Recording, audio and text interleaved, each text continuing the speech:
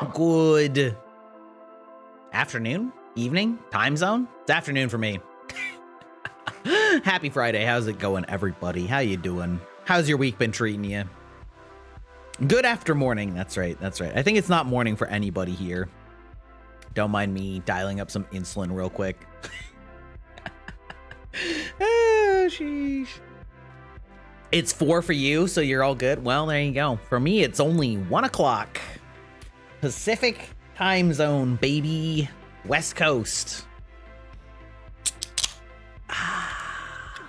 Starting the Friday off with some light day drinking. You finally streamed again after 2 weeks? Let's go. Let's go.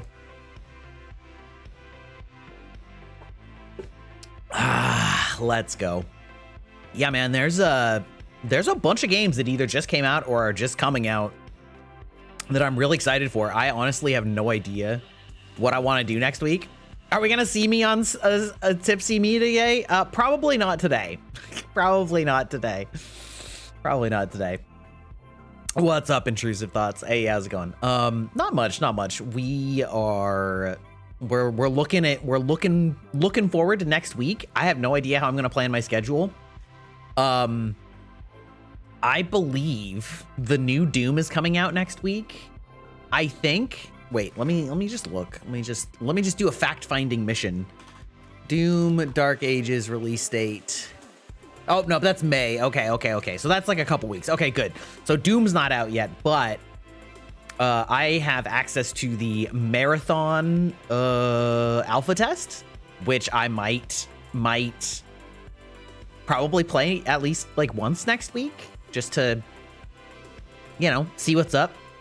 Maybe see if I can fish for Doki Bird's schedule and see if I can find out when she's on and see if we can duo queue. Imagine I get random queued with like Doki or like some other big creator. It would be incredible. Yeah, so like, even though that's not really a game that's necessarily on my like big list of wanting to play, like the alpha is like a limited period, so it feels like it would be a waste to not do it. And apparently I am allowed to stream it, so that's good. That'd be incredible. What's Marathon? Yeah, the Extraction game. Yeah. But there's also the new Indiana Jones game that I've heard is incredible. I have not picked it up yet, but I was planning to pick it up as soon as it came to PlayStation, which it just did recently. And then there's also Claire Obscure Expedition 33, which is basically made by a AA sized game studio, so not like massive production. Indiana Jones and the Great Circle is really cool. Yeah, that's what I've heard. I literally haven't watched anything from it. I've just heard that it's like really good. And as somebody who loves these sort of like Uncharted series and Indiana Jones in general, I'm pretty excited about it. They looked at Uncharted and said, that's us, we can do this. Yeah, I was just about to say that. That's like exactly the course that was taken here. But yeah, and then Claire Obscure is a JRPG style game with turn-based combat, but with like active reaction in combat, where you have to like time. You don't have to, but you get big bonuses if you like time inputs on your attacks, and also can like parry enemy attacks, which is really interesting. And like it's interesting. It looks really like artistically, it's beautiful. I saw the funniest pun on Reddit the other day. Someone called it a JRPG, like JRPG, but with an exclamation point, apostrophe, because it's a French studio. It's so funny. It's such a good pun. But it's getting rave reviews, which is really exciting because I already thought it looked good. Don't turn on path tracing. Oh, okay. Is it like just like too like gives away too much, or it's like too obtrusive, or hello. Yes, hello Luke Persona. Also hi Midbroman. You're streaming on YouTube now, as in like you have now started streaming, because that's cool. Streaming on YouTube is definitely thing. It's got much bigger discoverability.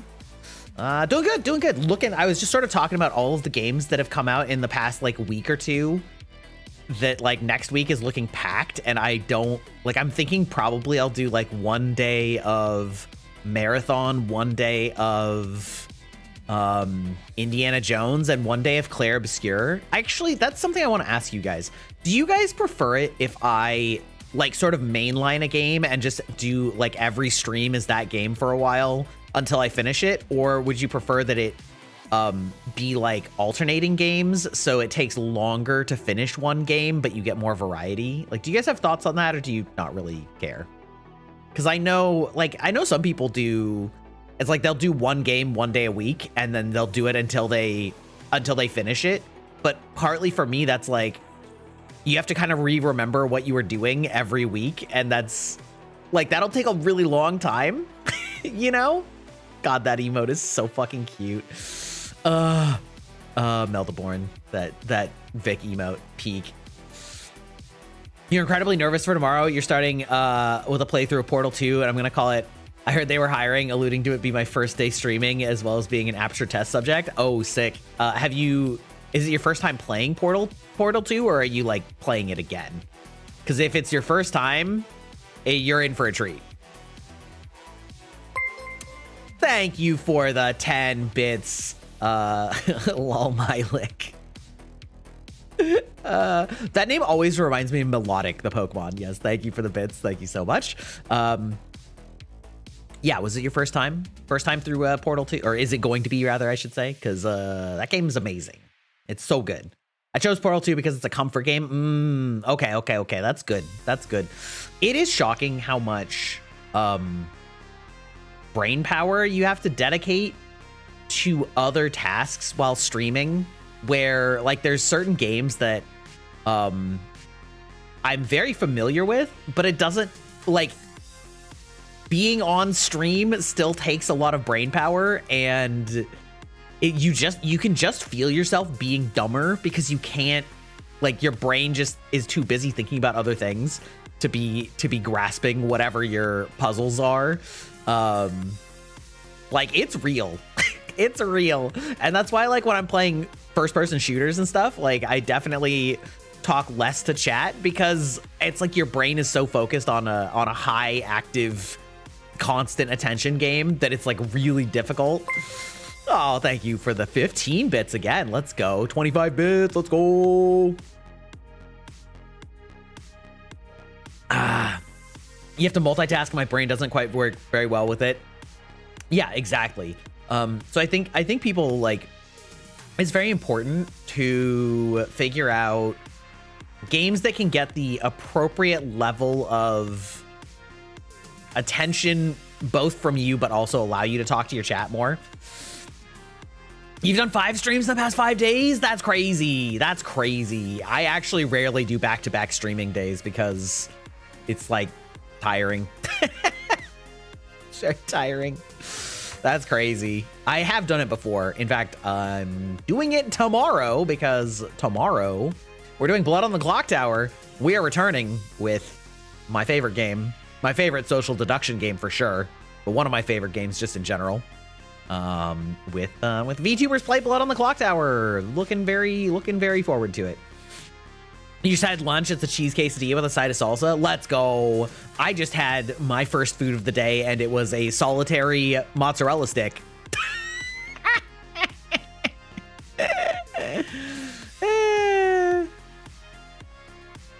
Two tests and a 10-page paper. Man, I'm so glad I don't have to take tests anymore. That's crazy.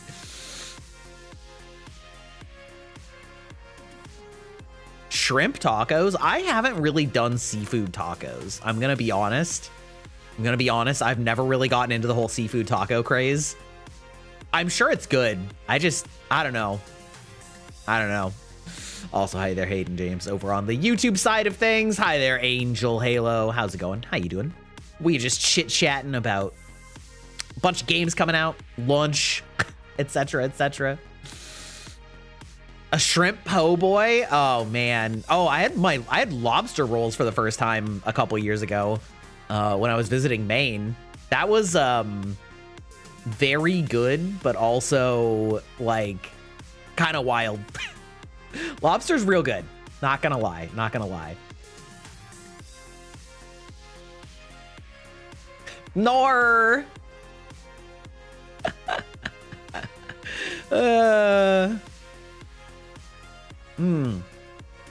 Crab Rangoon. Crab Rangoon is good. I like seafood sometimes, just some dishes with seafood, like seafood risotto or fried rice. Very good, very good. Yeah. I mean, I basically grew up around the water as like my whole life, and so I've always had a lot of seafood because there's a lot of seafood in our area. And my family used to do, we didn't really do fishing. My dad used to do fishing, but we didn't really do fishing, but we did do crabbing and occasionally shrimp catching. Crabbing was like crabbing was the easiest bang for your buck, right? Because you basically just throw a trap down and then you haul it up and you got a bunch of crab. The end. So I'm a big fan of crab, especially Dungeness crab. It's like super meaty without, yeah, like Dungeness crab is like so peak, especially when it's fresh. But yeah, big fan. Also, like handling crabs is a skill. Because if you turn a crab upside down, it basically goes to sleep, because as far as I understand it, their like circulatory system is not designed for them to be both out of water and upside down. So basically they like lose oxygen to their brain. So if you just grab them basically like on the butt from behind, their claws can't reach down that far. So you put like your main fingers on top of the shell, and then you put your thumb like on the butt, and then you turn it upside down and they just like pass out. It's very good. Could be better. You missed a test today. Now you got to get your ass studying. Well, that's a ripperoonie, but hopefully, you know, maybe you'll enjoy my voice as a podcast while you're studying.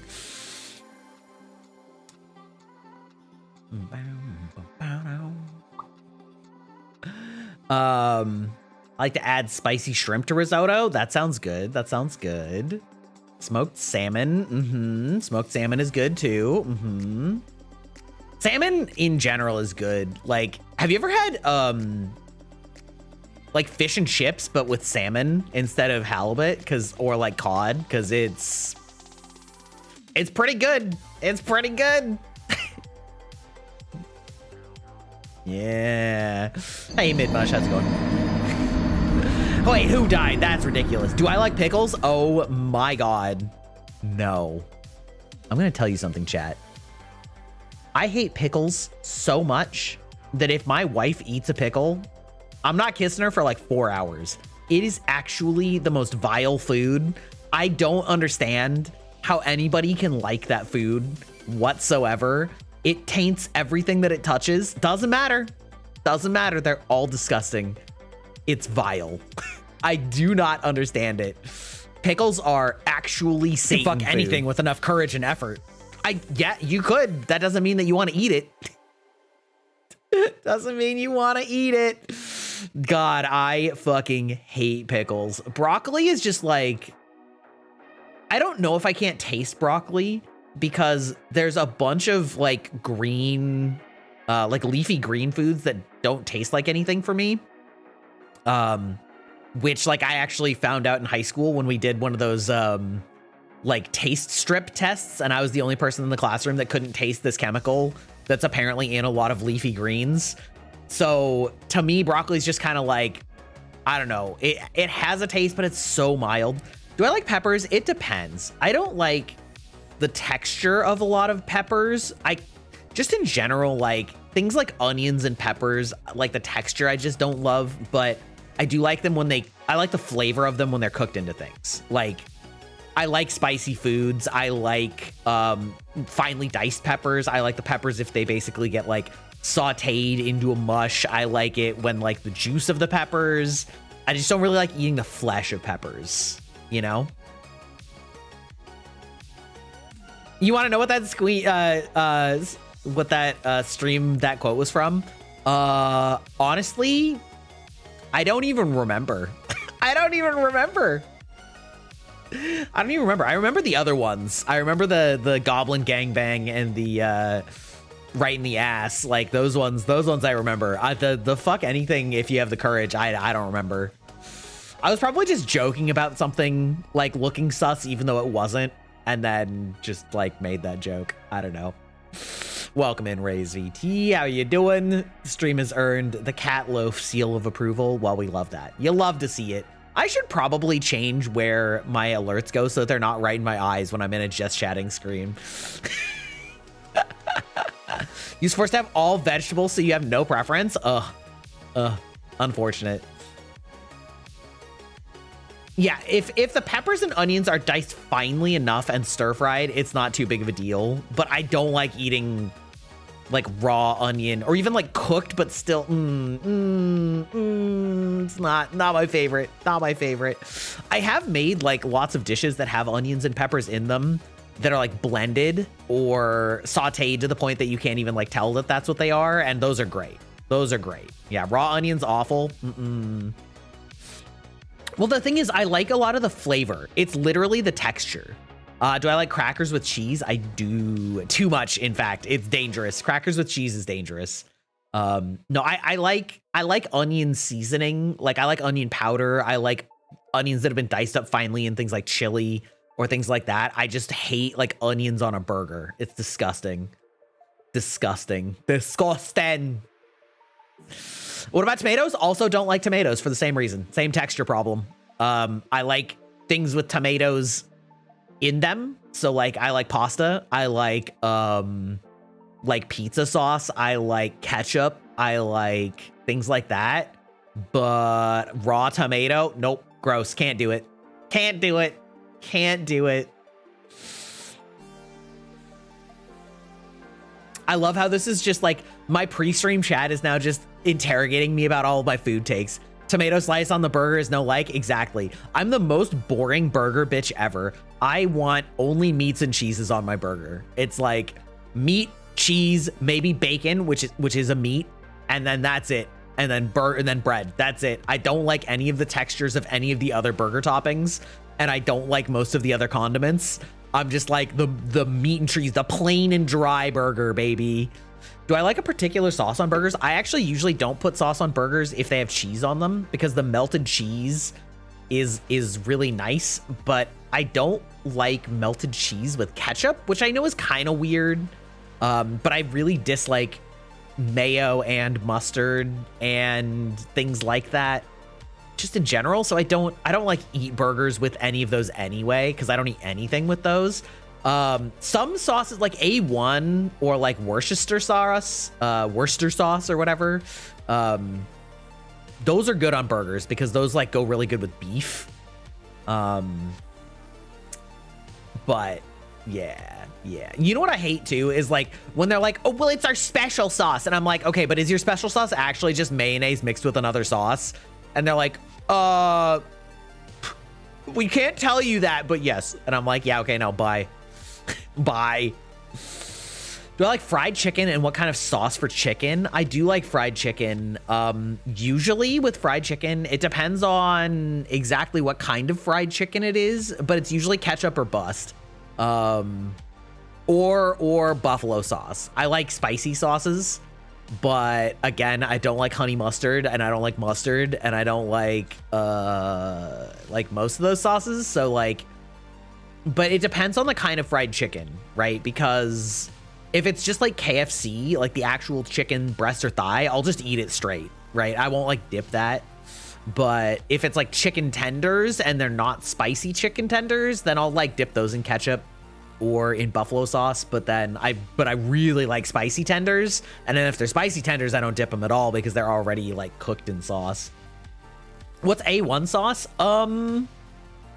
You know, I couldn't exactly tell you. It's a very like savory sauce. It's not like it's not thick like ketchup or mayonnaise. It's like a very liquidy sauce.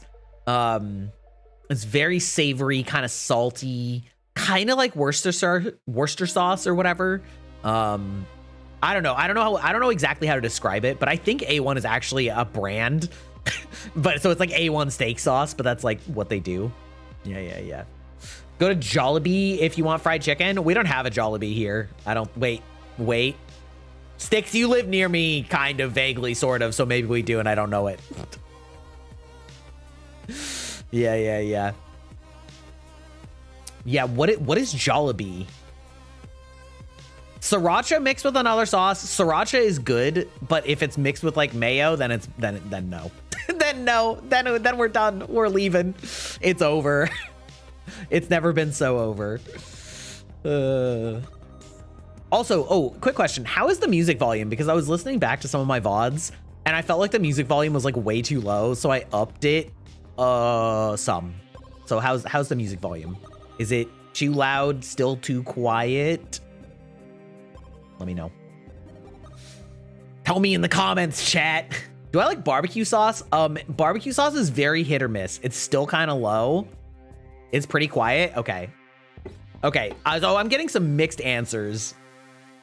I will turn it up a little bit more, but not too much, because if some people think it's good here, then that probably means that it's like, okay, how about that? We're working in like really small increments because the volume that I just went to was like 5% to 8%. The music player on this is absurdly loud.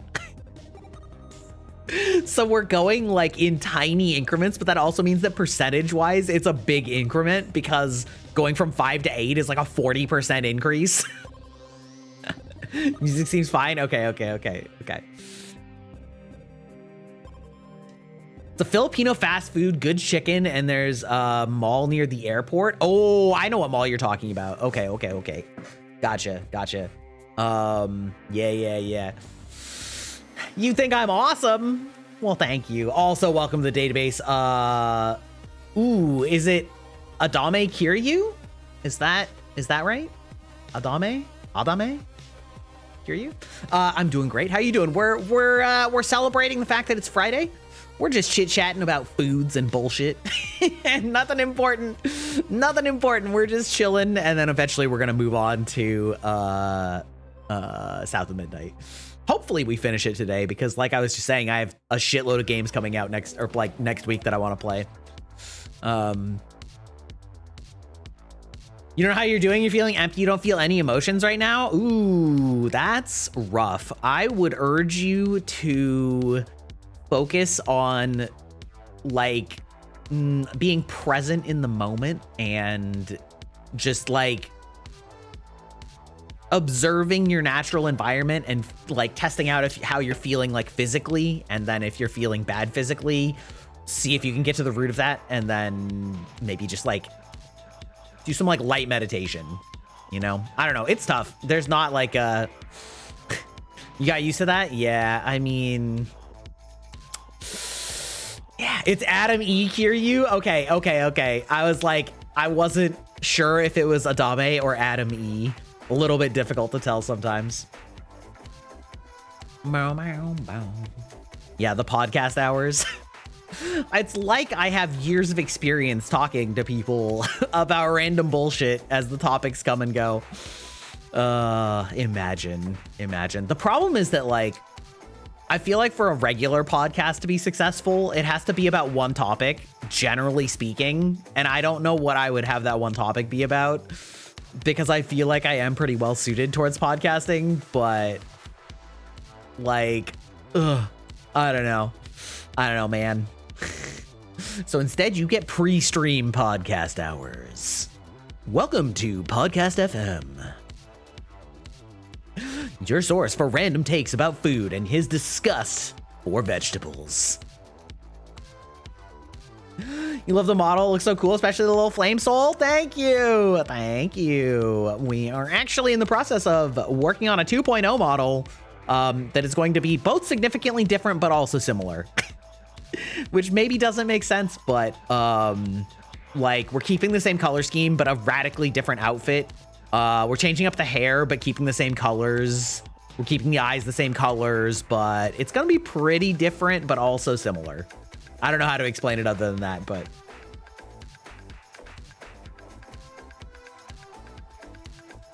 talk about whatever and then have a main topic. Yeah.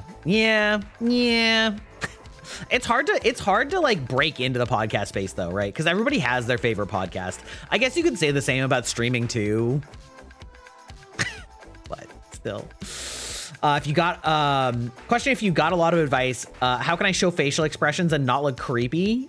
In real life or in vtubing? That's an important distinction. Important question. You may lure for my 2.0?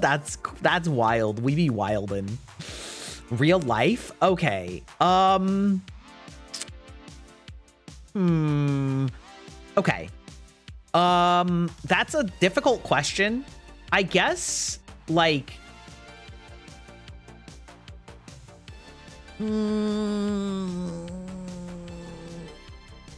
Okay.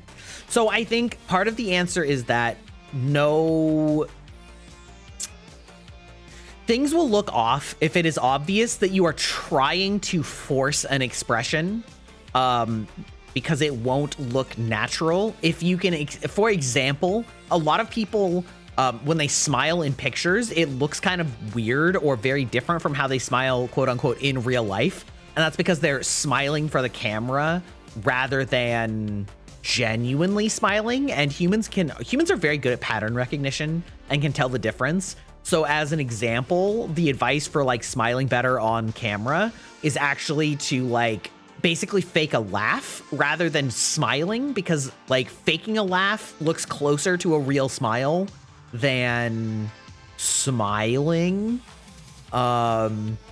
There's a certain degree of like, you can look in a mirror or record yourself. Actually, you know what? I'm going to say my advice would be just record yourself. Streamers, this is actually really good advice for you as well, to just record yourself with like not live. You're just playing a game or doing chatting or whatever, and you just go off and do whatever and sort of evaluate afterwards how that came across and pick one thing to work on.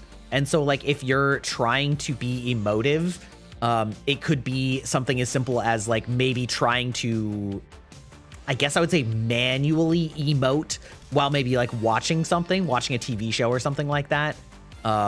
Or trying to like make expressions while you're talking to the camera. And it's going to feel awkward, of course, and it's going to feel really awkward to watch it back.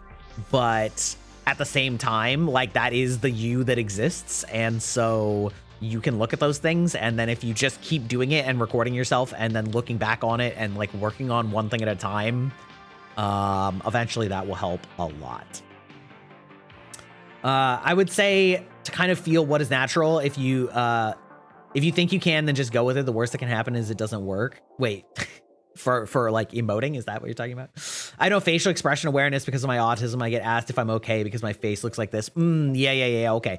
It's kind of like, you know, pardon the term, but it's kind of like what people describe as resting bitch face, which is like a lot of the time people, specifically women, but it also actually happens a lot with men too. We don't necessarily call it that, but like men definitely have a resting angry face where they're not paying, they're just kind of zoning out and their face is just kind of like,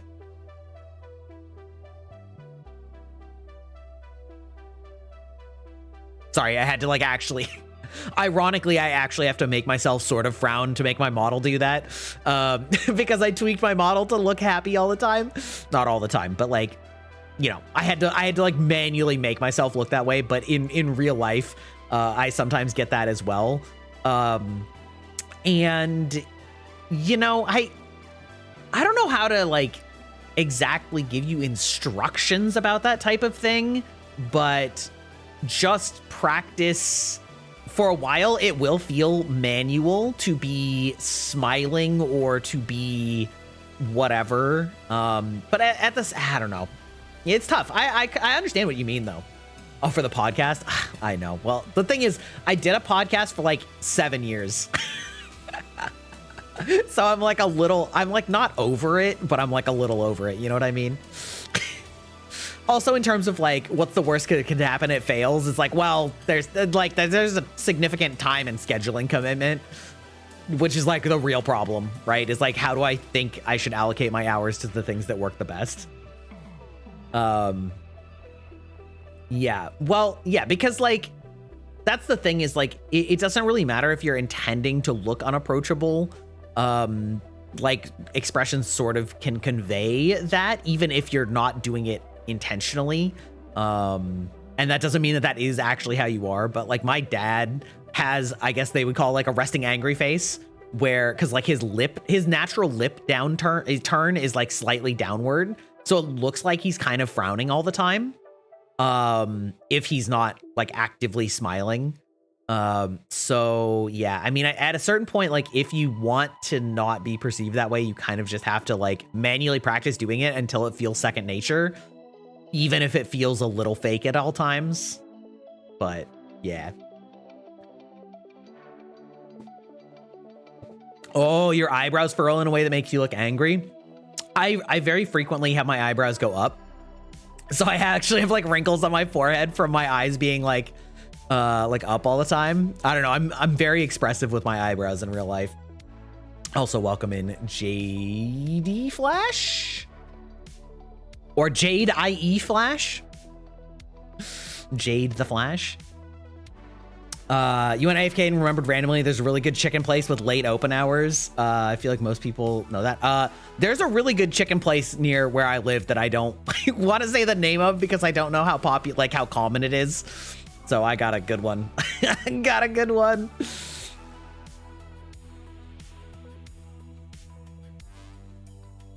But yeah. I don't know. It's like many things. For some people, it comes naturally, and some people, it's just a skill that you have to practice. And the only way to practice it is to practice it. But if you want to practice it in the comfort of your home, like I said, recording yourself, just having a fake conversation or whatever. Jade E is how you say it. Okay. You don't have to say the flash part. It's just a filler. Understandable. Understandable. Yeah, that happens a lot with usernames. JD. Okay. Good to know. Good to know. Also, okay, we're backstepping a few steps, but we were talking about design and model design, making up for conversation, such a girly thing to do. Is it? Is it? I feel like it's just sort of like, I don't know, maybe. Nice to meet you. Nice to meet you as well. You know, we're just chit-chatting about all sorts of things, but I was gonna say with regard to my 2.0 design, I am talking about, you don't know the secrets? Listen, I've always gotten along with the girls really well. I've had a lot of female friends in my life. I definitely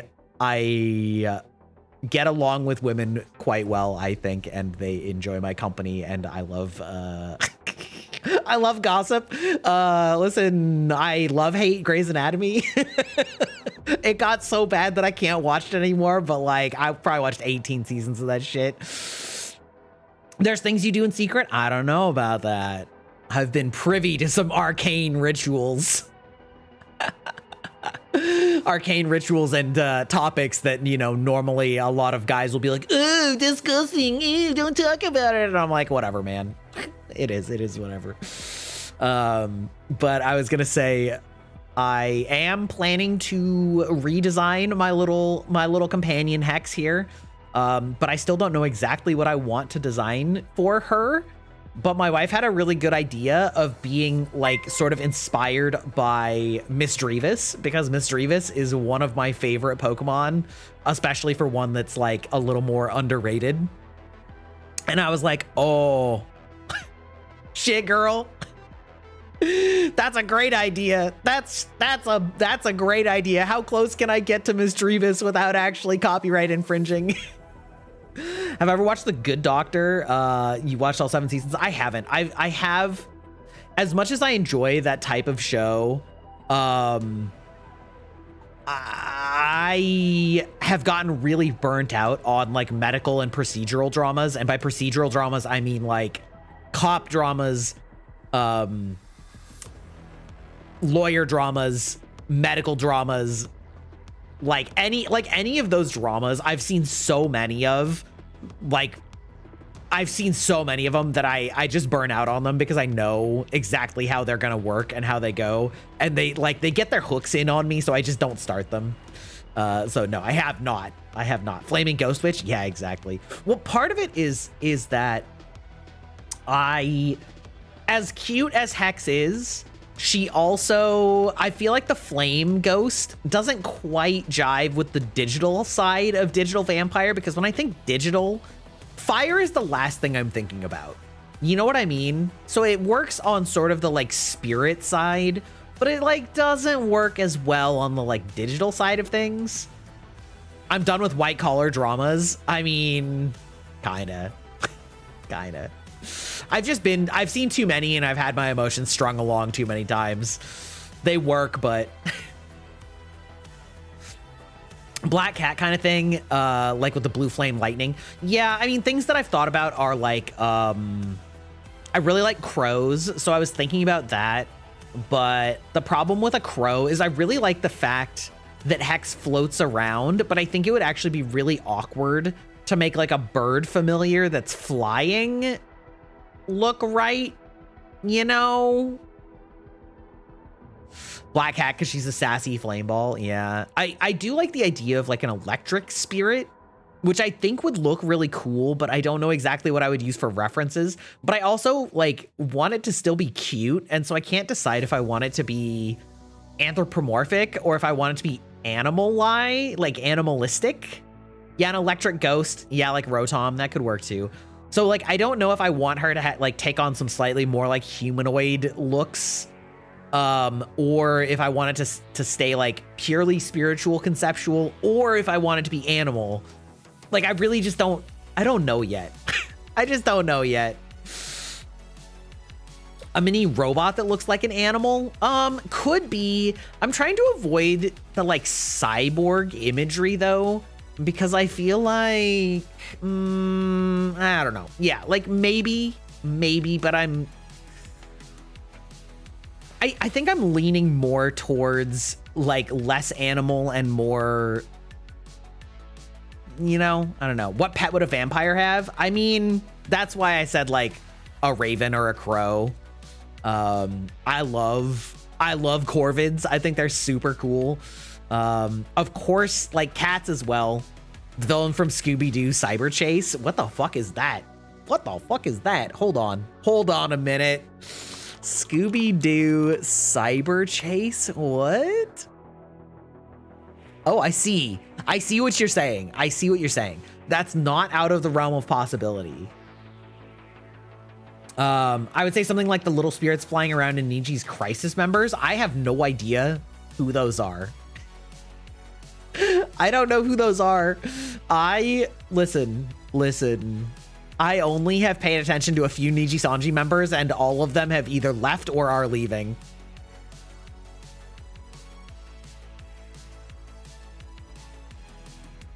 General question, what, not the members in specific, but they have these spirits flying around? I still don't know, like, that generation name at all. General question, what made me get into streaming? Combination of things. One, okay. So first of all, I've always been somebody who likes the social aspect of things. I am the social planner in our relationship. I've said multiple times that I have a wife. I am married. Contrary to the standard arrangement, I am the schedule maker. I am the one who plans all of our social engagements with our friends. That's part of my emotional labor. I do all of that. I am the like social person. I'm the extrovert.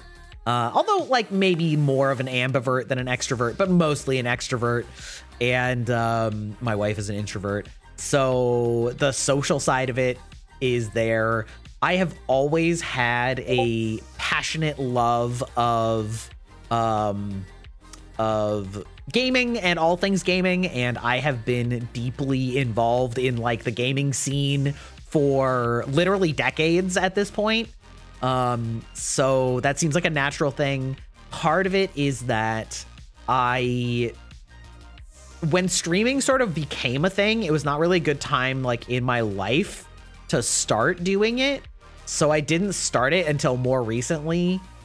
So like part of that's just like the randomness of age and time, how it goes. I did have a podcast for like 7 years about Guild Wars 2. And by have, I mean, I was both a guest on and the host of at certain points, for that time period. So I did do like game-oriented discussion and chit-chatting and stuff like that for quite a long time. And then eventually that fell off, but that's a long ass time. That's a long ass time. VR skin looks so cute and cool at the same time. Thank you. Welcome in, Anime Music Angel. So sort of between all of those, I really fell in love with the VTubing aesthetic that arose, and because also in the same way that I've been like big into gaming my entire life, I've also been big into anime my entire life for like such a long time. So like the melding of streaming with an anime avatar on the tech side and the aesthetic side, I thought was so cool that I just really wanted to get into it. And then basically my wife was like, you should just do it. You should just do it. And so here I am. I originally so I was never a streamer before being a VTuber, but like I said, I did do a podcast for a really long time. So I did do some form of content creation. It just wasn't streaming. And I fell in love with hololive back in 2020. And I was worried for a while. I look spooky without the glasses. I know, right? They're such a I feel like they do such a job of framing my eyes that my eyes look kind of weird without them. They don't actually, but it just feels that way. But I honestly low-key worried that I was too old for anybody to be interested in for a long time. But there was a member of Holostars, the great Magni Vesper, Magni Desmond and Vesper Noir, excuse me, I was actually speaking about Vesper, that is roughly my age, and I was like, dude, I love this guy, and lots of people love this guy. Maybe I'm not too old, maybe I'm not washed. And so, yeah, there you go. There's the long, for the most part, breakdown on why I started streaming.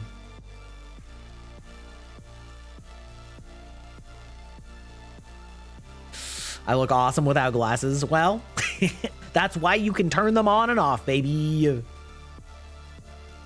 Can I also call you Jinx? Oh, okay. I got you.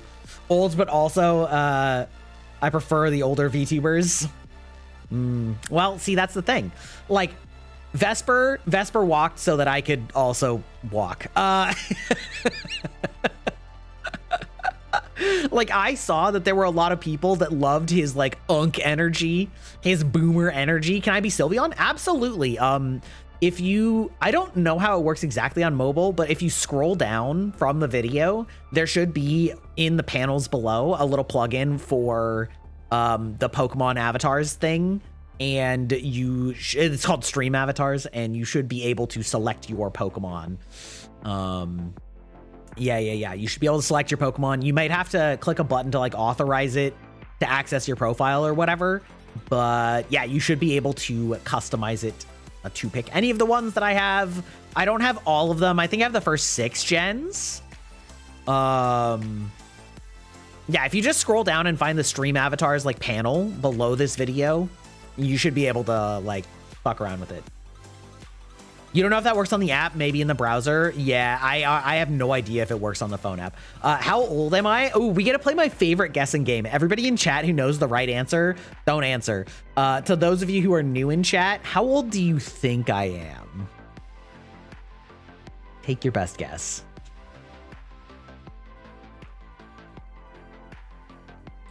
Necrozma? Oh, I don't know if Necrozma's in there. 19. That's crazy. That's crazy.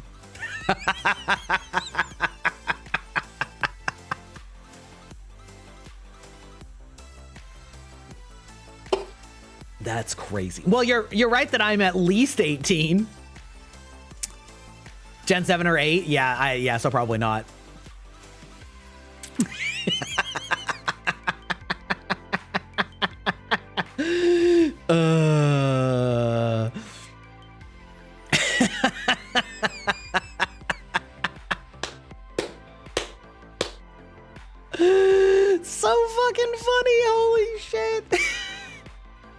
Incredible. Incredible.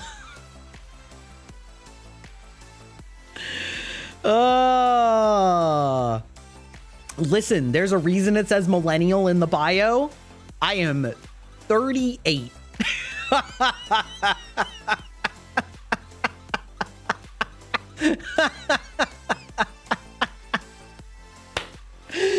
Oh, fuck me. So fucking funny. Oh my God. I know. I literally make jokes that I'm older than some of your parents. Okay, so like, I'm gonna let you in on a secret. There's a lot of VTubers that are famous that are probably older than you think. I know I'm on like the upper end, but I know there are some VTubers that are older than me. But like, a lot of the corpo VTubers are like 30 or low 30s. Just throwing that out there for you guys. Not all of them. Some of the like indies especially, and some of the newer corpos are like 21, 22, something like that. But a lot of the VTubers that are like the big name VTubers were like 28 or 27 or 26 when they first started, and that was 5 years ago. So they're in their early 30s now. Fulgur's 33. I think he's older. I think he's older. I think he's older than 33, if I'm being completely honest. Yeah,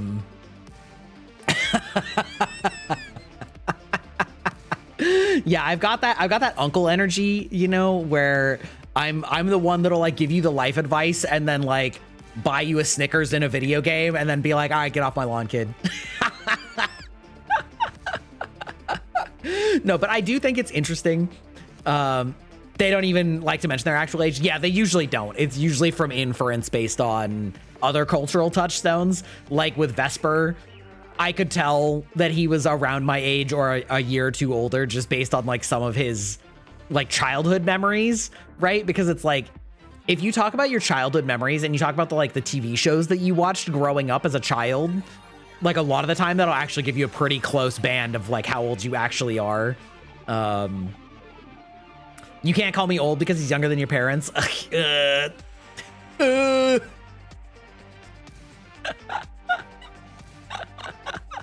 Incredible. So okay, I actually have like thoughts on why so many people think that both think that I sound way younger than I am, or just like have a hard time knowing this. Because the thing is, my thesis on this is that back before the internet, yes, I'm from back before the internet, just so you understand. Okay, listen, just so you understand, chat, those of you who are newer, YouTube released when I was in college, okay? Okay, I want you to think about that for a minute. Like when I say that streaming didn't exist until I was like not a great time for me to try to start streaming, I just need you to understand that. Yes, that's right. I was in college 20 years ago. I was dating my then wife, or my now wife rather, back then. Yeah, imagine. No, but so pre-internet days, all of the like lingo, your avatar reminds me of the Drifter from an indie game, like as in from Hyper Light Drifter, because that's sick. I love that. That's a great compliment. Sorry, Jin Sakai. I got like lost in the sauce talking about being old. But yeah, so back in the day, back in the old days, yeah, I mixed it up. My now wife, then girlfriend. Yeah. Before the internet, all of what you would consider like young people lingo all developed at school where all of the kids were, right? And like their parents don't keep up with it or barely keep up with it. And so there was an easy way to tell somebody's age based on the way that they speak, because you learn like all of your vocabulary is constantly evolving at school. And then when you leave school, you're just sort of in the adult world and it like doesn't develop as fast. But now that we have social media and now that we have YouTube and now that we have Twitter and TikTok and all of the other shit, our language is like school language gets out onto the internet, and people on the internet see the school language and pick it up. And so it's way easier for somebody who's older to be aware of what like modern social constructs are, because we see it all the time. We're using the same video platforms. And so when we see people talking about like crashing out and shit like that, it's like, yeah, like we all see it. It's not just like kids insulated in a high school or whatever. And so you really can't tell somebody's age by their voice unless they're really, really, really, really old. You know, when like their voice is failing and they're like talking like this all the time. You know, you really can't like tell how old somebody is based on their voice. And so when you take away that ability, and then you take away the fact that like old people now understand young people terms, it's really hard to tell. It's really hard to tell, especially when you can't see my real face.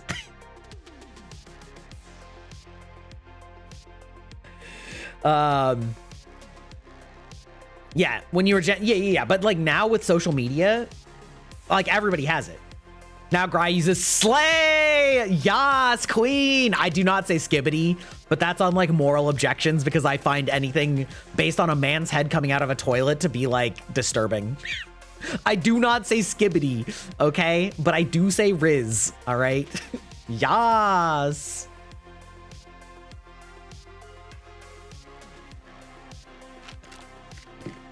No, it's awful.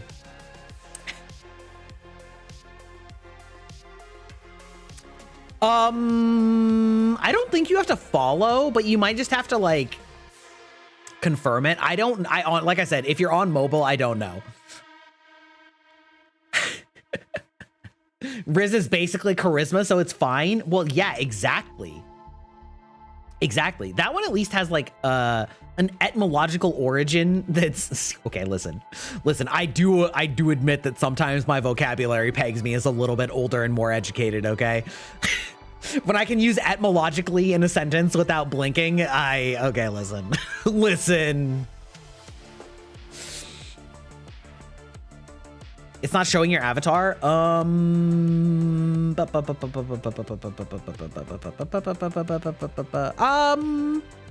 know if you have to be a follower, to be perfectly honest. I don't know. Sorry, I don't actually know. You kind of know the slang and culture of the past through osmosis. Yeah, well, right. People know some of the old slang because of things like movies, right? So movies act as time capsules for older slang and older, like, I don't know, patterns, ways of thinking, ways of speaking, ways of acting, etc., etc. But now the internet works in reverse by disseminating the information to the masses at large, you know? I'm gonna say this, Slay King, yas! Skibbity means scary toilet, and they're just saying fucking scary toilet. I'm gonna be honest, I did not actually know what skibbity meant. I just understood the reference, okay? I just understood the reference. Also, welcome to the database, JD.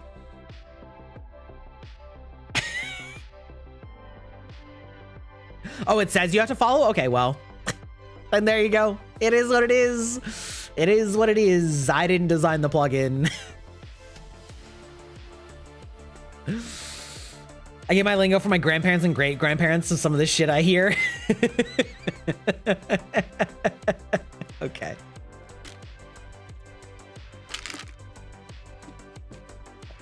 Old TF2 comedy? Yeah. I played TF2 when it came out, back in the old days. I played launch TF2 back in the good old 2008 or 2007 or whatever.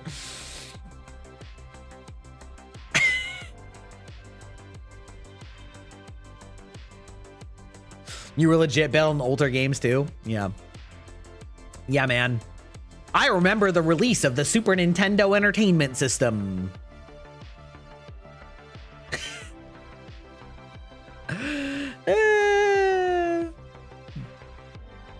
Well, that's the thing. All younger generations lingo is gibberish. It just is. It just is. And eventually you just sort of pick it up through osmosis, or you don't.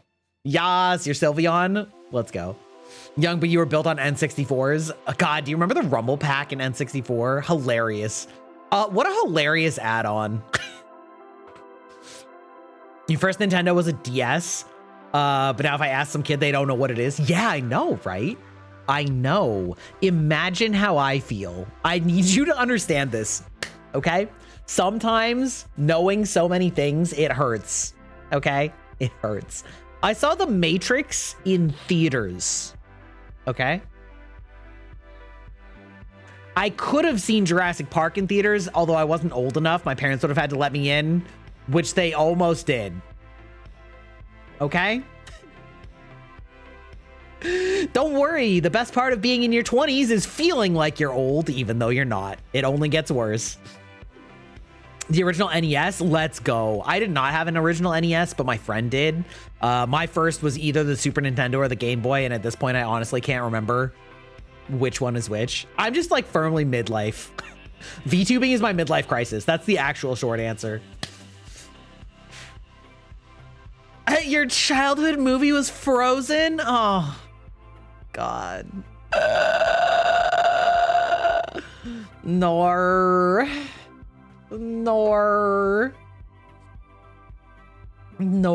Okay. All right. Well, we're on ads. I'm gonna take a quick break as usual, refill my drinks and all of that shit. We'll be right back.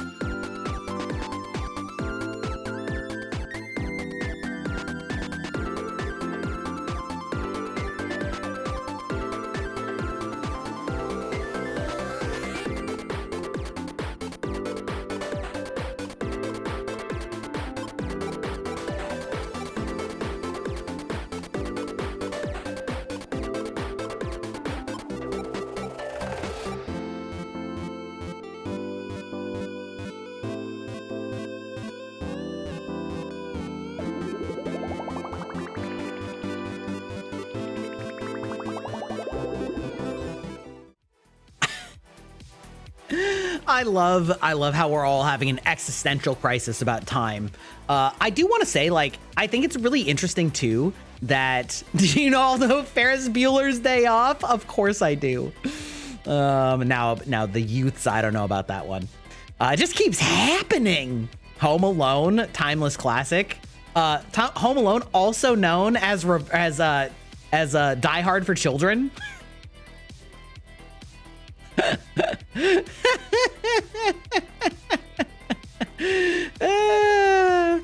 So, like, one thing that I think is really interesting is that the idea that content creators are young is like a super new take. Understandably, because there are a lot of young content creators, but Kubo and the Three Strings, hell yeah, that was a really sick movie. I see a lot of movies, you guys, okay? Just to be clear. But like, obviously, because streamers, there are so many young streamers, that is why it has happened. But if you really think about it, when you think about people that made TV shows and movies and like media of the past, often it was people in their like late 20s to their 30s and even 40s that are making the shows that are for younger audiences, like Avatar: The Last Airbender, or like all, you know, like anime, all these things. So many of these forms of content were made by people that like nowadays people call old, but that's just like how the professional work environment goes. And so it's only been like really recent that people have thought that in order to make things that young people find interesting, you have to be young, when that's just like straight up not the case. When it comes to VTubers, I think it's just their voice and you think they're young. Yeah, of course, right? Like, you can't see my face. You can't see that I have a fucking beard, you know? Although, to be fair, I still don't have gray in my beard. But I definitely don't look 18, right? But you can't tell that when you just hear my voice. And I don't have that, like, deep Markiplier voice or whatever that, like, makes you sound older, even though that has no bearing on your age, right? Like, people with deep voices are not actually older either. I know some people, like my buddy Cypher, you know, he's got like this great, beautiful, deep, silky voice, and I'm like, bro, how old are you? And he's like, 20. I'm like, what the fuck, brother? What the fuck? You sound like you're 30. You know, like, it actually has no bearing whatsoever on your age, right? Markiplier, yeah, exactly. Markiplier's, I'm basically the same age as Markiplier. Yeah, I'm pretty close. I remember like saying things in my Markiplier reaction videos, and people were like, brother, you like, Markiplier's probably older than you. And I'm like, actually, he's not. Like, actually, he's not. But he's not that much younger than me. We're basically the same age, so. I'm young at heart. I'm young at heart, or something. I don't know. I am firmly middle-aged. I actually looked this up on Google the other day, at what age a midlife crisis happens, and the answer is 40 to 50. So, like, I'm, like, right at that cusp. Me saying that VTubing is my midlife crisis is, like, so true. Not even... Yeah, Shinri's voice is deep and he's in his 30s. Okay, see, I didn't actually know how old Shinri was, but goddamn his voice. Ugh. Listen, I like deep voices. Is it weird that I calculate young or old means based on life expectancy? I mean, not necessarily, but that's why like late 30s is middle-aged, right? Like, average life expectancy is like late 60s basically. So like 40 is 2/3 of the way there almost, you know? Like, that's, you know, I don't know, we're getting there. But then, of course, people live, like, super long. Like, my grandma's fucking in her mid-90s now. My childhood movie was Prince of Egypt, Hercules, and Lion King. Yeah, all the classic Disney movies, like Aladdin and shit. Ooh, Aladdin, that was so good back in the day. The Lion King, oh boy. Now, imagine how it feels for me to have grown up with The Lion King and then seeing them do what they're doing with these 3D animated movies. And I'm like, why? Why are you doing this? Nor was 80 pre-COVID and 76 post-COVID? Yeah, that doesn't surprise me one bit. Yeah, but like it's all I mean, this sounds obvious, right? But life expectancy is all in averages. So like a healthy person will almost certainly live longer than that. But like there's a lot of people that just live unhealthy lives or just get unlucky with like cancer rolls, you know, got a bad spawn. What the fuck is even happening with the Mufasa movie? I don't know, and I don't want to know. I don't want to know. I actually do keep up with movies for the most part. I mean, not all movies, but where I live, there are very nice movie theaters that have one reserved seating, right? So you don't have to get there early. You just have a seat. You can just pick it. If you pick it early enough, you can get a great seat. They have reserved seating. The seats are comfortable, like they're wider than standard movie seats. They have reclining legs. And because they have reclining legs, the aisles are so wide that you can easily walk in front of somebody with the reclined legs and not have to stick your ass in their face. So like that alone, peak. And then second, there's like one that I really like to go to that's 21 plus because they serve alcohol in the theater. And so they just don't let minors in the theater, which means that I can go see any movie that teenagers would like to watch and not or children. You know, for example, Inside Out, right? I went and saw Inside Out in an adults only theater and got like a hard cider and a burger while I was watching the movie in a beautiful reclining chair. So I actually love going to the movies because it's a great chance to like get out of the house and experience something like fun, but also kind of do like, I don't know, something easy. So I actually do keep up with movies. I probably watch the most movies out of any of my friends. Like my wife and I like to do movie dates, you know, it's fun. There's a Cold Stone right outside. Oh shit. Oh shit. Dude, I love Cold Stone. How much was that burger though? Oh, I mean, sure, the burger was probably expensive. Hold on, actually, let me just look.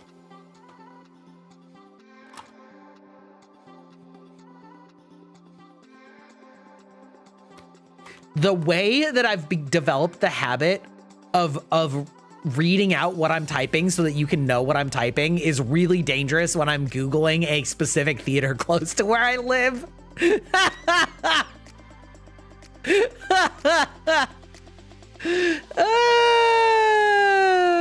About $15. Yeah, it's for the burger. There you go.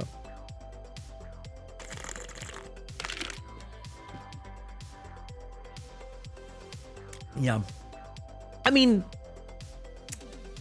there's definitely sprees, you know. 15, goddamn. I mean, I do live in a high cost of living area, you know.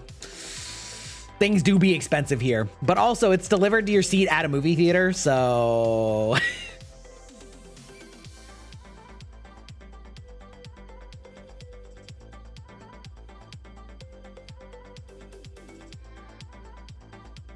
bow, bow, bow, bow. I am the 1%. I am not the 1%, especially now. Bitch, I'm unemployed now.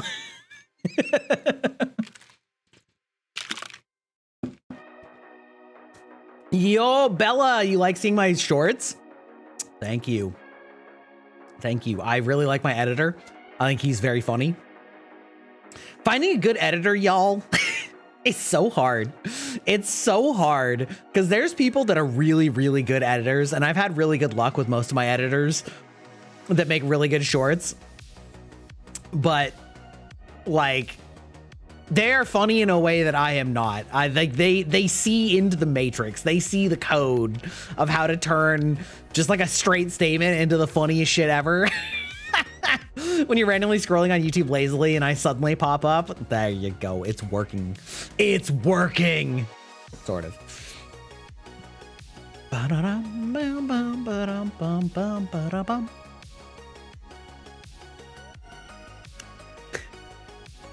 True and it's sussy? Wait a minute. Wait a minute. Wait a minute.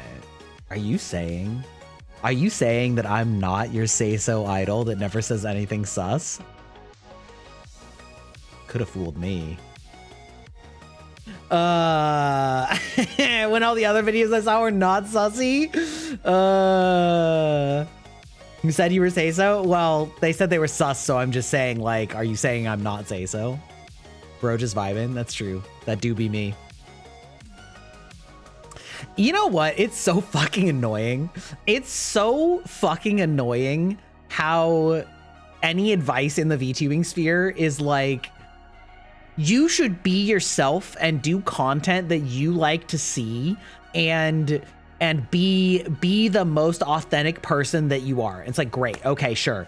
And then it's like, okay, so you want to grow. What type of content and what type of vibe are you? And it's like, chill, vibes, having fun, shooting the breeze, like a place that's just fun to hang out. And they're like, oh, that's generic. You're like, well, bitch, I don't know what to tell you. Like, you know what I mean? Or they're like, clip the crazy, like the shouty high action moments. I'm like, I don't have those. They're like, well, maybe you should have them. Well, what do you want? Do you want me to be shouty or do you want me to be genuine? Because so annoying. So annoying. Oh, your Oshis are say sus? Let's go. Say sorta, if you will. How's it going, Whistling Puppet? Welcome in, welcome in. What a great name. I know a puppet VTuber named Goblin D's. Not actually joking. That is her name. And she's a goblin hand puppet, and I love it. Tavi? Wait, Tavi? Hmm?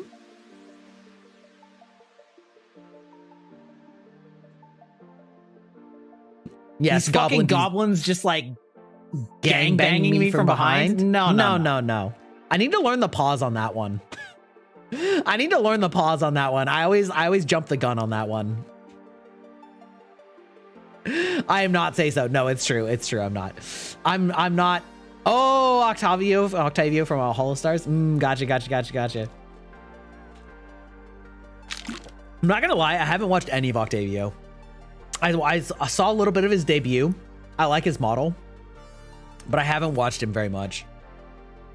He's the only Holostars guy, or wait, he's the only Holostars guy I think I only see. Wait, what do you mean by that? What do you mean by that? Explain.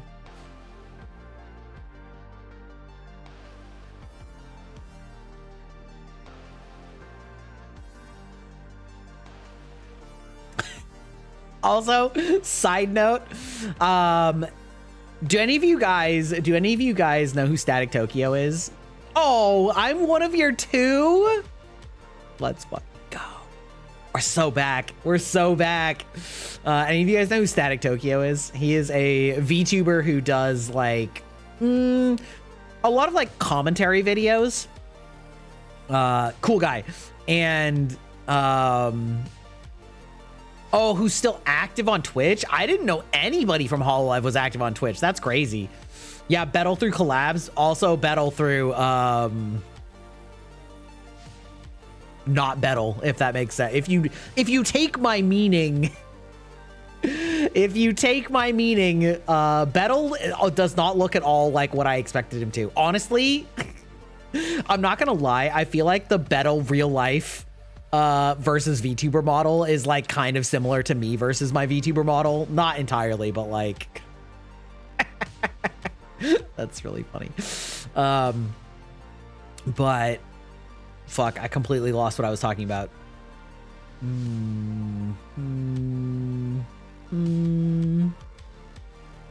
Doesn't matter. Doesn't matter whatsoever.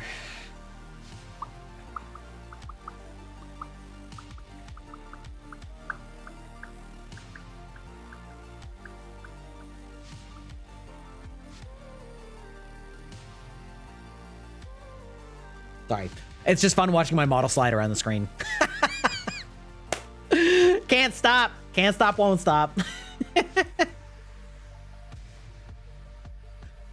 don't watch any VTuber lives or streamers much, but mostly me? Oh.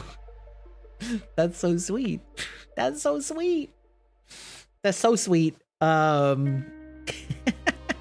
Oh, right. Static Tokyo. That's what it was. I was talking about Static Tokyo. Recently, just today, made a video about the unicorn situation, about hololive fans that get mad at their female Oshis when they collaborate with male guests and calling them out, which I find sad and funny at the same time. It's crazy. Joined Octavia's chat once and was nervous as fuck because it was my first time joining a chat for a corpo VTuber. I mean, at the end of the day, they're just like us, you know? They have some extra responsibilities. They have some extra responsibilities that they have to worry about, but they're just normal people. A lot of corpos used to be people streaming to like 20 or 30 people.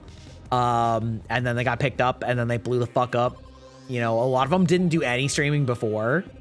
You know, you don't know what to say. Well, you know, it is what it is.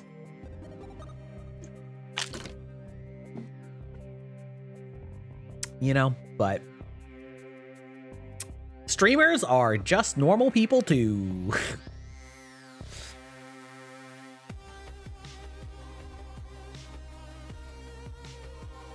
Super chill. Actually, it's less number of people watching compared to others. Yeah, that's sad. That's sad. Finally, you're back. I've been back. What do you mean? What do you mean, brother or sister?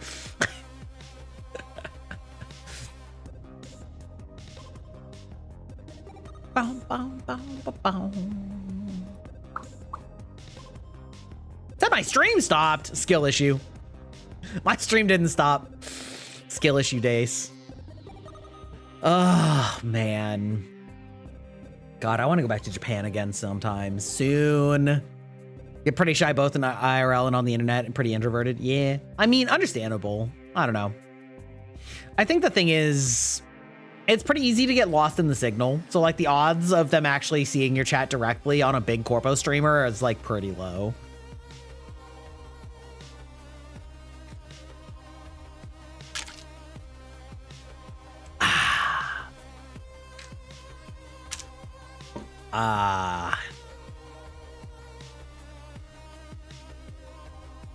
Sister or brother, honestly, I'm gender fluid, so my pronouns are he, him, she. Okay, fair enough. I say brother a lot, and it just as like a kind of like dude, like brother. You know what I mean? You go to YouTube since there's less people there, understandable. I mean, it just depends. Like for hololive, usually there's more people on YouTube than Twitch. They just really don't have a Twitch presence. But for the vast majority of indies that are duo streaming, it's on Twitch because Twitch is much more the indie streaming platform. You need a Hulk Hogan mustache asset when you say brother. Yeah. Brother. Yeah. Yeah. Yeah. Oh, man.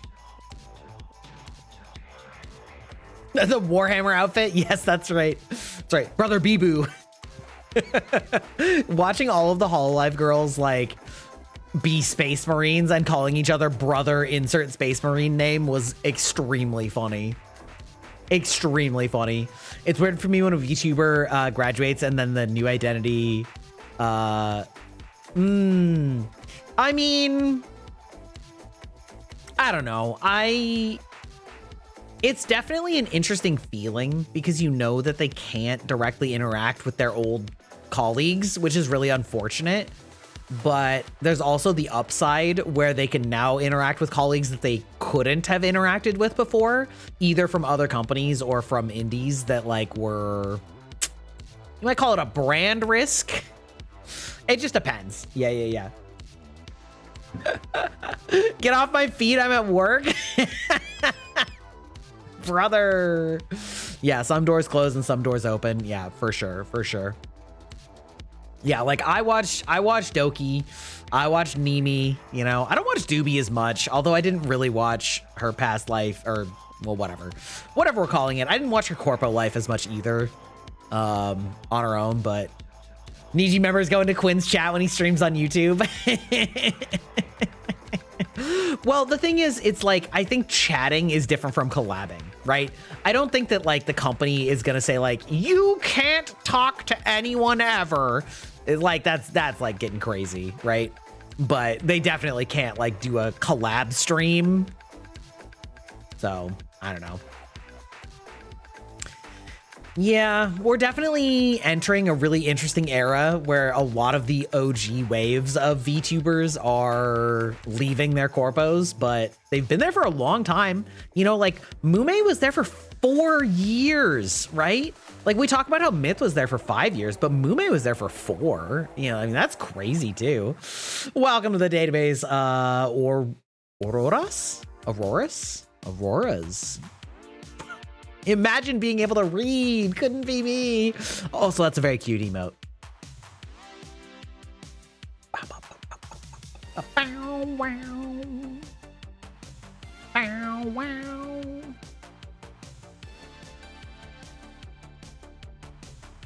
Well, I can read the text. I'm just illiterate.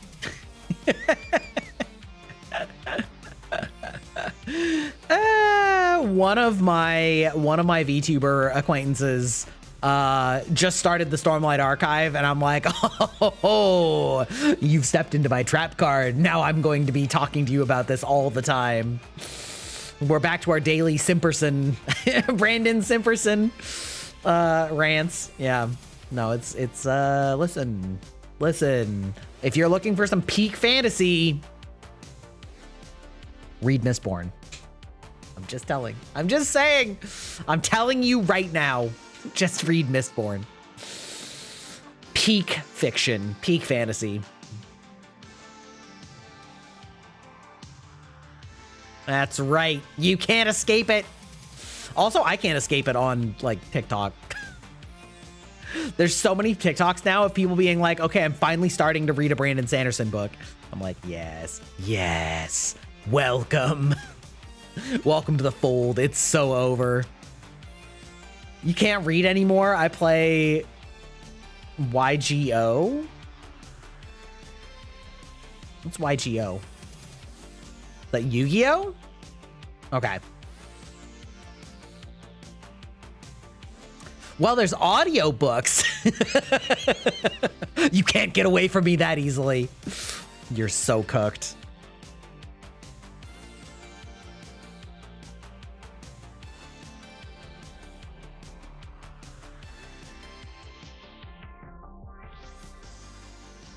I don't know if I want to say. It's always awkward whenever I join a stream for the fun. Oh, you don't know what to say?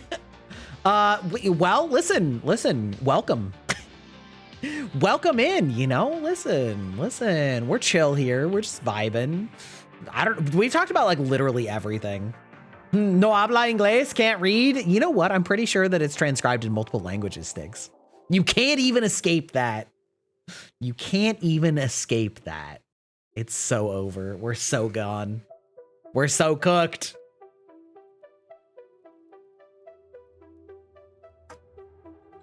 Holy.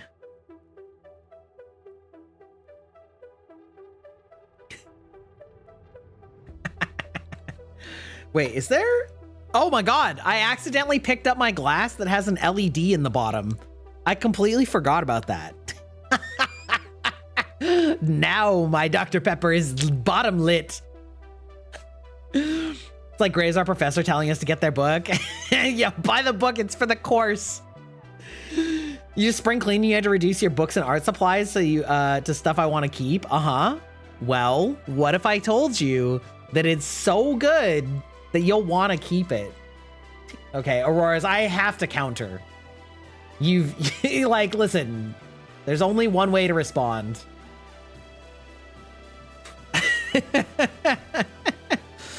I only know ancient Greek, so I can't understand what it says or means. Oh, rip-a-rooney.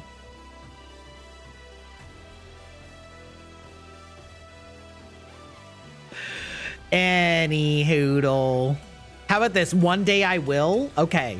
You do it, and then you remember that I told you to do it ages before, and you'll regret that you didn't take my advice sooner. I've actually gotten like at least 3 different TikToks from 3 different people saying, I don't know why I didn't start this sooner. Just saying. Am I a drug dealer for Brandon Sanderson? Yes. Full stop. There's no more to the story. It's over. I'm going to read it and then make a BL headcanon. Boy, I bet there's a lot of those, actually. Less for Mistborn, probably, but a lot for Stormlight Archive. There's a lot of Stormlight Archive BL headcanon.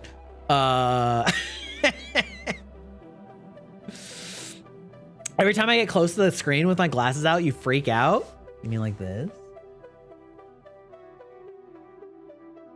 Oh, it's a little bit hard to wink when I'm that close.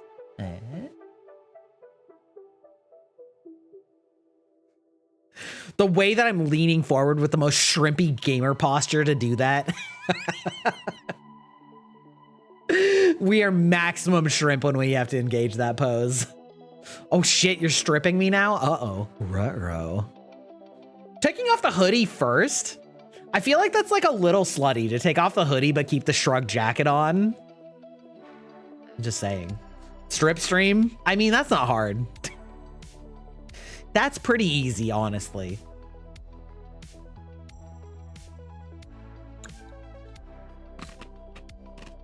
You gonna post something in the meme Discord? Oh.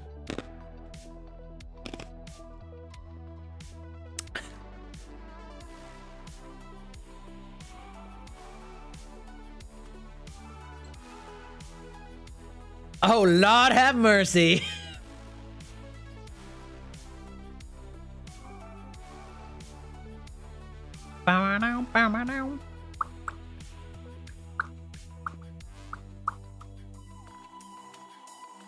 All right, checking the memes Discord as we speak. How do you wear your hoodie standard and gay?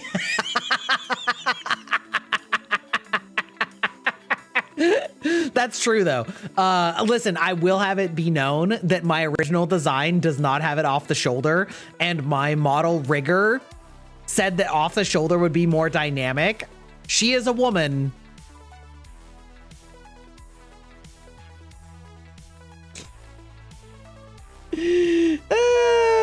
Dire Or. Thank you. I'm quite fond of it. I keep getting, it's so weird that I went for like a year and a half feeling like I don't know, like people weren't like seeing me, and so I was just like, is it the model? And then now everybody's like, oh dude, your model's sick, now that I've started working on a new model. Oh my god, it's so funny. The irony. Don't bet your eyelashes at me.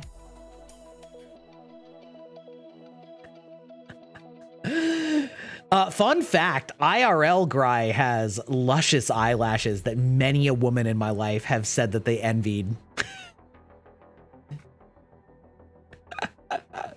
Haven't had time to read anything lately, but you just want a good mystery with little to no romance, because I chose one book and apparently not safe for work and decided to give that book away too. Okay, listen, what I will say, Mistborn has little to low romance and zero NSFW. And it's a great book series. Actually, Sanderson in general doesn't really do NSFW anything. Probably because he's Mormon. But like, it's not that the characters don't engage in anything. It's just not written directly in as like smack scenes.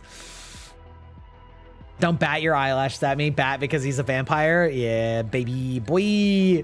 So you were gone for a bat. You found yourself a new hobby. Let's go. Now you got me interested. You love the fuck out of books. Okay, listen. We fucking got one. Sold. You should pick up Mistborn by Brandon Sanderson. Specifically the first book in the first trilogy, The Final Empire. Mistborn, The Final Empire. It is a trilogy, and it's the best. Ha! Got him! On the hook! It's so over for you. It's so over for you. You're so cooked. Okay, so here's the thing. Brandon Sanderson is one of the most interesting writers I've ever read, because he has such an intense love for crafting well-structured stories with intricate plot pacing, plot hooks, and narrative surprises and twists and turns that are extremely well foreshadowed. The secondary reads of these books are insane. When you find references to a twist from book 3 on page 20 of book 1. Okay, like I can't even explain how well thought out these books are. It's actually insane. The magic systems are the most creative magic systems I've ever heard of. They like there is no just like generic sword and sorcery magic. Like these are some wild, completely unique magic systems. They're well integrated into the worlds, so it's not just like it's a standard medieval world with also some people are magical. It's like, how does the economy? We're talking about Brandon Sanderson again. Yeah, welcome in. I got someone on the hook. They said they're interested in reading it, and it's so over for chat. It's so over. Also, that looks like a twerking emote, which I find extremely funny. Did someone say economy? Yeah. Like, what if the most valuable thing in your economy was valuable because it gave you superpowers that made you really good at fighting people? How would that shape the economy if like your most valuable asset actually had to be used and destroyed? Damn it, I'm in. Yeah.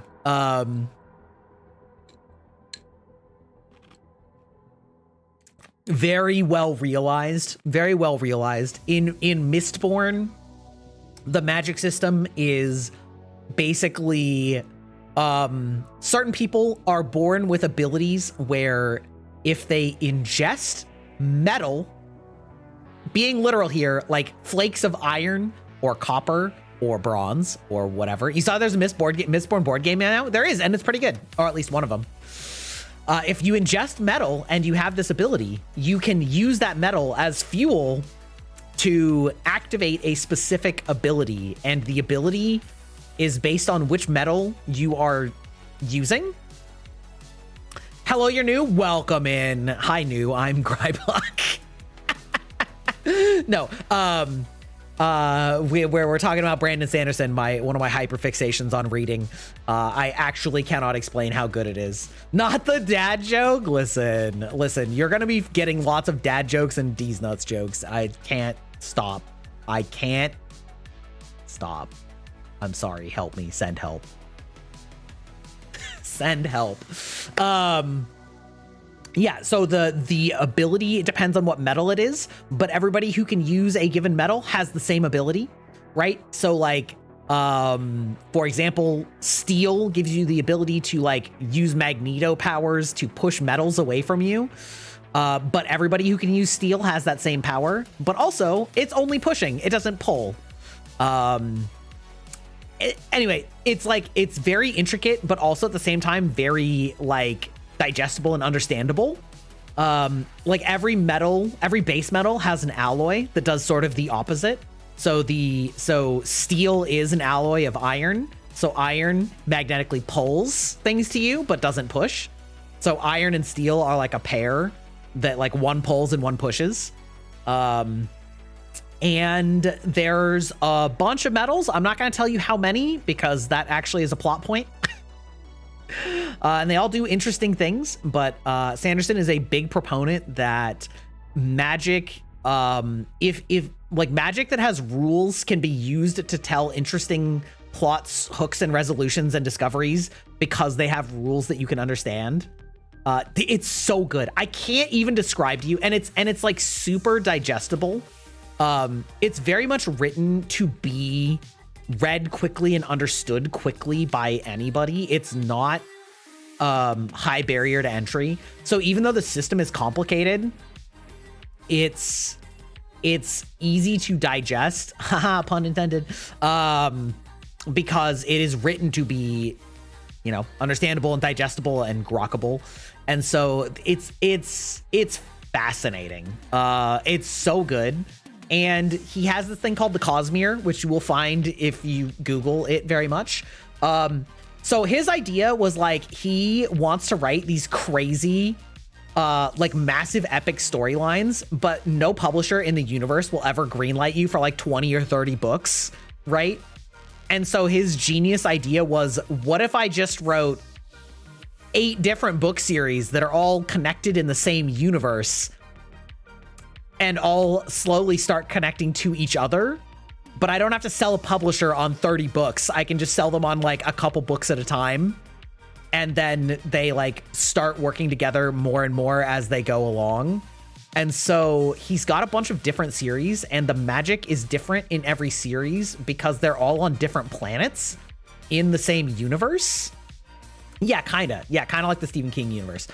So they're all on different planets in the same universe. And so there's some sort of like upper level meta rules that apply to all of them, but it's like very like not super important, but the manifestation of magic on every planet is very, very different. So like on Mistborn, it's the whole like eating metals thing. On one of the other planets, it's basically like everybody makes like paladin oaths with like nature spirits, and it grants them different like like super powerful abilities, but they have to be like both upholding and exploring the oaths that they've made. And you like pretty much all of the people that make these oaths are like emotionally damaged, and so like the therapy journey of them becoming more complete, healed, whole people is like what also allows them to progress in the magic system. It's so fucking good. It's so fucking good. Need to read DK Simmons' book. Oh shoot. Okay. All right. Okay. Listen, I'll always take suggestions. Excuse me. Sorry, the ice in my drink got small enough that like some of it got into my mouth, but I didn't really want to crunch it because it's so loud, you know?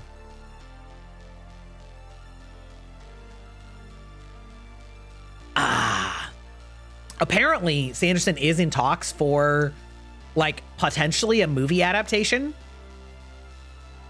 But finish the line. That's fucking wild. But I'm not gonna lie, I actually think that it would be better as something like Arcane or like Into the Spider-Verse, where it's animated with like a really strong visual aesthetic. Did I get what you said? Her books are rated 17 plus, but they're very awesome and she's a sweet lady. Yeah, like, well, you just that I should read them, and that like, yeah, they're like adult books. Yeah, I saw that. Did you just realize all the little characters at the bottom of the screens? That's adorable. Oh yeah. It's people in chat that I guess are following. I guess I learned that today, that you have to be following to be showing up at the bottom. If you are following, you can. Wait, Miri. Oh, hello. Hey, Miri, how's it going? Listen, this is my weekly Brandon Sanderson rant that you've just pulled up to, Miri.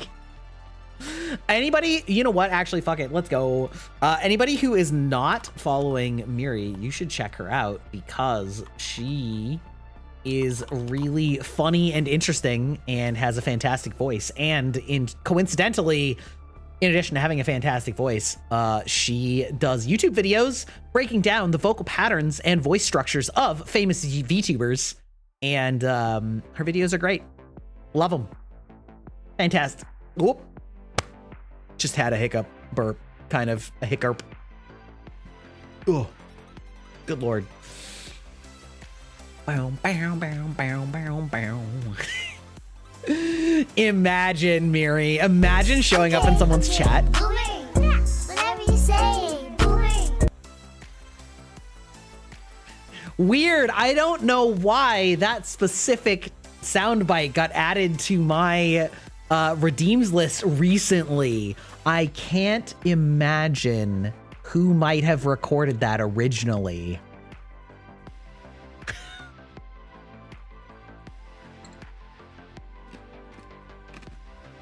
And why that may have hit the recent redeems. Yeah, I mean, I'm a boomer. That part's okay. The number of people that I like dropped that knowledge bomb on, the number of people I dropped that knowledge bomb on of who Senzawa is that like didn't have any clue. It's so fucking funny. They're like, wait, really? I'm like, literally listen to the voice. Literally listen to the voice, brother. Hey, wait a minute. Hey, wait a minute.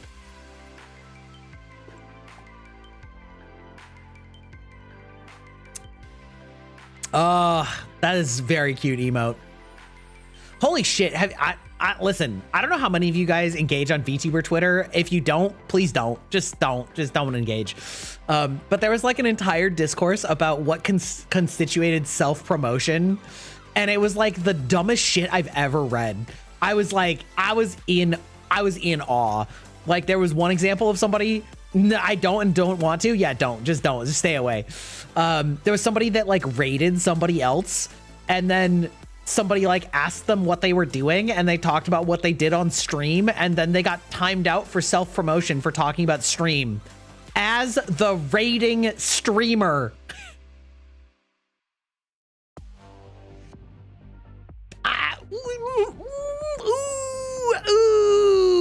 Ooh.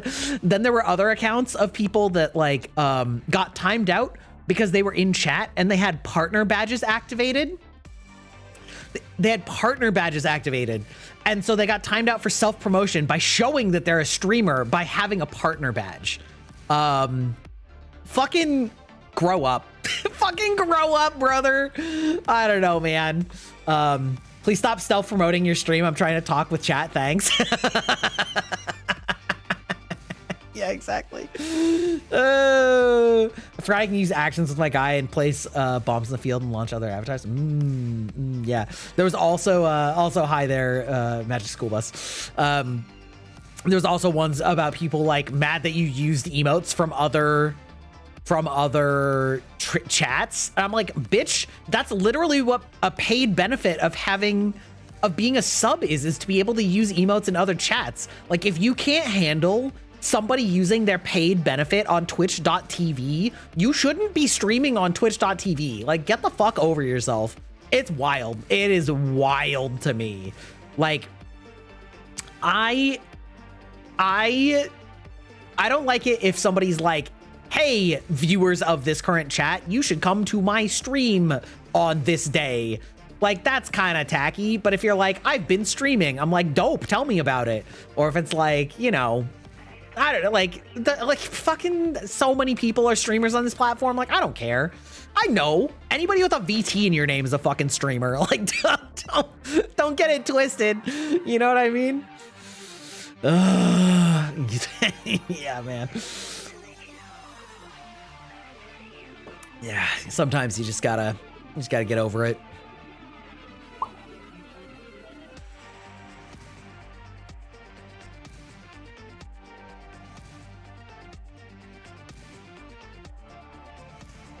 Yeah, like saying that you were streaming, I don't care. That's fine. Like whatever. We all know what it is. You know what I mean? Like streaming is such a time commitment that like it is our hobby. I'm gonna change my tag lagger to Jinx the Wolf. I mean, fair enough. I wouldn't worry about it too much. He slip sliding? Man, do you guys know what a slip and slide is actually, legitimately? Do those still exist? Is that just a thing from my youth? Do you know what that is? It's so dangerous. Like many things from my youth, it's so dangerous.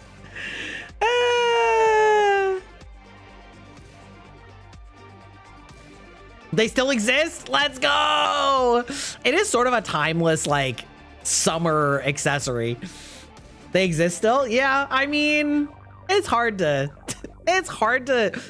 argue with something that works so well and is so easy to set up and so cheap to make. You know what I mean? Like, the only reason I feel like they would actually go out of business is like safety concerns. But also it's like, you have to kind of be working at it to be unsafe with a slip and slide, which people will do. Let's be fair. People will do it. Like at water parks, you know, they're not that dangerous unless you do something stupid. So of course people do things that are stupid. Speaking of water parks,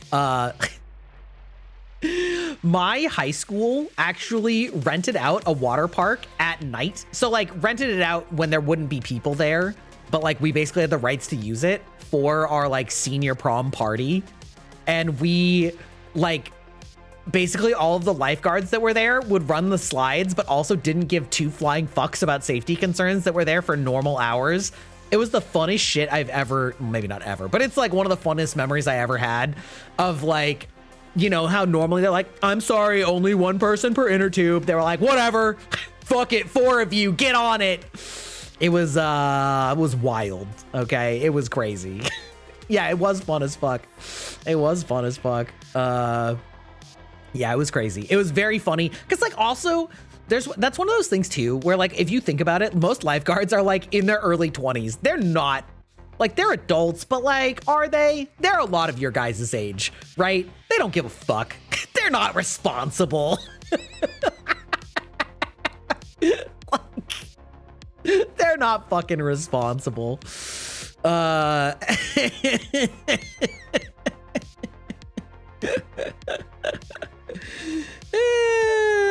Yeah, man, it's crazy. It's crazy. Anyway. Bow, wow. When are ads coming back? Because I gotta go to the bathroom again. You know what? Fuck it. You guys just get a BRB early. Your old man vtuber is back in action. He strikes again.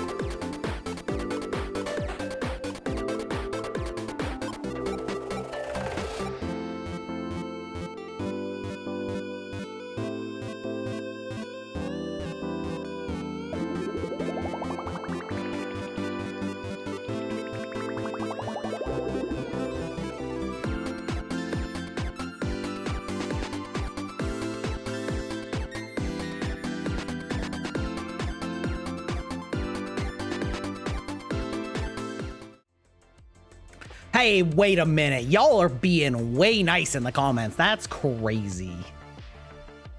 Honestly, it's very sweet though. It's very sweet though. Thank you. I'm trying. I'm trying. Trying my hardest. Actually, okay, question. For those of you who are new, like this stream, because there's been several of you, those of you who are new to this stream, what brought you here? Did you see stuff on YouTube, or did you just get like recommended on your homepage on the twitch.tv, or was it from Twitter? God help your soul.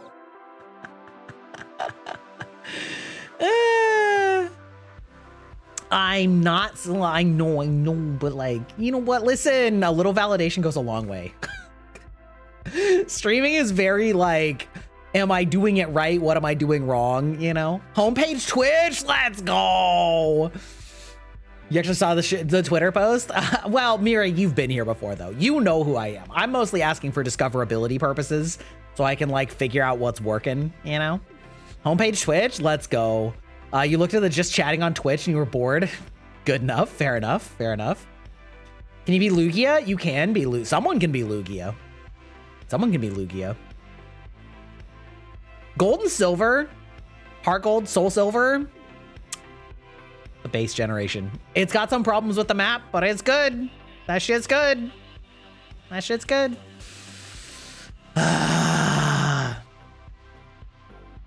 So good. Especially because they like somehow like bootlegged in original Kanto into that game. Crazy. Wild. You're familiar with my old podcast work.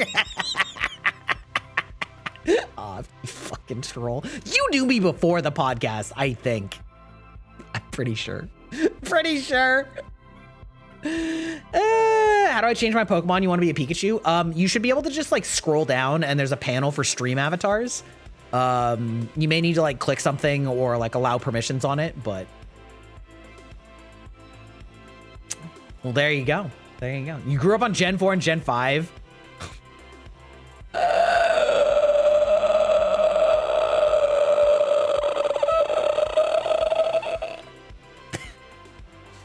Yeah, the ones on the bottom. Yeah, you can change any, like Gen 1 through 5 or 6 Pokemon, something like that. I didn't have all of them, but I put in a bunch. Because the thing is they, like other users had to make them, so the ones that I was adding didn't have all of the gens. They only had like 1 through 5 or 6 at the time, so that's the ones I added. You found me and saw the little Pokemon. You were like, hell yeah, let's go. Big, yeah, listen, I love Pokemon. Pokemon is like peak. It's so good. It's so good. I have, did you guys see the like life-size Eevee releases?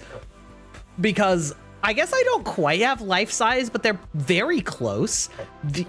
Excuse me, the sleeping Eeveelution line.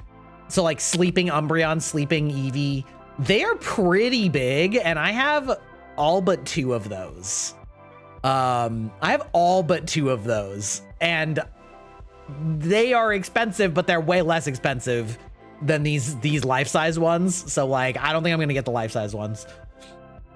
How do you scroll down? Well, like on a phone, I think you can just like, if you're in vertical on the phone, then I think you can just swipe. If you're in horizontal, I think you have to go vertical. I think the life-size ones are like $300 fucking dollars, which is wild. Sleeping Eevees are 1/4 scale. There's no way. There's no way there's only 1/4 scale. There's no way. Hold on.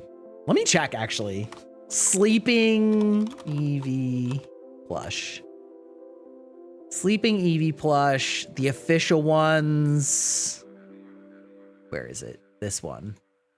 Sleeping Eevee Pokemon plush. Verifying the device. 404.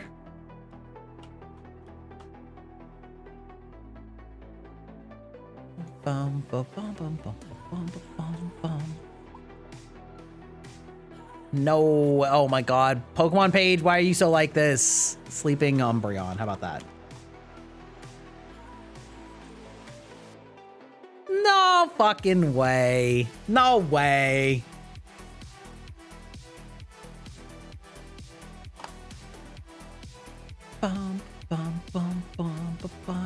Ba-da-bum-bum-bum-bum.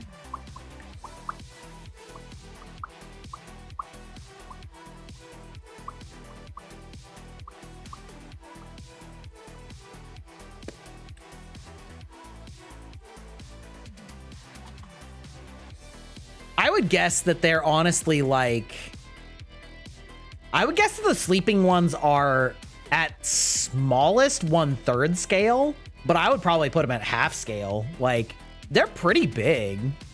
I don't know. I guess maybe it depends on how big an Eevee's actually supposed to be.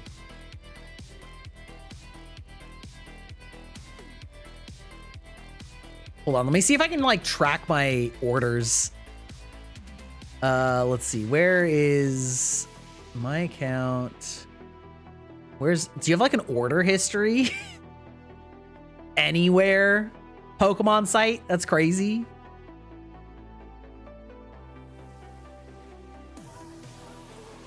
Oh, no, they're older than that. Older than that, baby.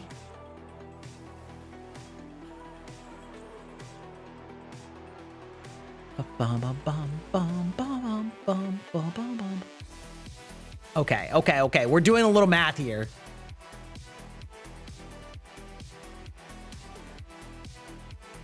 Okay. So how big is the Glaceon? Where's like where is the new like full scale evolution full scale Eevee plush?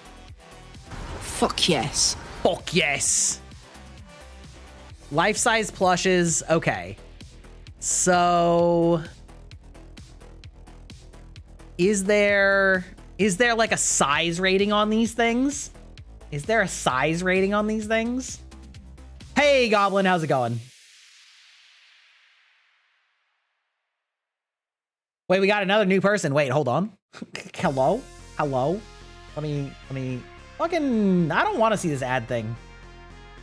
Ooh. Oomst. Oh, I know Goblin. Are we talking about the life-size Vaporeon plush? We're talking about the life-size plushes in general.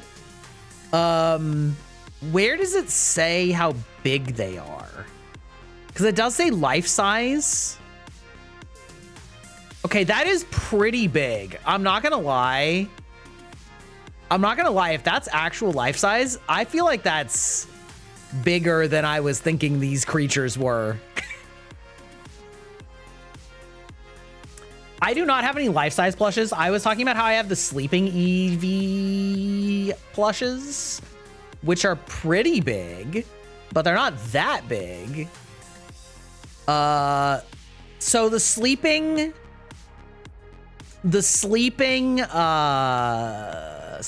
Glaceon is 9 inches tall, and that is not like, that is without its legs extended. So that's like a 9-inch thick torso, right? So that's pretty big. Like, that's pretty big. I don't think it's 4 times that. Like a 36-inch torso, be like a 3-foot thick torso. That'd be crazy as fuck. Welcome to the database, Lilith Hearts. You have a Slowpoke Beeg who dares try and needs tea together. I literally have nowhere to put them, and I do not. Yeah. We have the life-size Psyduck, and it's way too big, like 35 inches tall. Yeah.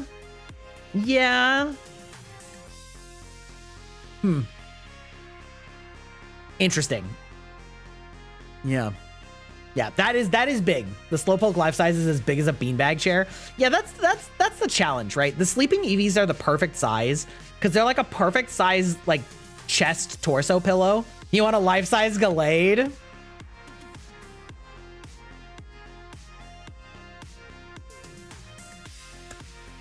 You want a life-size Gallade?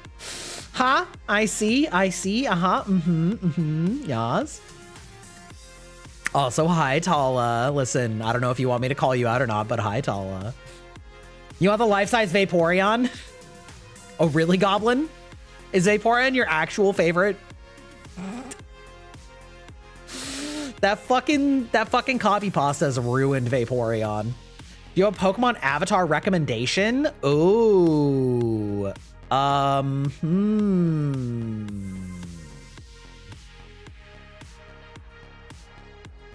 What about Zubat?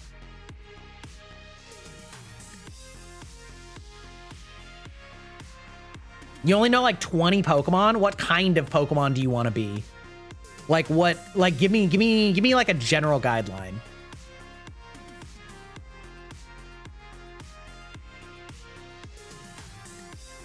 Guess what? What?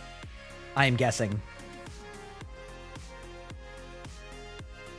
Oh, I saw this little TikTok there where they were like, how many Pokemon can you name in 60 seconds? And he just starts going straight down the line in Pokedex order for the first like 25.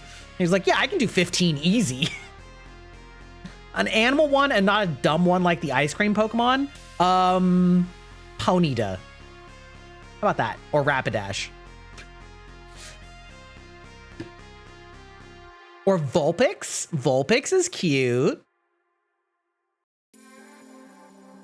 You have a life-size Pikachu and it's one of the arcade hanging originals. Let's go. I actually have a bunch of really small ghost Pokemon that are like maybe like 4 or 5 inches, and then I like hang them from the ceiling in my house. So they're just like hanging in like on like little thin pieces of twine. So they're just like floating above everyone's heads. Yep. My favorite evolution is probably Glaceon or Umbreon. It's kind of both. Kind of both. I like both for different reasons.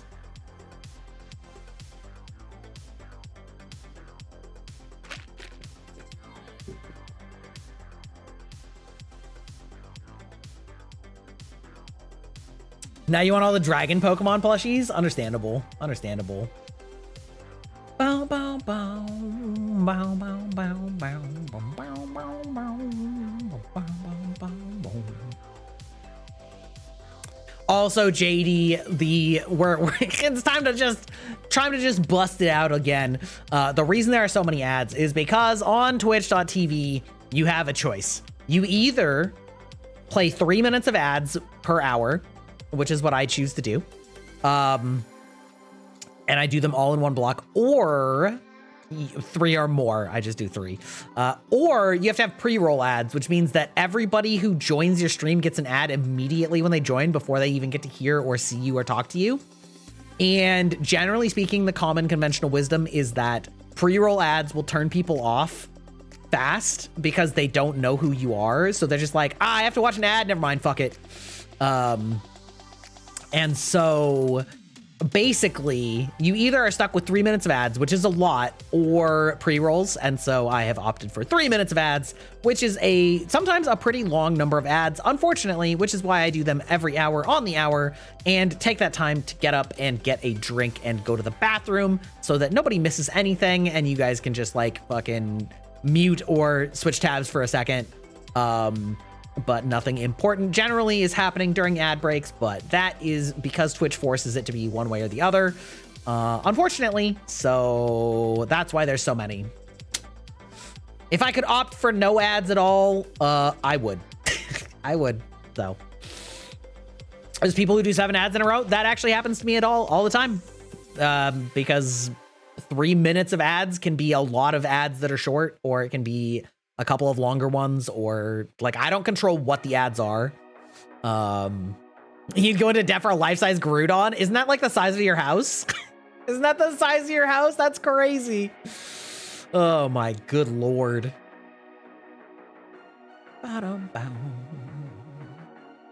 Miri, let me see if you've like changed your avatar on here, Miri.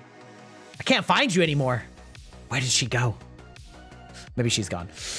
Okay, well, we've had a lot of fun chit-chatting, but I think it's fine. Miriverse followed!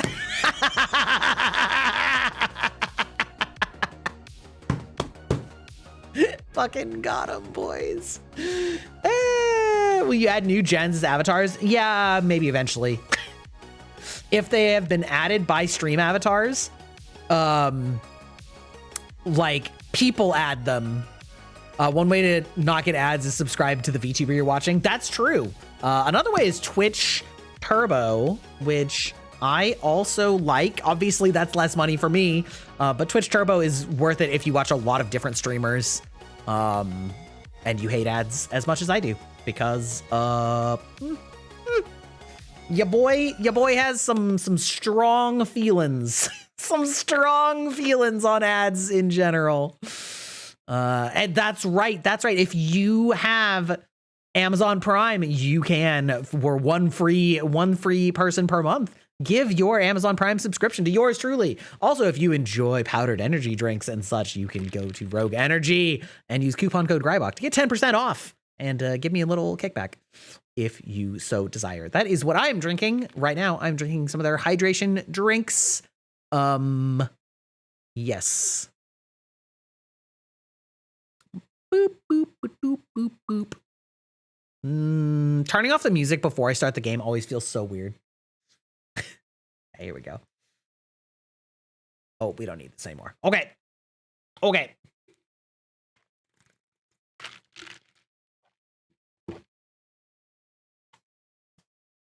Yup. If you could choose any Pokemon to be real, it'd have to be Kyogre. Dude, I don't know about having a real Pokemon that can, like, control the seasons. I don't know if I like that. I don't know if I like that, man. Bow. Eat a skip. There we go. Skippa. Iggy Mint, how you doing, Mint? I've seen some of your messages. I hope you're feeling okay. One of my OGs, one of my original viewers, Mint, drew me my very first ever fan art. Oh, and I have to change the topic right to South of Midnight, I suppose. South of Midnight. There we go. Bob, we're not gonna come up with something clever and come up with a name for this stream. We're just gonna go. He controls the water? Yeah, not sure that I want that either. Also, we're gonna turn on our fun mood lighting because the lighting in this game looks so fucking good. Now you wanna draw fan art of me? Listen, I think any VTuber getting fan art is always ecstatic. It doesn't matter what it looks like, as long as it's not intentionally, like, rude and degrading, I guess I will say. Not that I expect you to do that, but I think any, like, respectful fan art is always, like, a huge, you know, positive feeling. Also, like, one of you made a Yoshi of me in the Discord, and it looks amazing. It is hilariously good, and I love it. And it immediately made me want to just go, Yoshi! Like, all the time. That was you? Yeah, there you go. Literally find your YouTube shirt about quarks and CPUs. Well, the GPU with corkboard is literally, you love the realistic lighting on the game, on my model. Yeah, thank you. It's really noticeable when you have really dark and light areas like this, where you can, like, or if there's a lot of color differential. This is a technique that is not using VTube Studio, and is actually literally taking the game scene in OBS and then overlaying it as a blurred partial composite on top of my model. So if I move my model around also, it is, like, dynamic to where my model is on screen, which is very cool. Yeah, it's cool. I'm a big fan. The only problem is if a game is, like, way too dark or way too bright all the time, then it's, like, too washed out or too dark. But anyway, the GPU thing in question, to be clear, I did not explain this on the short, but the reason is because I saw a message from Girl DM, who is a fairly large VTuber, and she was saying that she oh, that's not the dodge button in this game. She recently got a second GPU, so 2 GPUs, 1 cup, one tower, and basically is using the second GPU to encode OBS, and that takes all of the strain off of her GPU from playing a game while she's doing it. And so I was like, I gotta try that. And so the GPU in question is the second GPU for explicitly that purpose. And that is what is allowing me to stream this game at high quality and not be lagging. So we love it. You love to see it. The janky CPU in question was a $100 graphics card. So game audio is a little high. Okay.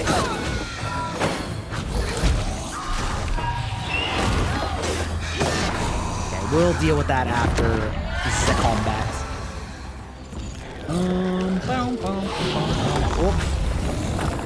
Yeah, you know what? Maybe not the best, but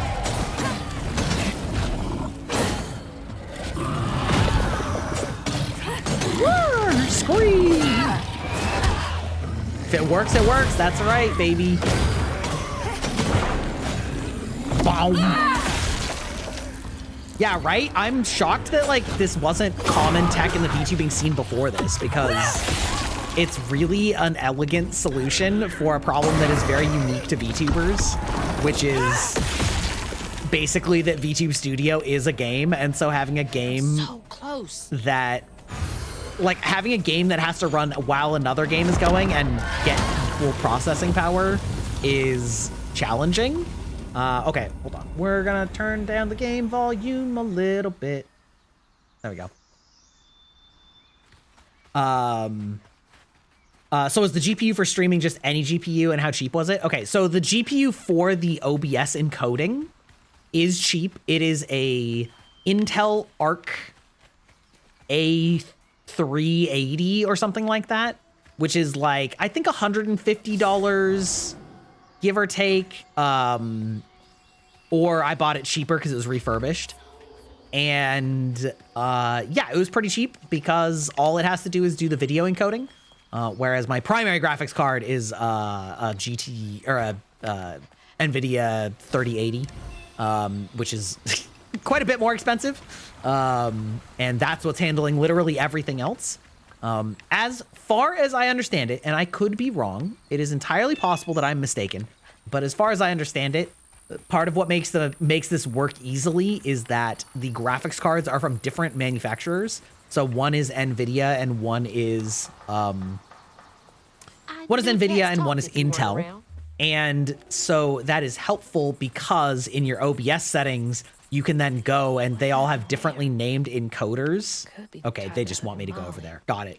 They all have differently named encoders. And so when I pick my encoder, I just say the Intel one.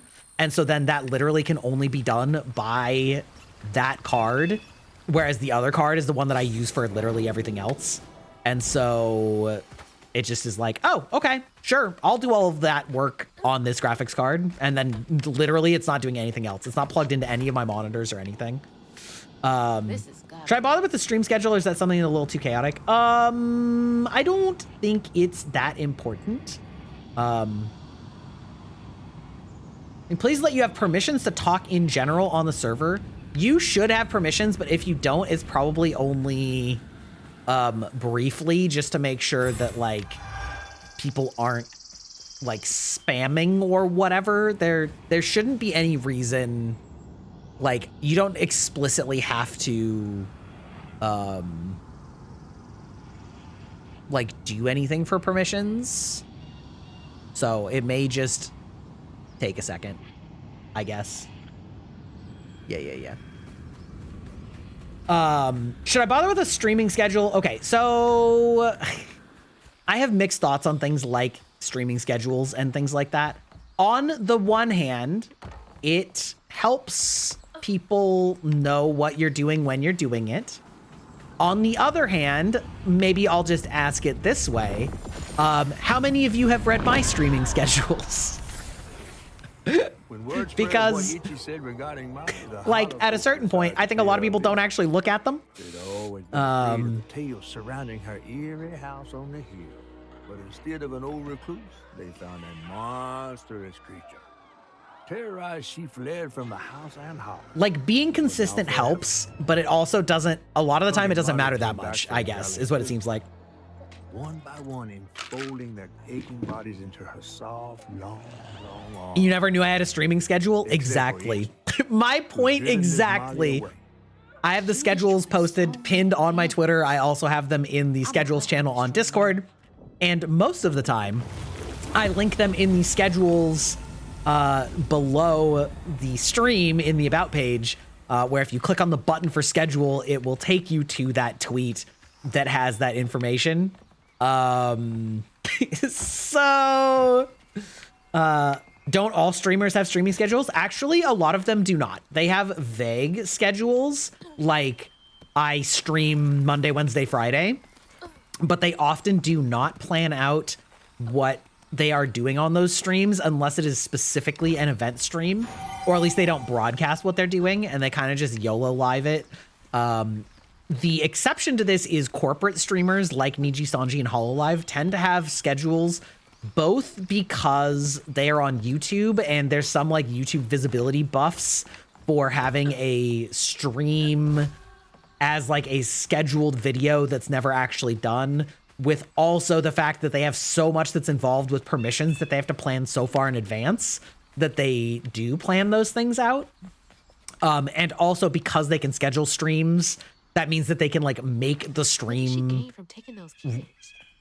like a week in advance for each stream that they're doing. And so then like putting out a schedule that shows that also can be helpful. But I would say the vast majority of streamers actually like don't do a schedule or don't do it very well. I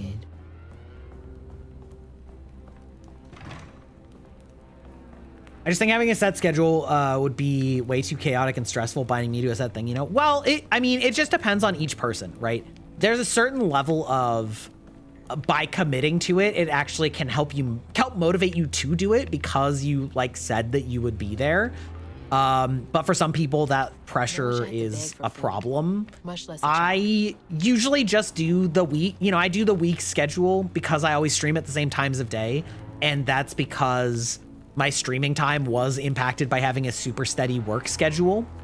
And so it's like, well, I couldn't stream before this hour in general, right? And I couldn't stream that much later anyway. So it's like, well, I might as well just set it for this time, right? But that's what works for me. Oh, I see we did the Girlbach redeem.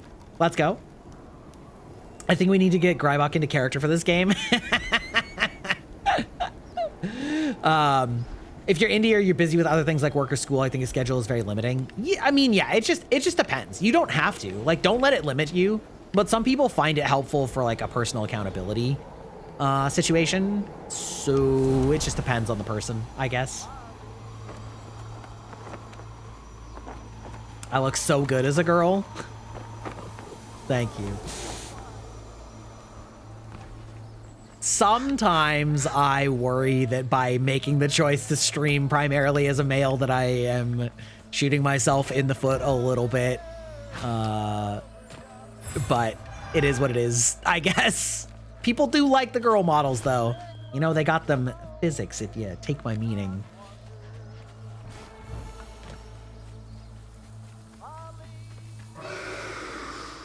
That can't be good. The way that I just went to block like this was Kazan and they were gonna knock me off the ledge is wild. Where is she? Is it?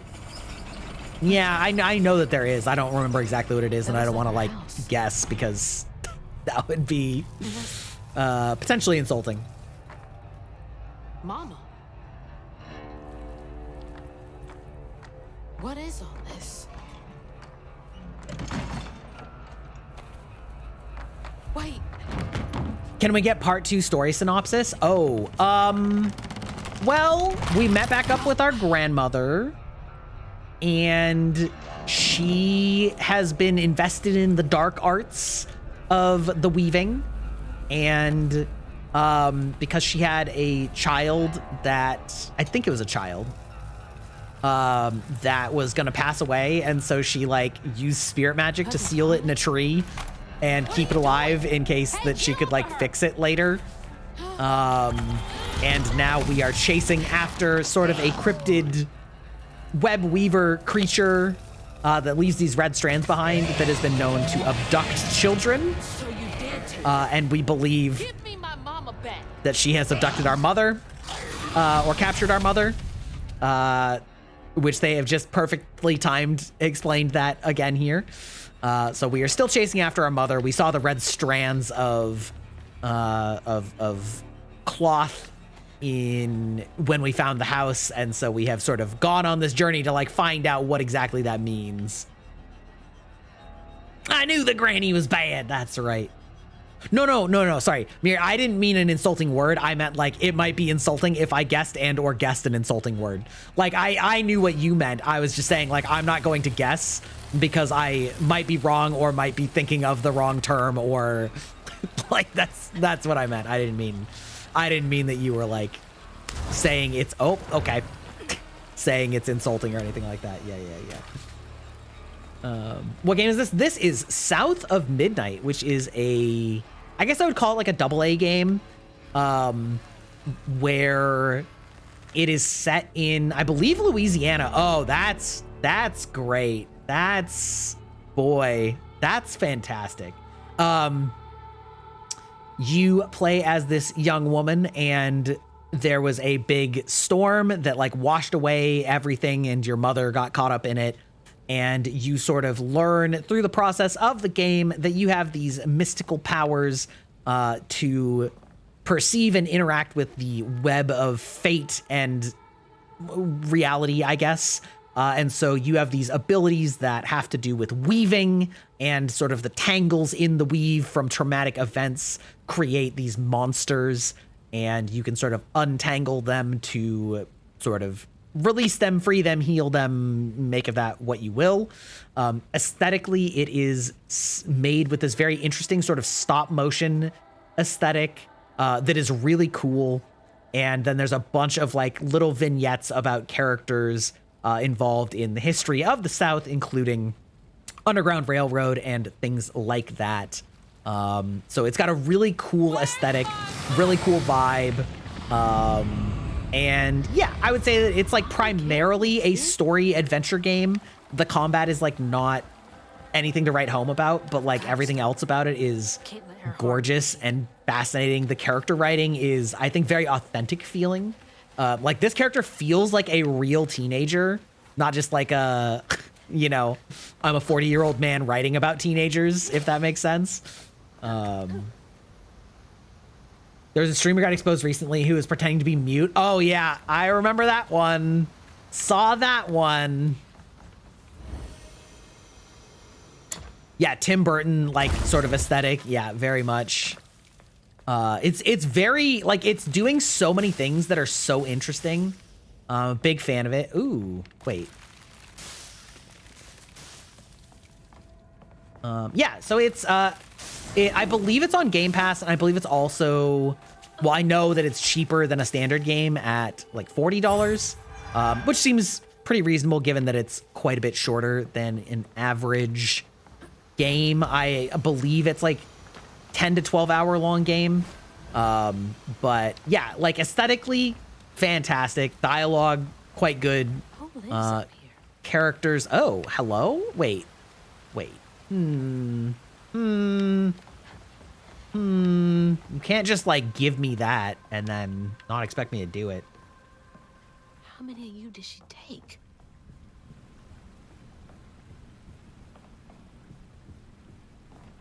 Yeah, boy. Content creators not being problematic. Challenge run impossible. What's it doing here? The currency is floofs. Yeah, that's correct. Yeah. So some of the other stuff was a little bit about this creepy person that abducts children. Mama? It's beautiful. Yeah, I was gonna say I'm like worried about your mom's connection to this. Well, maybe not worried, but like it wouldn't surprise me if your mom, who is like doing all of this stuff with sort of community for helping orphans and stuff like that, is like somehow tied into this monster lady situation, maybe, which would be kind of an interesting twist. We'll see, right? Your mom is presented as a very sympathetic character, so, you know. What the hell? You're a girl now. Yes, this is one of my redeems. This is the Suika model, which I always like to credit because it is a fantastic piece of artistry. This redeem lasts for about 10 minutes, I believe, if memory serves, to turn me into Girlbach.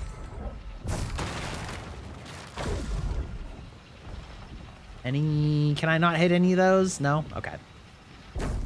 Yeet. Oh my god, ma'am. There we go. Ba-da-ba-ba-da-bump, womp. Okay, which way? Okay, that's the way forward. I do love that they tell you the correct direction so you can just ignore it and go the other way. Metaphor in my game writing? Why, I never. The mom is the monster. Yeah, that was my prediction last time, that like that's also why the reason for the fight between your mom and grandma is like that, you know, your mom maybe like took her child away from her because she was like a bad person or whatever. Yeah. Very interesting. I was in the middle of reading the rules. The next thing I knew, my internet went out and you had to reboot the router twice. Oh, ripperoonie. Inconsistent internet is so infuriating. Like, low key, having inconsistent internet is more frustrating than just having slow internet. Like, it's weird, but it is that way.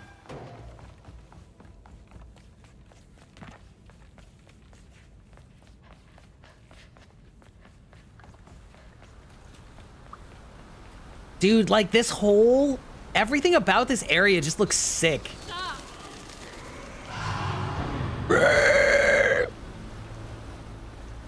New lore, horrifying spider creature. Yeah, she's running away from us because it's our mom. Legit, I feel like that's gonna be like part of the twist, for sure.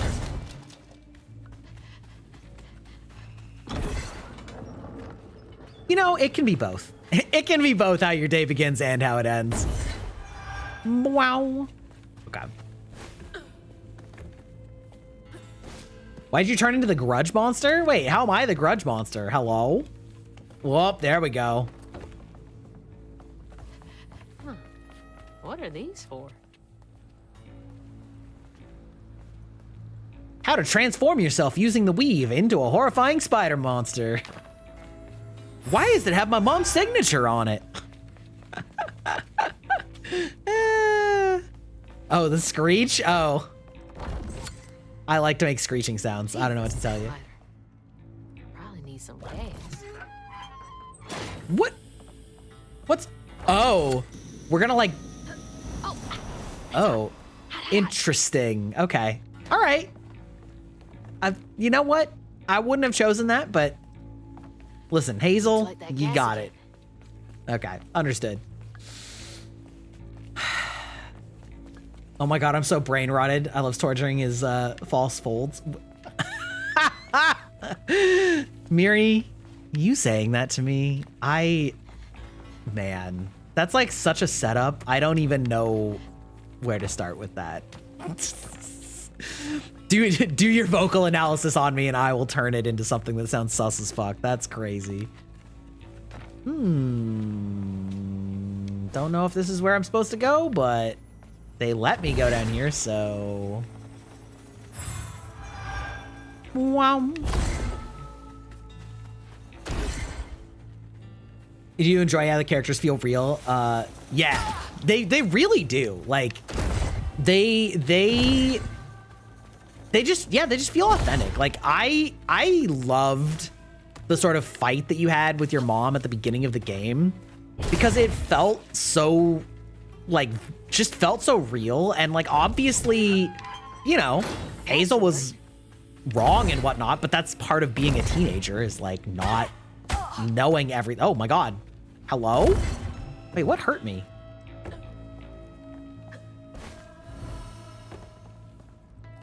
Wait. Huh? I'm confused. Did that actually keep it on? My cat is yowling. I'm brain rotted because this character said, "What are these?" And I want to say boobs. Okay.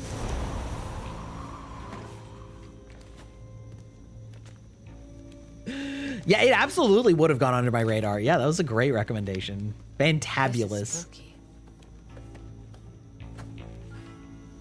Oh, God. Oh, okay. You know what? It's fine. Oh, girl? Girl, you get your camera facing straight. It's her fault, not mine.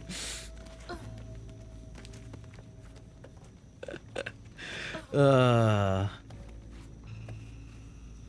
we go. There we go. There we go. Ba-dum, bum, ba-dum, bum. My eyes are up here, yo. Yeah. Looking at boobs is like looking at the sun. You can glance briefly, but don't stare. Someone's gonna get hurt.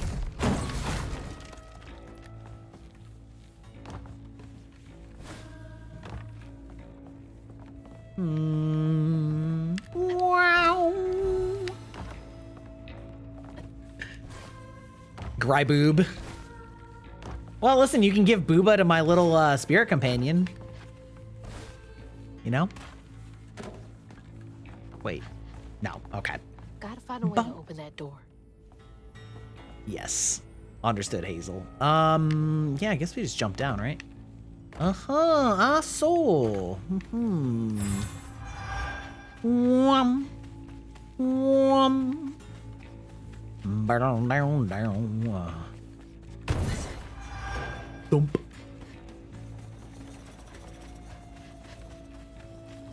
Meow, meow, meow.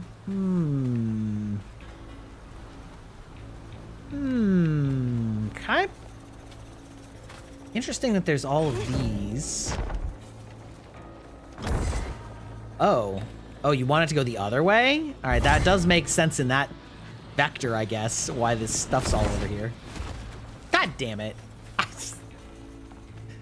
Okay, these puzzles, which aren't even really puzzles, are like a little too tightly timed.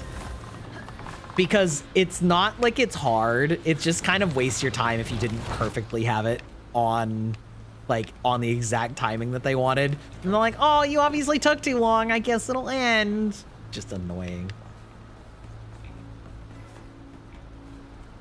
Maybe that pulley up there can do the trick. Ooh. Wait, hello? Oh. Ah. The way I completely forgot about this little cute puppet man. That tickles.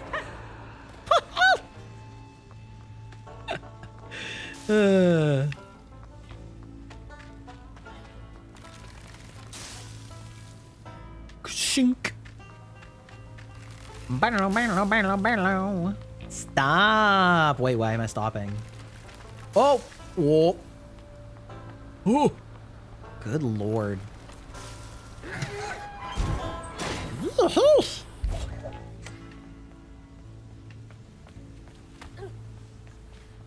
Wait, okay, so left trigger. Oh, is it like, okay. I see. Okay. Oh, girl? Okay. All right. Well, I can squeak through that gap. yeah. That gap's tiny. Or, I mean, rather, that gap's huge, you're tiny. That's what I meant. Forgot to change the title. It's podcast hours. You know, it's still podcast hours. Let's be honest. It's because I couldn't think of a creative, fun title because I'm a failure of a streamer. I don't know how to do eye-catching titles, you know? So it's just still podcast hours. It is what it is.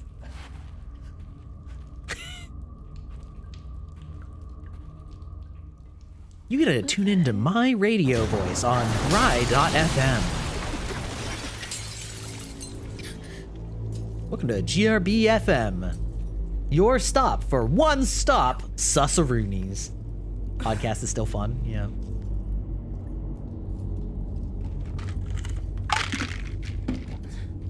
The basic platforming challenge that broke me. Yeah, that YouTube engagement bait.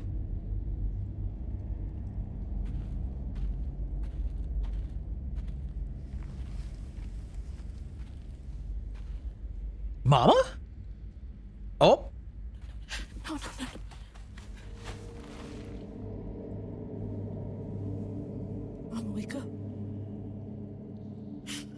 Mama, please wake up.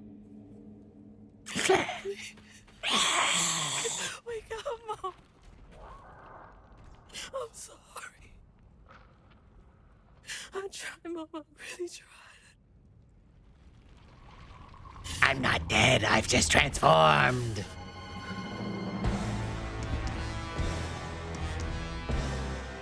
It was you. Yeah, I mean, a lot of people pronounce it like Gray, which is fine. Also, it is easier to pronounce that way for like, What did you do to her? if you're doing a single, like, syllable, if that makes sense. Huggin' Molly, that's her name. Oh my God, imagine me actually remembering the buttons. Oh, hello? I won't let you hurt anyone. Okay. Why are we walking? Okay. Oh, because I'm on threads. Got it. Got it. Understood.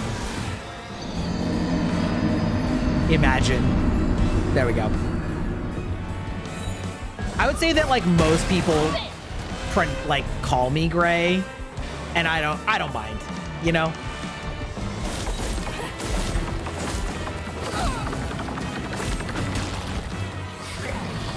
Bow-now, bow-now, bow-now, bow-now. Oh!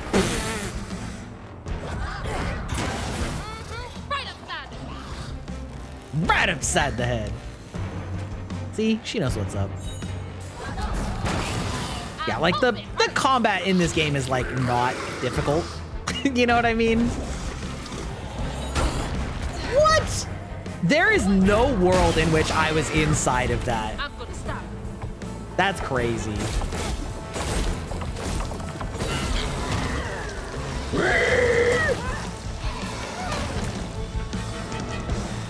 Arnar! New arena, who dis? The water's rising. Yeah? Oh, okay. You just had to point it at me to tell you that? Okay. Fair enough.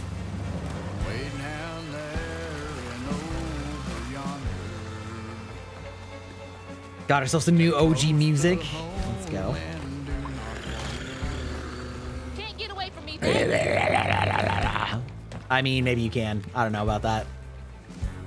I feel like if she was actually trying to get away from me, she would be able to very easily. I do like making critter sounds. Honestly, I just enjoy doing voices also. I find it fun. I'm not necessarily good at it for a lot of voices, but it is fun. I make weird voices. Ghostbach, oh my goodness. That jazz, yeah, man. Yeah, the music, like this, yeah, so many, the visual, the audio, the acting, everything in this game is like very good. Yeah. Like it's very good at being cinematic and being unique.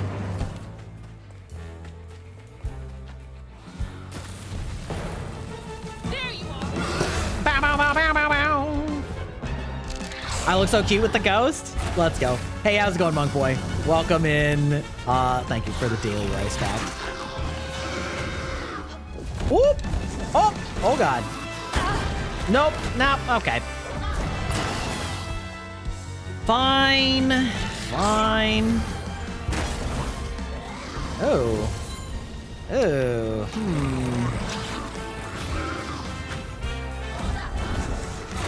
Bow, ba, dow, bow. Bow, bow, ba, dow, bow. Yes. Ba, dow, bow. I was hoping I could get all of it in one if I use my charge attack, but alas. Still trying to come up with your video game fun fact for the day? Ooh, that's disgusting. It's fine. Oh, they just want me to go in? Interesting. Right upside. Mm-hmm. Oh, okay. Whoa, oh lordy.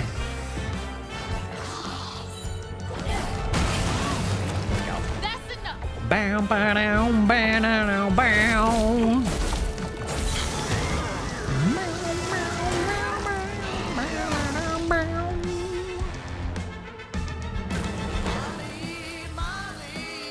Oh no.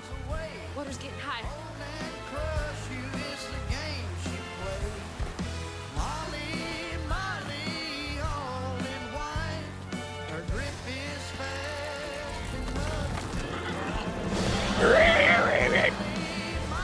Lord have mercy. What you do. Yeah, it's like this game is, yeah, it's doing so many things that are so cool. I won't let you steal any more kids. Yeah, Miri, I don't remember if you were here for the other parts, but like every boss fight has like songs with lyrics that are based on like what the boss is and what their sort of history or, you know, fight or tragedy is. It's very like it's really cool. Oops, ma'am.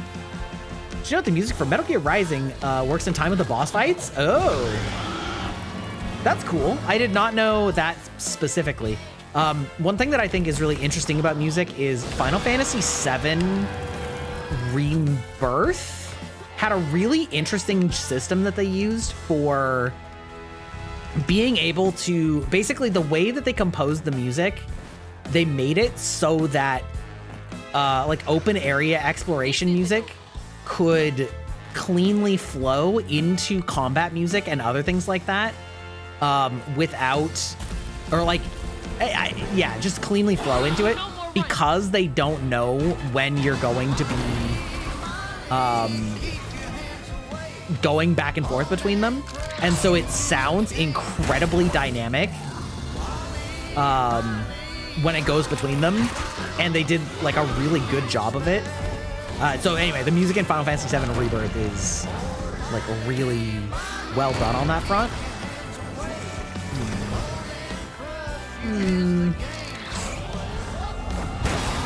Whoop. You're about to go EPs, but still, how's it going, Sanopa? You ready for tomorrow? Oh, okay. Got yeeted. Oh no! Uh-oh. Wasted. Yeah, it's very cinematic, like one way or another. Ow! Oh, hey, you blow that up? You rude little bitch.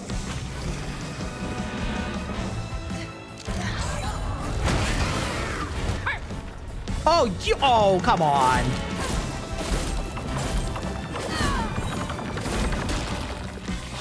Fine. Fine. You're permanently salty about what happened with Eternals OST? Like what? Eternals what? As in like the movie or? Oh, Doom Eternal. Oh, yeah. Gotcha. You know, I never actually like really played Doom Eternal. I played it a little bit, but only just the beginning. I really just played like 2016. I really ought to like give Doom Eternal more of a shot. There wasn't really any reason I didn't either. It just sort of, I don't know, it just like wasn't hitting at a time that I was super interested in it.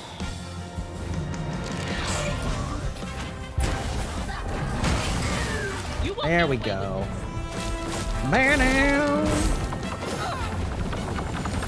Defeat hugging Molly. Might not be in the know, but what happened to Doom Eternal's OST? Playing Marvel Rivals over Doom Eternal.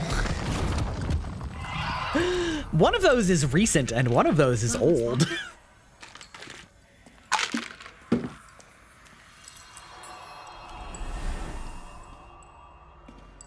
It's dark. My lungs are burning, full of water and silt. Doom is timeless, it's true. Body breaking in 100 places. Mama? A flash of red. Sunrise breaking over the horizon, warming me like wildfire, mending cracks. Molly doing what she's always done, but I never truly seen. Healing.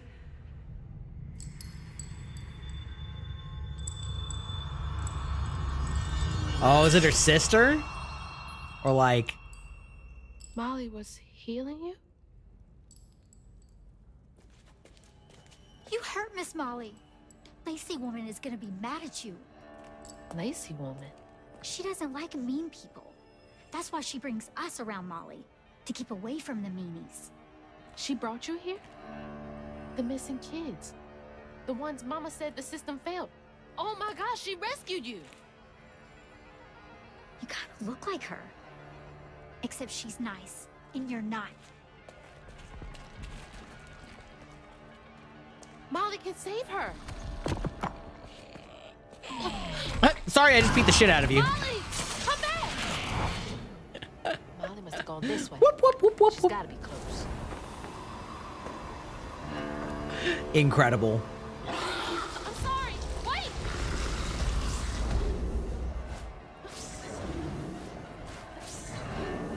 Okay, actually, I'm gonna take a quick pause here.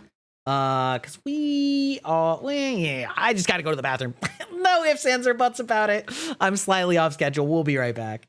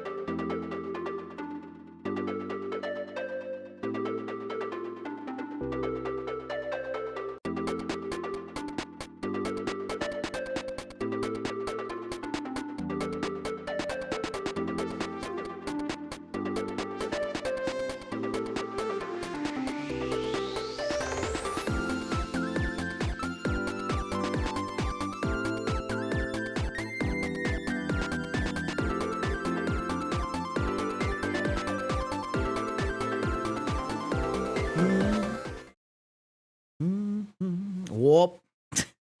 Game be hidden. Hold on. Is it going to come back or do I have to click on it? Might have to click on it. There we go. Been grinding so much Holocure, your eyes are going to bleed. It's so good though. It's so good, Miri. Coco gets a lot stronger if you get her Oshi level up. Really all of them do, but getting the Oshi level up so that you don't have to buy the character unique skills helps a lot, because then she instantly can have lifesteal and the like throwing perks, which is really helpful, just in general.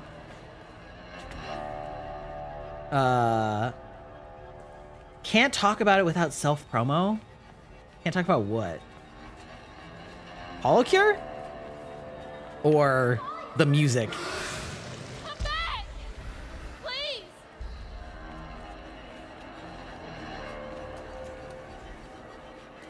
Wow, wow, wow, wow.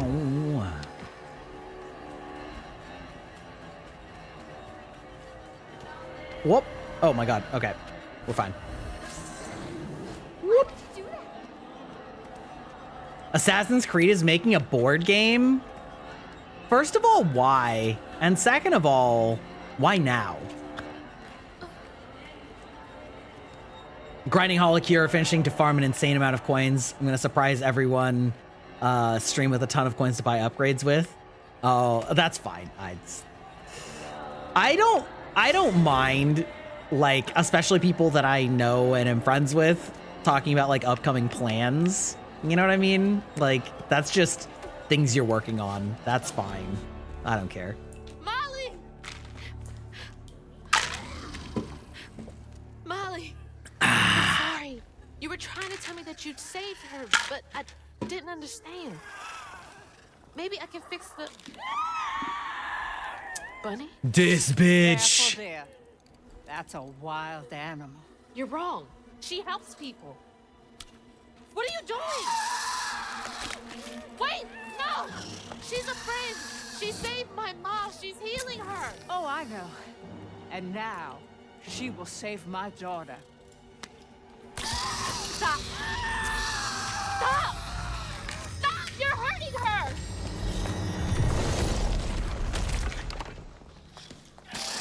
Also, your daughter's dead. Like, she's gone. It's so over. Did you cut out her heart? Also, that heart's way too small. But like...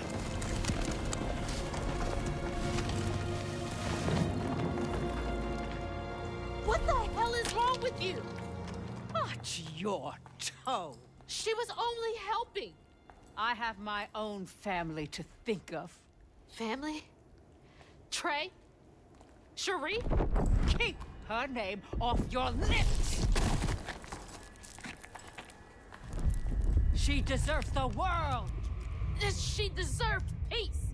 You could have asked Molly for help, you murderer. So true. Stupid girl. With this, I can give her life. You used me. I did. Why should I borrow when I can just take? You look so much like your mother. But you're just like my feckless son. A mistake.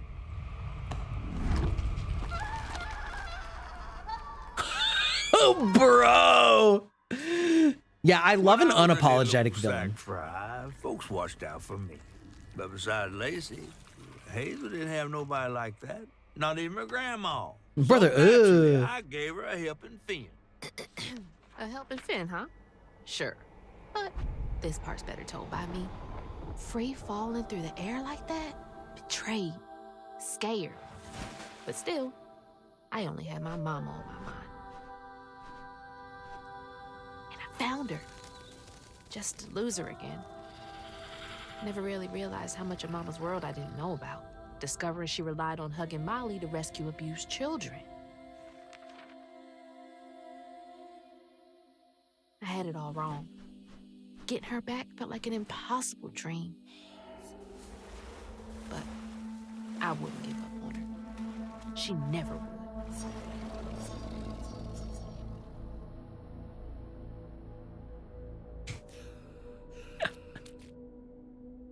Chapter 10. I like all kinds of villains. I like ones that are sympathetic, but I also think This place. I think it's kind of trite to say that all villains think that they're justified. I think that there are people that just don't care, which is very different from thinking that you are like morally right. I think they just don't give a shit. You know what I mean? Which is a very different equation.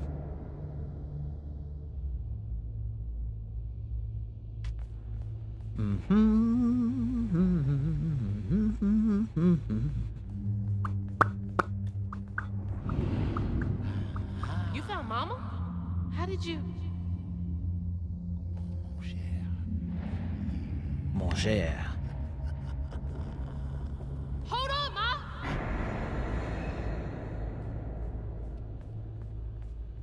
Hello, Hazel. What are you doing? Who are you? Don't you remember me? Wait. Your voice. The bottle tree. That fog chasing me. Oh, that's no common fog. Meet me at Kushma's Cabaret. Your mother and I will be waiting for you. What do you mean? Wait! Yeah.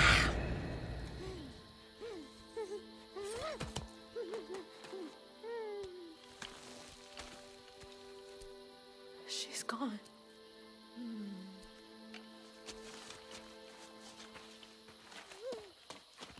She's gone and it's all my fault.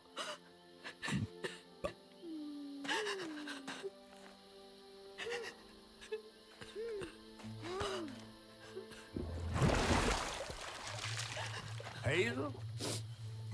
You again. I guess you came to gloat. You feeling all right? I got everything wrong. Oh, don't be too hard on yourself. You're one of the finest weavers I ever laid eyes on. Bet I'm the only one you know. That don't change the fact that you're my favorite. Hey, what's that bit of shiny over there? I had this dream. Mama was taken by this man. He had a galaxy in his right eye. He tossed this at me. Hazel, you better watch yourself. That's Rue, the right-hand man of Kushma. Kushma? You never heard of Kushma? The king of dreams and nightmares? Story goes he feasts on dreamers who gets memento from this Rue fella. Well, if Rue's got my mama, I've got to try and find him. Listen up. You don't just go strolling through the land of dreams and nightmares without him. I've got everything I need right here. Where's my stuff?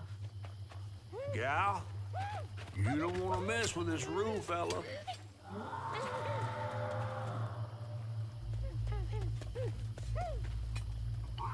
We gotta get out of this swamp fast. Not until I find my spindles. Then I'm going to Kushma's one way or another. I ain't got no time for arguing. Get your stuff back and I'll meet you when I find a safe way out.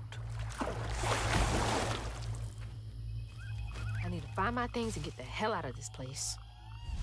Get the hell out of Dodge. All right, upgrades. Oh, I see. I like am missing everything. Got it. Got it.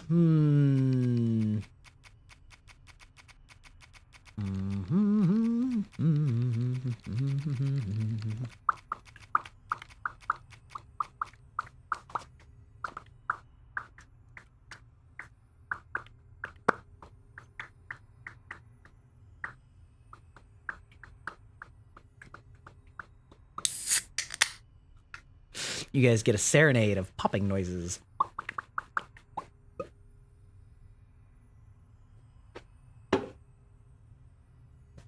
Ah, there we go. Alrighty, we are back.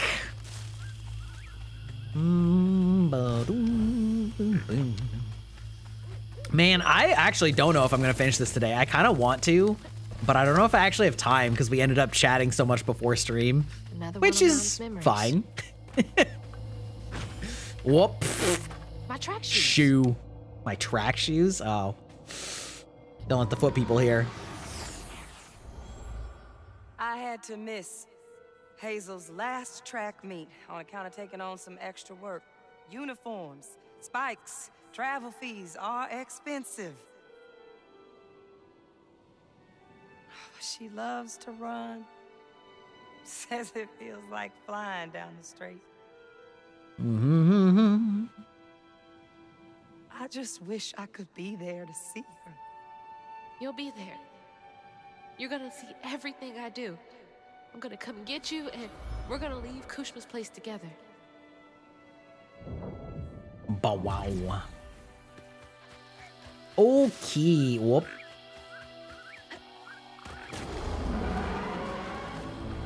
What was that? Why's that got a T-Rex sound though? Why that got a T-Rex sound?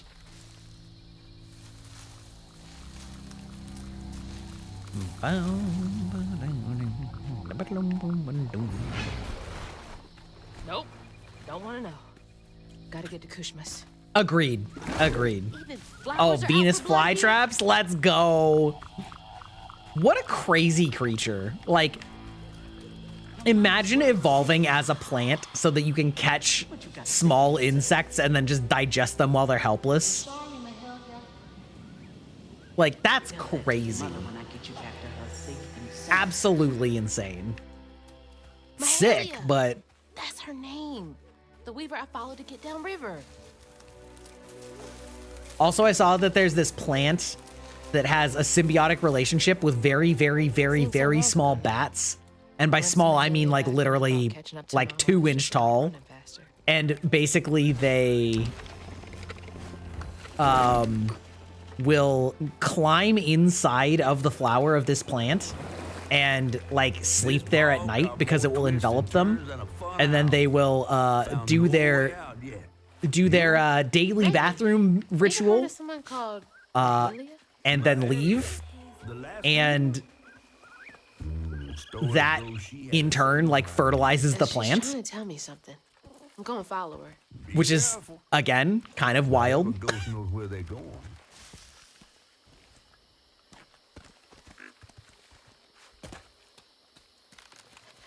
Yeah, bats are super cool. There are all sizes of bats. Little bats need sleeping bag and a bathroom. Exactly. And the plant's like, ah, yes, feed me. Feed me fertilizer. Oh, okay. Oh. Gotta catch up to my hair.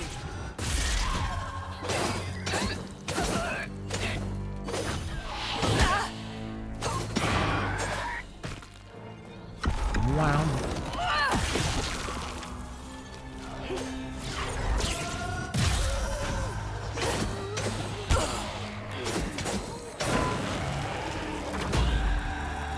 Oh, these fuckers. All right. Ow. More. There we go. What if humans have a symbiotic relationship with other animals? I mean, you could argue that, depending on how broadly you want to go with symbiotic, right? Like, that's sort of the whole thing with domesticated animals, right? Is that they gain benefits from our protection and us like feeding them and taking care of them. And then depending on the animal, a lot of the times we used to get benefits out of them for things like hunting or rodent extermination or, you know, all sorts of things like that. T-Rexes would end up making clicking and soft chirping sounds as opposed to the roars we think they have. Now imagine seeing a pair of beady eyes in the darkness and just hearing the clicking. Yeah, kind of like cats do the clicking to birds. They're like...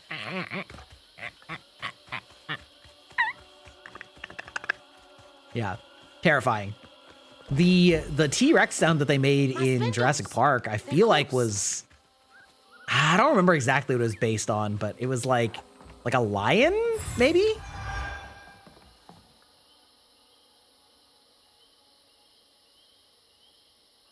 Yeah, Remora and sharks. Yeah, that's like a more directly symbiotic relationship, right?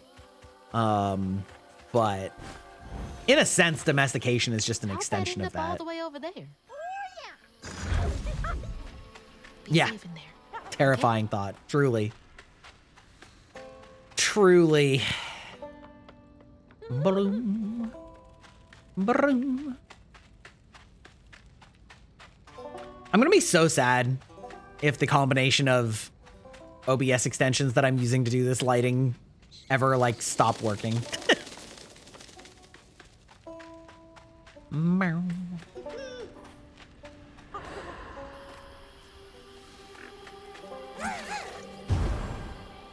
I love how he can just teleport it back to me. Feeling Like better it now that I got one of my spindles back. makes sense that Is he this can the way teleport Mahalia went? to me himself, but it seems a little bit weirder that he can teleport my instrument back to me. It's so cinematic. Yeah, exactly.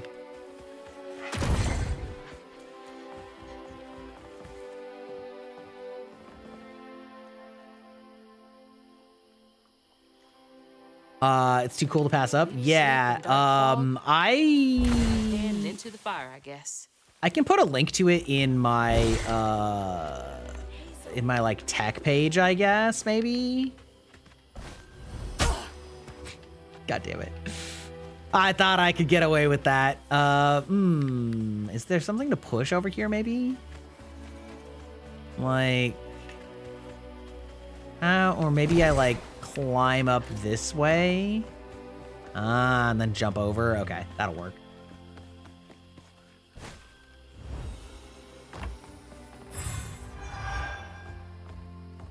Looks like you're actually in the dark. Yeah, it reacts to the color behind it. So, oh, That was her. I lost again. control of the camera.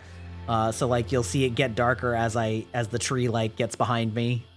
It works really well in games like Dark Souls where it's dark, but then there's good torch lighting and stuff because you can see that really well. Hey there, Mystic Samurai. How you doing? Welcome in. I'm doing great. We are having fun getting towards the end of South of Midnight, which is a fantastic little action-adventure game. Come on, I'm ready. There's a Grybok 500 meters away approaching. I am the Gry that is approaching.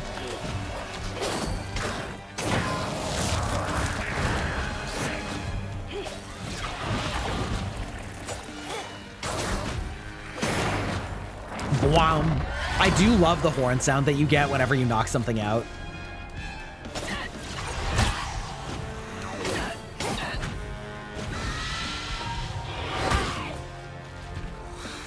You're just annoying. Oh, okay. Just kidding.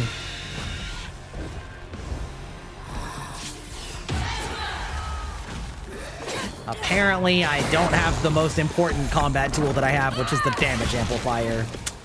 Alas.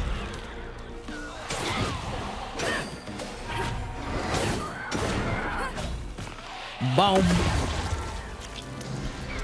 Exactly. That's why we have the approaching stone, because the meme itself is so good, and the Bibu reinterpretation of it is also so good.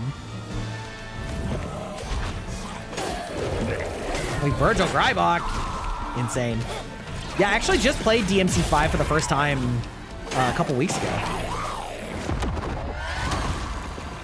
Call you Mystic for now? Okay, fair enough. Will do. Oh!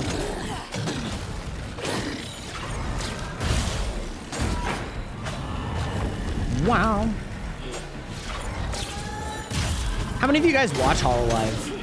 I find it very interesting, like how varied the VTubing sphere is in, like, some people watch basically no Corpo VTubers at all, and some people watch, like, only Corpo, and then some people watch, you know, an even mix.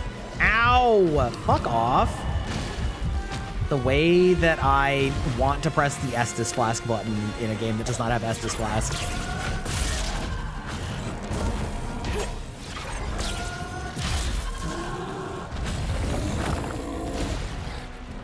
Okay, all right. Wham! There we go. There we go. Gotta find the knot. Need Virgil fan art of me? I mean, I wouldn't say no. Definitely make sure to do it with the, definitely make sure to do it with the plastic chair, though, because that's Wait, what do you? Oh, because you're okay. All right. All right.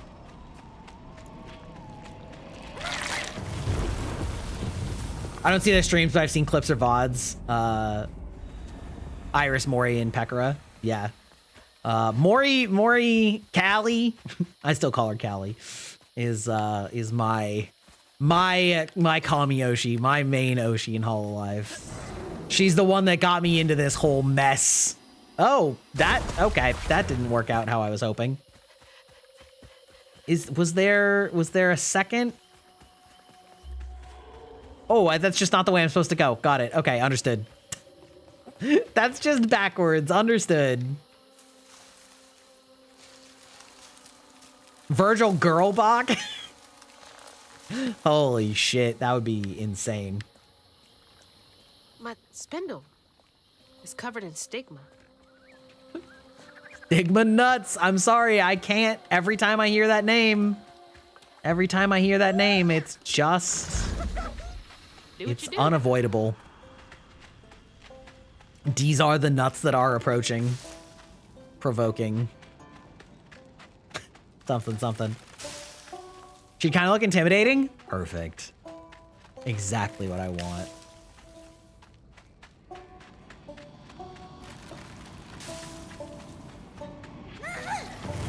Hello! Hello! Hello!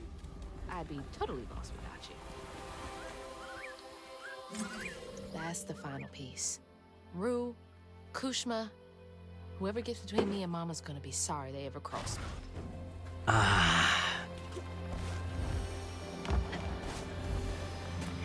What's that?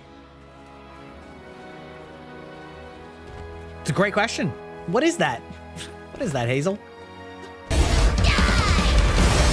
I am the stone that is approaching, provoking,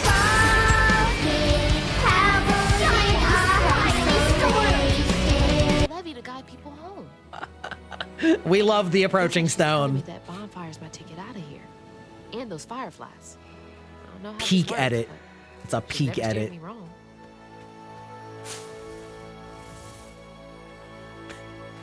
They're flying into the bonfire?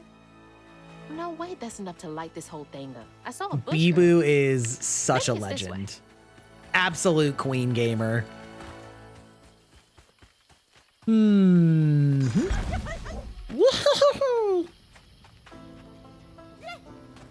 Wait, hello? Okay. This is in here and it's cute. What? To what end?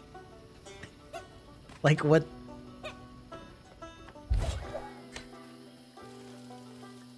Oh, I see. Sort of. I'm pretending like I see. I don't. I think we're just lighting it off. Verbach. Hazel.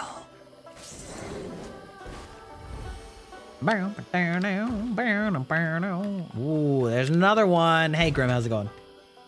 My headphones cord brushed my heel. I felt like a spider. Oh. They need it. Ugh. Yeah, that Shit, creepy I need feeling that of too. Not a like, party, just something to keep me going. wait, what do you want me to shoot with this? Yeah, that creepy feeling of like something being around you that you can't identify. Ugh. Oh, is that just for breaking a mushroom? All right. I All know right. the bugs. It's your time to shine, crouton. Wait, what? Oh. Wait, are you wanting me to like... Yoo-hoo! Oh, pff. Almost threw him right into a pile of ants. Got it. Understood. There we go.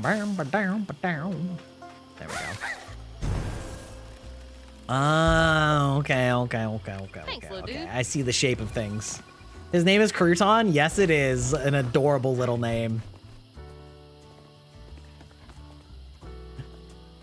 I only recently got Bluetooth headphones, and I don't use them for streaming. I use them for my other computer uses. I still use wired headphones, which To be clear, I do think sound better. Although my wired headphones are a very high quality brand, but There's no way I can cross this gap. You have to go get these fireflies for me, Crouton. okay, Be man. careful. Wait, can I yeet him? No? Okay, fine. Fine. Your body's borked? Oh. I'm sorry to hear that. That's really frightening. It's really scary to, like, not know what's going on. Just in general. So, like, that's... As unironically as humanly possible, that's rough, buddy. Like, that's tough. Yeah, I don't know. It's like the Bluetooth is fine, and it certainly is convenient to not have to have headphones, but I do feel like the headphone quality for wired headphones is generally better. Woo! Oh, you little bitches. Okay. Wait, where am I going? Here. All right, good. Sometimes you can't tell exactly, like, what is walkable and what's not. Bring. Wish you could have caught fireflies for me when I was a kid. I feel like there's got to be something over here, though, right? Like, if I'm allowed to come over here. Oh, wait, is this just what I already did? No, I think it's just similar looking. Oh, whoop, girl. Goral. Mahalia lived here. Did she want me to find this place? Probably. Probably, ma'am. I'm gonna oh, I see. Yeet. Just yeeting crouton all over the place is extremely funny. This is South of Midnight, which is a very cool... Nope, you're not gonna let me do that in the air? Got it, understood. A very cool adventure story game, I guess.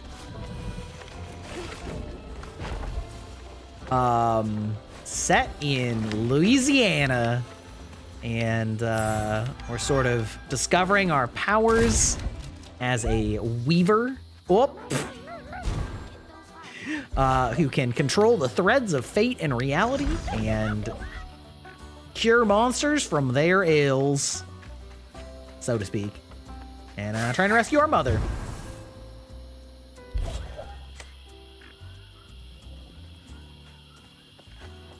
I am quite enjoying it. Like I've said multiple times, I think that the game is really good on vibes and aesthetics and voice acting, vocal direction, sound, music, setting. You know, so being set in Appalachia is very unique. How does one get over there?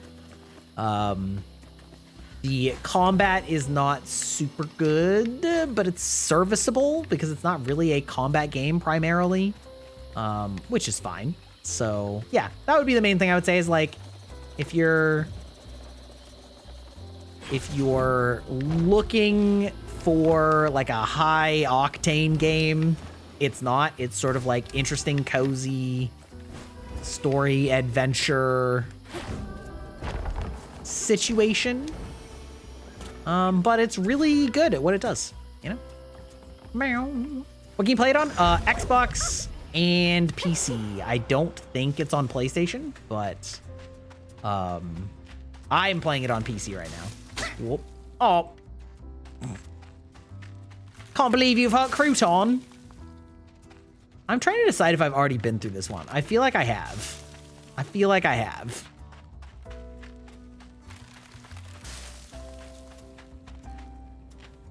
Wait, hello? Is this just like nothing here? Yeah, so I've already done it. Got it. Understood. Bow, wow, wow. Wish more games dealt with American folklore as opposed to pushing it off to the side. There's so much cool stuff that could be done with it. Yeah. I mean, just in general, like any folklore or religions or anything that is that is atypical from the standard sort of cultural trappings is like automatically going to fuck off. Oh, that's why. I see. Hello? Are you fucking good? Hazel? Why are you... Okay. I was too close to it. Got it. Understood. It's automatically going to give you like a much more interesting setting just at the baseline. So I'm here for it. I can't believe you've done this. Yeah, you like the...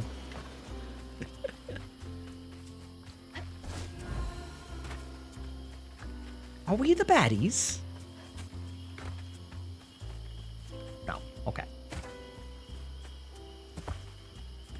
This is gonna be where I went before. It's just too early. Simply too soon, I say. All right. Ooh. Go give them a shake and see if they like. Hold on. Wait. Is this the old settlement catfish mentioned? The way. I don't actually. I'm not actually reading this. It's not fair. They were making this place feel like a home. Oh, no, come on. Surely there's some faster way back than like going all the way around again. Surely. Unless I literally just skipped, I did. That was completely pointless. Amazing, incredible, the platforming.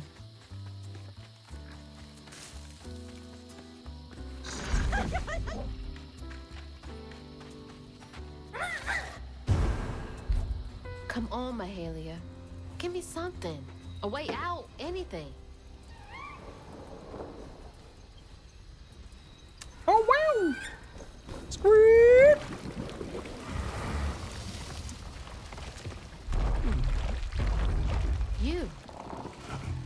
You're not what I expected. Honestly, kind of cute. Was that you? Kind of cute. Oh, no, hey. Kind of cute, little critter. I won't hurt you. I promise. Oh, you're doing like a recolor of Virgil? Oh, this Incredible. little dude? He's as small as you are big, ain't he?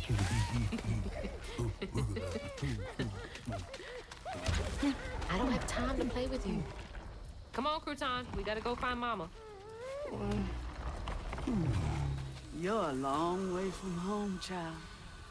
Remember, you'll always find your way if you keep those that walk with you in your heart. You all right? Okay. One game, and then we get your story. Yeah, you see that big sick patch on the shoulder? You should take care of that, man. Girl. 2, 3, 4, 5. One more games with Folktales is focused like Bramble South of Midnight no Kami. Yeah, I mean, that's definitely... Also, they say they can hear it giggling. I absolutely could not. Okay, I think I do hear it actually, but I'm talking so much that I actually can't hear it very well. Found you. Okay, there we go. Another round? Okay. Hey, but you gotta stay quiet. No, I'm streaming. I can't. Dos, tres, cuatro, cinco. I hope you found a good spot. I fucking hear you again. Okay, where'd you go? Where do you go? If you're not... You're not this way. The dad energy of eating the things that you bought. Imagine. No,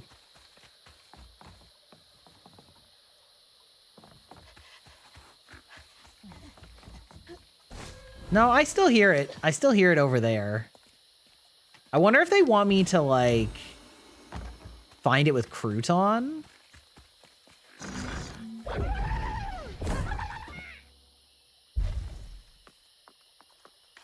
Maybe?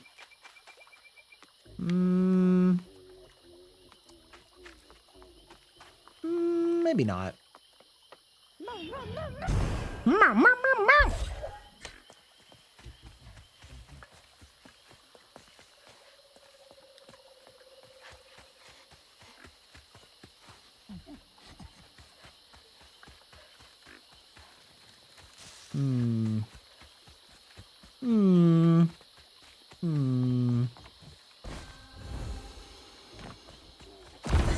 This is what Mahalia wants me to do, right?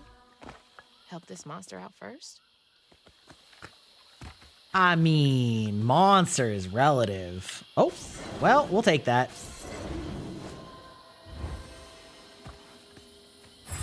Also, is that it right there? Yep, There you sure are. is. You're Sure already is. pretty big, but that giggling really gives you away. I feel like that's not actually very good directional sound on the giggling, though. 1, Okay, there we go. 2, 3. I would say this game is more story-driven platformer puzzler with RPG elements. Wait, which game?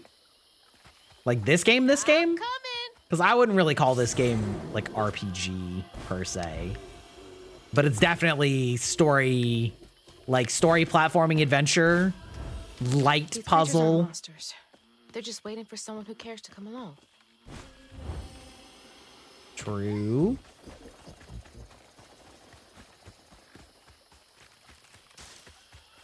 There we Gotcha. go. Okay, that was the last one. No more. Now he's mad and Do smash. you know a way out of here?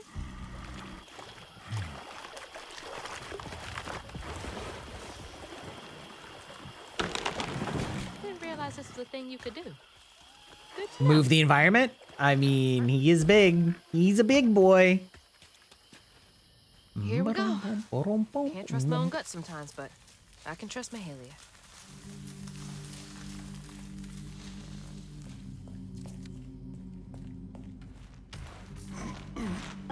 Cozy. Oh, Little bit of what a nature, some cutie. knickknacks. Very bohemian. Not me immediately going to the collectible instead. Is this about you? Mahalia. Oh, honey. No wonder she wants me to help you. Is this where you sleep?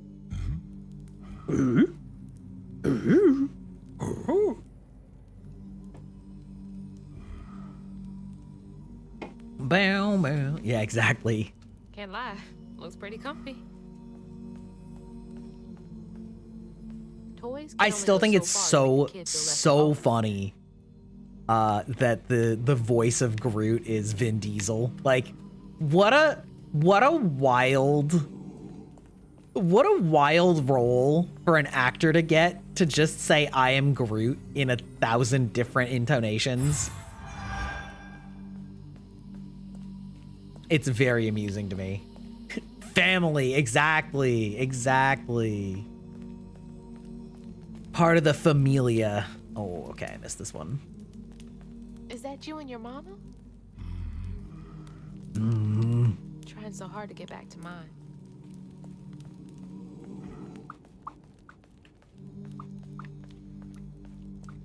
Okay, let's find a way to help you. Mahalia said to keep those who walk with and behind me in mind. Nap time, huh? Don't worry, honey. I'll be here when you wake up. You don't think it's like popping that giant zit on the shoulder? The R pimple popping?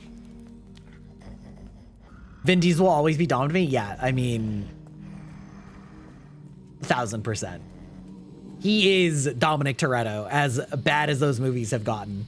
If I was Vin Diesel, I wouldn't be able to do Groot voice lines with a straight face. I mean, he's kind of a dork, so I think that helps, you know? Kind of a dork in real life, from what I understand. No? Okay, game, I need you to not make me walk slow when I'm in here. This is actually infuriating to just be so slow for no real reason. Oh, okay, now we gotta sit at the fire. Got it, understood.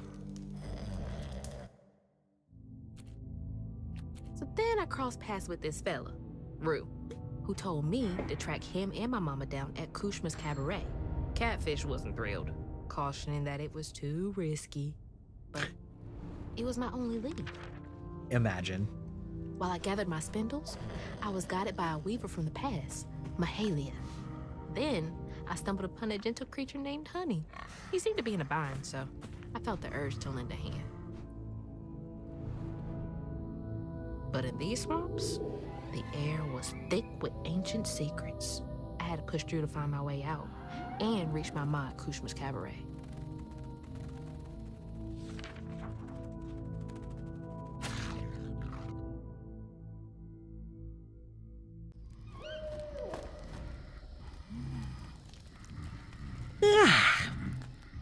Oh, I got that nice firelight right behind me. Incredible. So that wasn't you?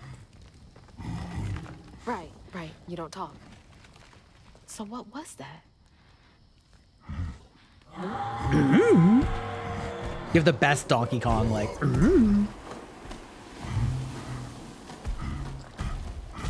are you going? Hey! Wait up! I don't think that's safe. Unfortunately, you have to move really slowly in this room. Okay. Oh shit, look at that. She's huge. How am I gonna handle two creatures at once? Mermaid lady. Towards the screen. Wait, hold on. There's like two directions here. Why two? Unless one of them is like fake? I don't know. Okay, cool. That's what I was hoping, but it was honestly taking a little while before I got to it, so I kind of thought maybe it wasn't. Any rocks around here? No. Oh, that turning radius a little suspicious. There we go.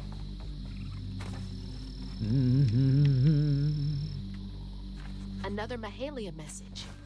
I'm on the right track. Oh, interesting.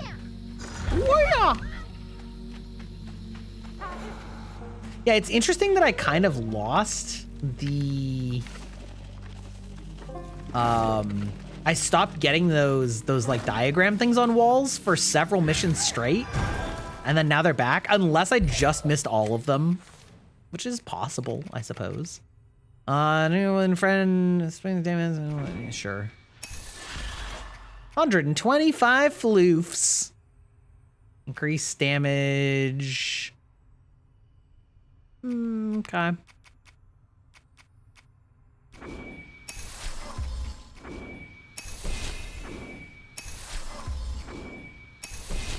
There we go. All right. We'll just max out all this stuff since I no longer have anything interesting to invest in.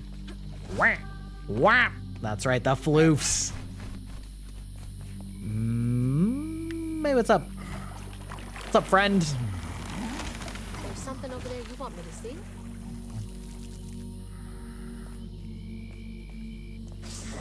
Oh, okay. Wow. The lighting in this game is so gorgeous. Covered in it. Like during the day, the use of pastel colors was beautiful, but during the night here, now having these like bioluminescent colors and stuff, gorgeous, delightful, gorgeous. Oh.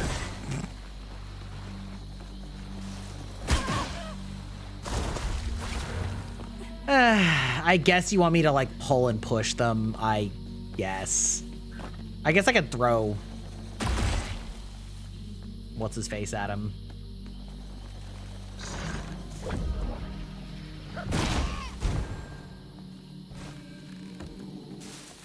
Honey, you gotta listen to me. Ah, perfect. Got ourselves a combat.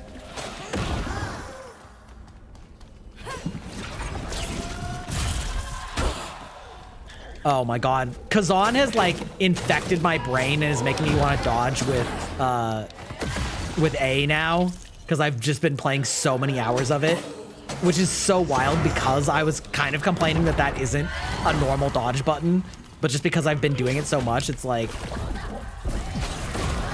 woo, lordy. Bow. Okay.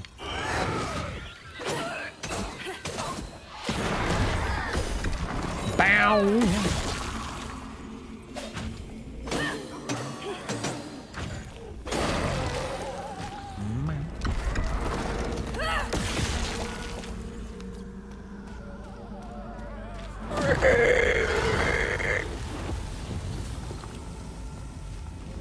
Ba-dum-bum, ba-dum-bum, wump.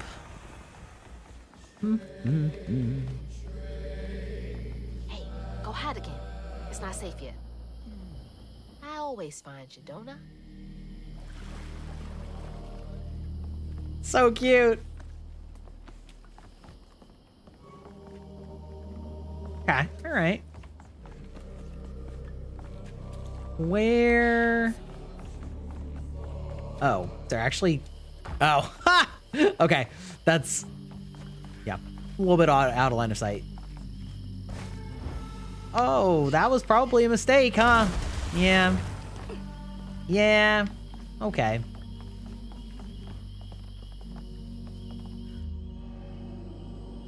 What? Oh. Okay. I see.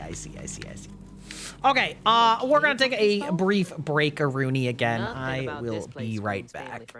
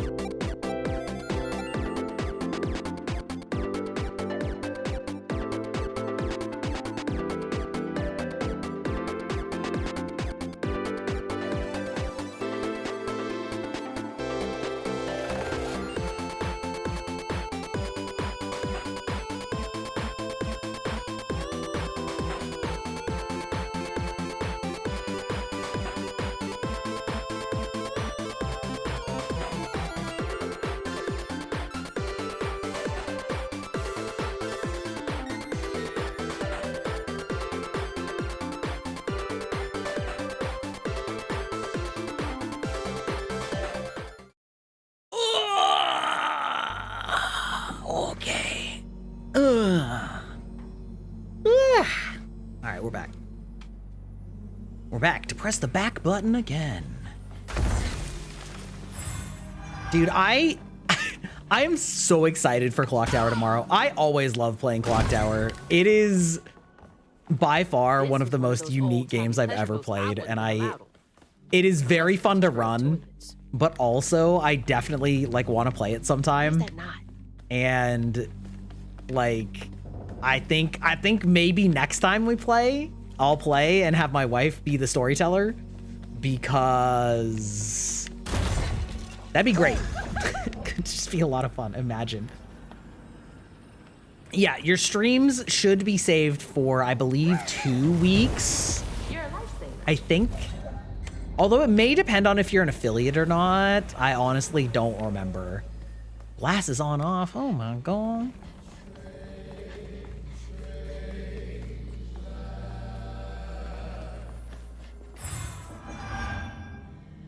Had to do it. Well, listen. Bet Mahalia's bonfire could be seen from the decks. You Would've been a beacon do of hope to a lot of people. what you want. There, it's the redeems are there for a reason, you know. Oh, oh boy. Okay, so we're sort of like, oh, wait, yeah, this way, yes, okay, got it.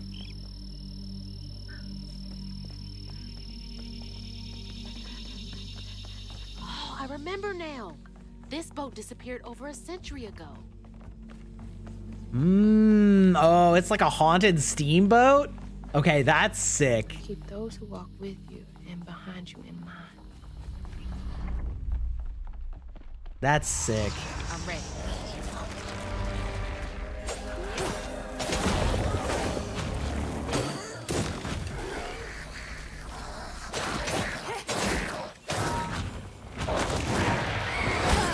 Ow.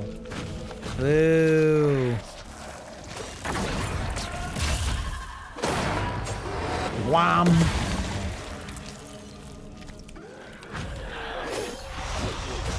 Oh, by the way, also, like, I, saw people, like, complaining about, the scaling on the difficulties for, the Oblivion remake. 'Cause they're just like, it's just, the enemies just do way more damage and like, don't take hardly any damage. It's broken. And I'm like, yeah, that's how games still are sometimes, but like definitely used to do difficulty modes. Like, welcome to old gaming, folks. When you do the remake so faithfully that it includes the dumbass mechanics. Fuck off.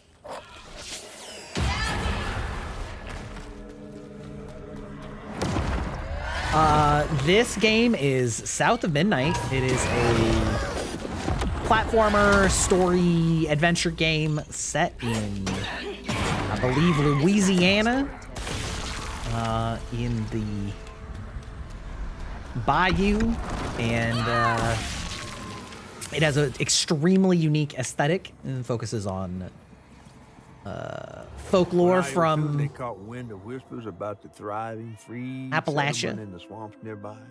Hope bloomed in her heart. She dreamed of a better future for her son than what waited them upriver. So when Bella Prospero drifted closer to the swampy shores, Ayotunde risked everything. Oh. No, she must have made it to the riverbank. It didn't end like this for her. It did. Yeah, it did. And then she became the monster, and the littler monster became this is the baby. 1000% that's what happened. That woman in the pattern needs my help too.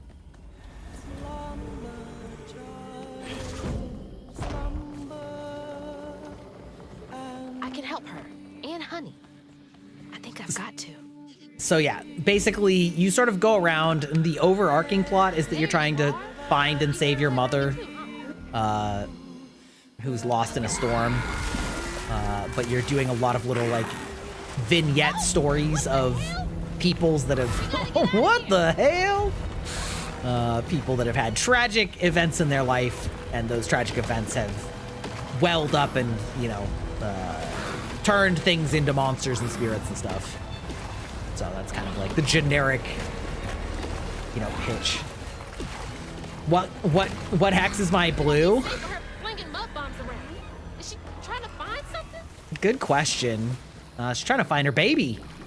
You made it. Hey, mind helping me get over there?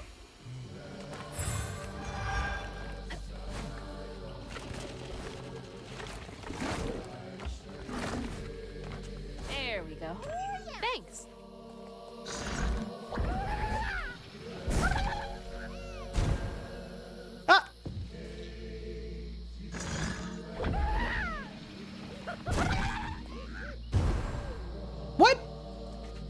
Are you serious? Wait, do I have to actually like land it in the hole? Maybe?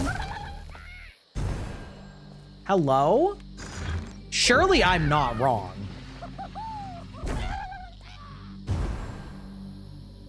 Huh? Come on now. Maybe this is for later. Hold it and throw crouton. Yeah? Okay. Maybe I'm just like throwing him too far. I see. Okay. Fair enough. A little awkward. Well, I was trying to throw him on the platform, but I was like, I guess throwing him too far onto the platform. Maybe? Bring.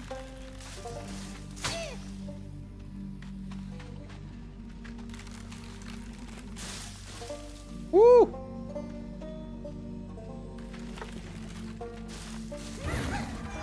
Woohoo!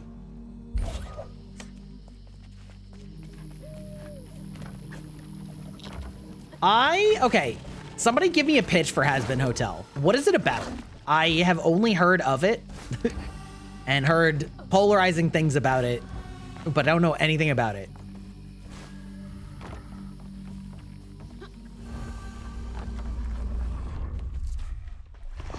Tell me. Let's clean this up. That was a waste, but it is what it is. Oh, it's demons redeeming themselves in hell. Okay. I feel like there were like 2 different animated shows that were both kind of like interesting art styles, and I don't remember which one's which or like what each one was about. You know what I mean? Because I think I do know somewhat of Has Been Hotel from that, but I think there's like another one that is not that, but I don't remember what it's called either.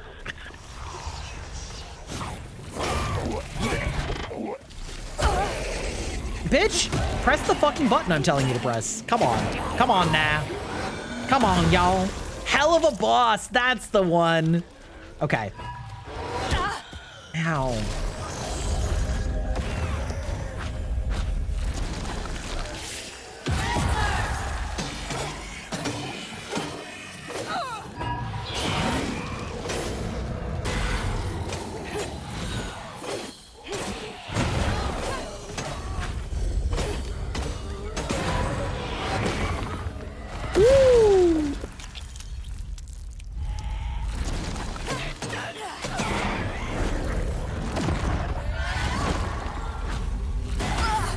Oh, Has Been Hotel's a spin-off of Hell of a Boss? No fucking wonder.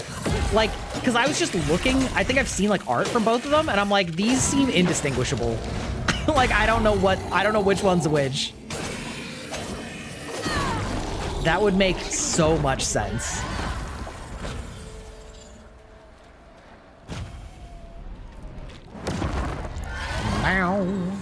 There we go.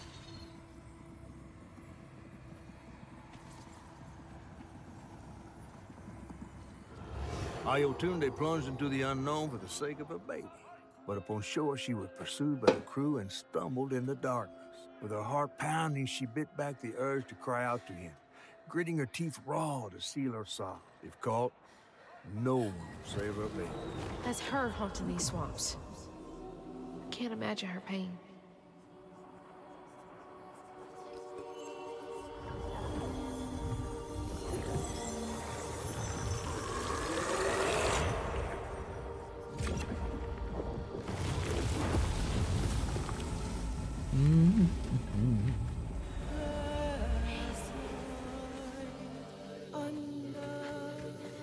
Whoop.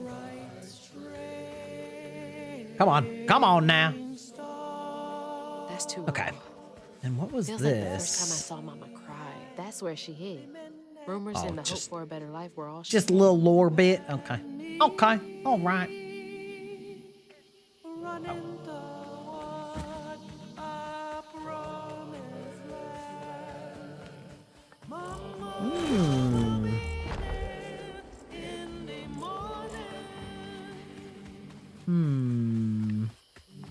So many collectibles over here.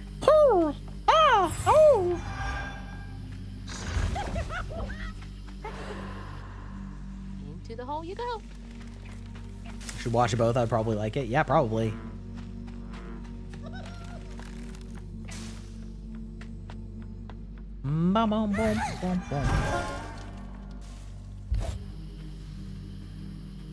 Oh, it's a musical? All right.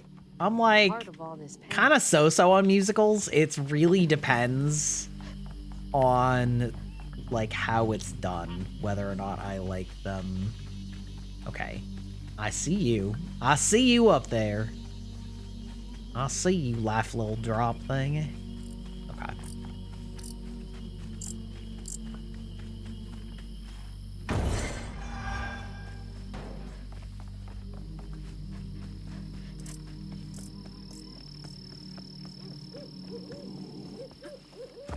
I feel like the level design on these last levels has gotten such that it's the collectibles are found during the points that are the more in theory urgent parts, whereas in the earlier game it was like, well, sort of go about things in whatever order, and then like if you want to explore, you know, you can find some stuff.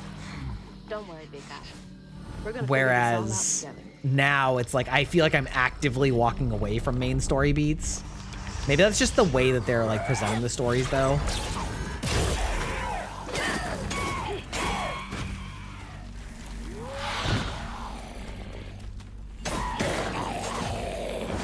Wow.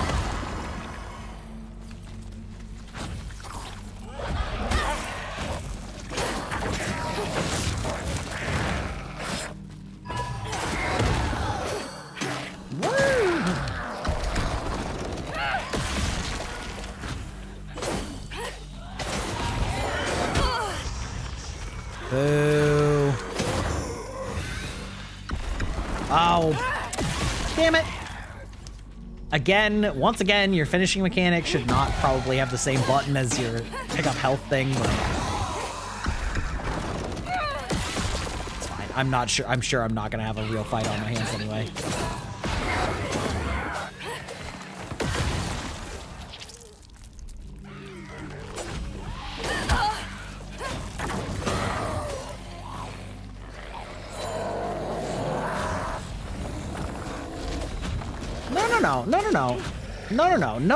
No running away. You come to me. This is my town. Ow.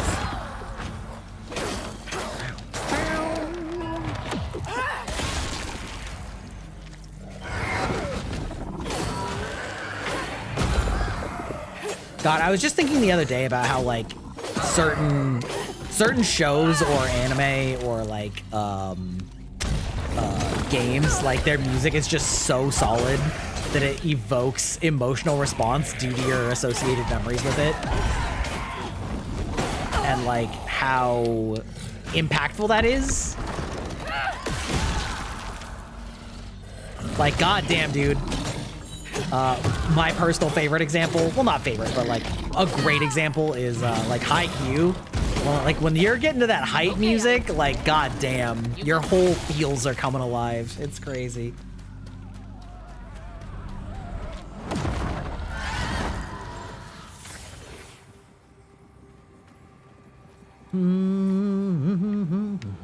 Once the crew vanished, she tore through the night fighting through the thick undergrowth to find her lost baby.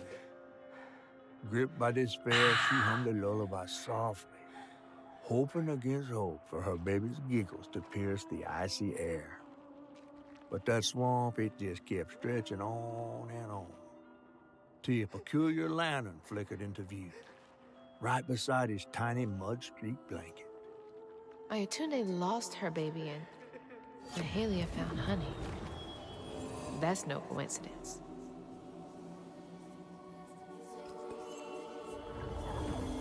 Are you not a fan of sports anime, or are you not a fan of sports? There's another pattern up there. Hope I'm right about this. Okay, ads are about to start, so I'll probably just like chill here in this little grove. Not glaive, that's totally different. You like to win sports, not watch?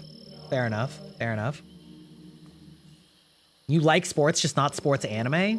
Which sports anime have you watched?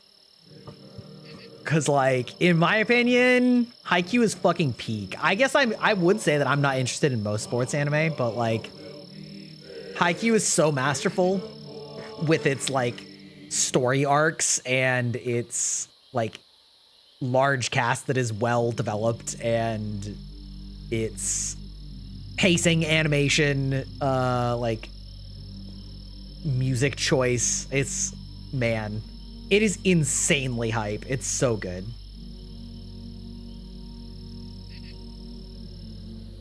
Couldn't get into it? Yeah, fair enough. I feel like a lot of anime about sports tries to make it, like, insane, whereas Haikyuu is very, like, grounded, and, like, it's about the personal growth struggle more than it is about the, like, contest, if that makes sense. There's the ad break. Let's go. Welcome back, Inky.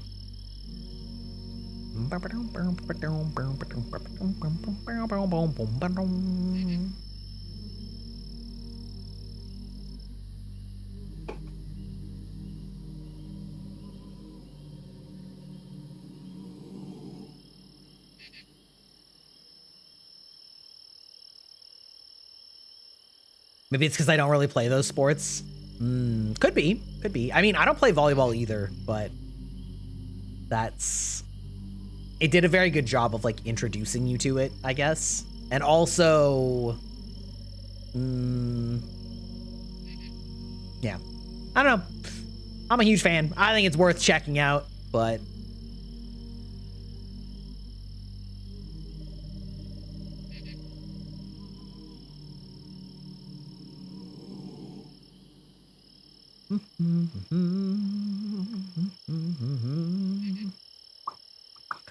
since we're having an ad, I'm gonna go refill my drink, so I'll be right back.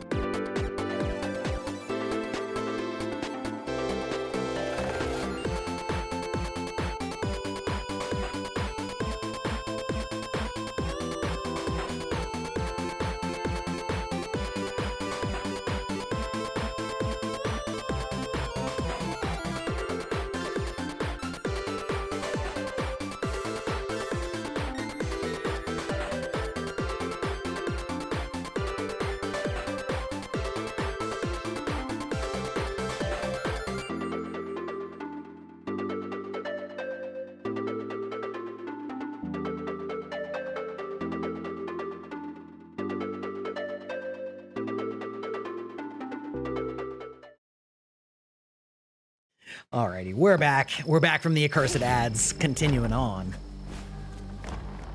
I guess that answers it. If you actually, like, don't keep up with it, the music basically just stops, which is reasonable. Okay. All right, girl. It's fine. Thanks for the head pat. You wish you had your ink body? But what if you made a viral ink body? Wow. Boop. Anything?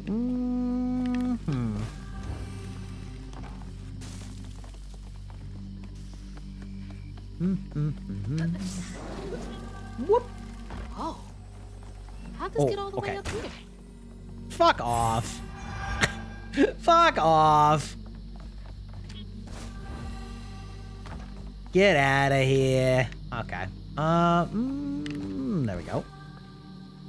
Meow.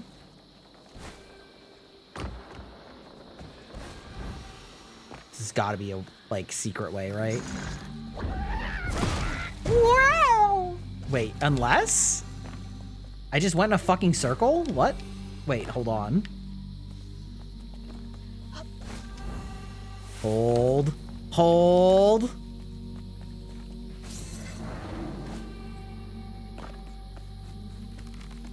So I'm going that way.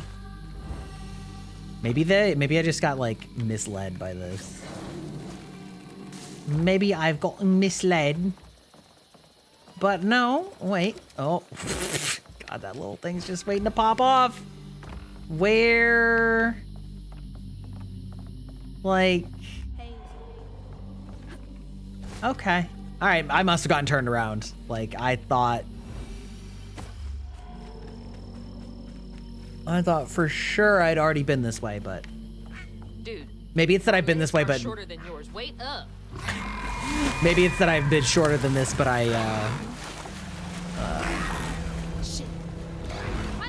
didn't have all of the unlock things first, so I'm actually retreading ground on purpose. That would make sense. Have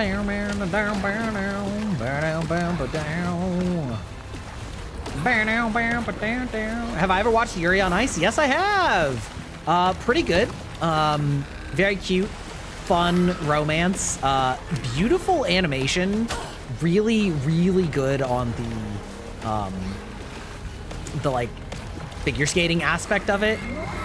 To a certain extent, I can't really like rate that aspect because I don't know shit about skating, but I have heard from like professional and Olympic skaters that it was very accurate, both in terms of the dancing and also the vibes of being in that scene. I've heard is very accurate.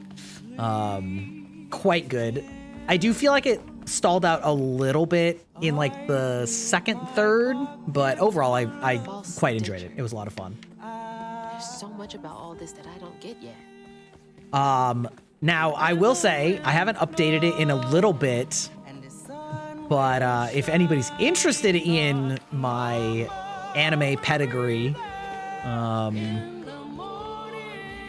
listen to this music. God damn.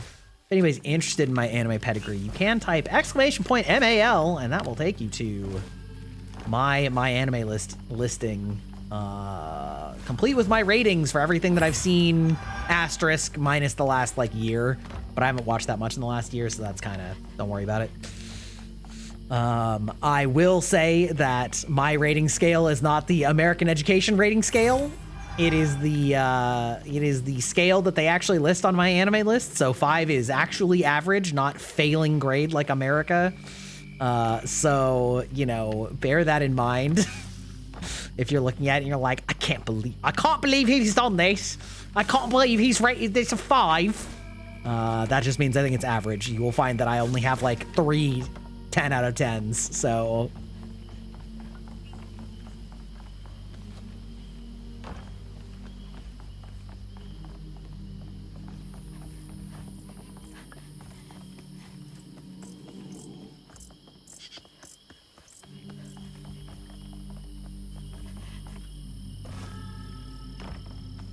what's my favorite anime? I don't have like one favorite anime, but Haikyuu is up there. Fullmetal Alchemist Brotherhood is like a timeless classic that is like super goated. Tengen Toppa Gurren Lagann. I'm a fan of a lot of the one-off Gundams, so like Gundam 00, Gundam Iron-Blooded Orphans, like those. Big fan of Full Metal Panic, which is a little bit more of a hot take in that nobody's heard of that anime, but it's fucking incredible. Boy, am I backtracking now. Got turned around. Feel like the level design got a little bit hard to read the direction that you're supposed to go here. It was a little bit too much loop back, but let's see. Like there's a lot of anime that I think is really good. The movie Your Name was incredible.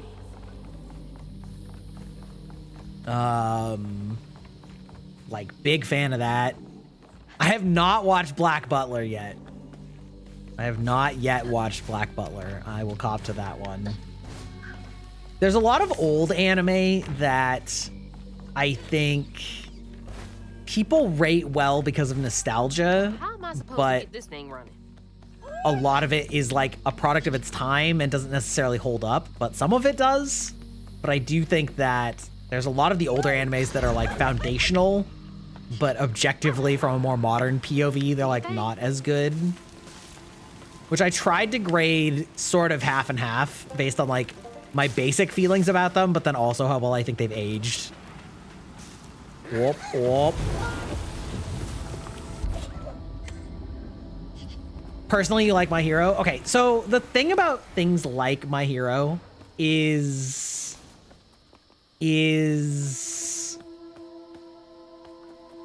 I think it's decent.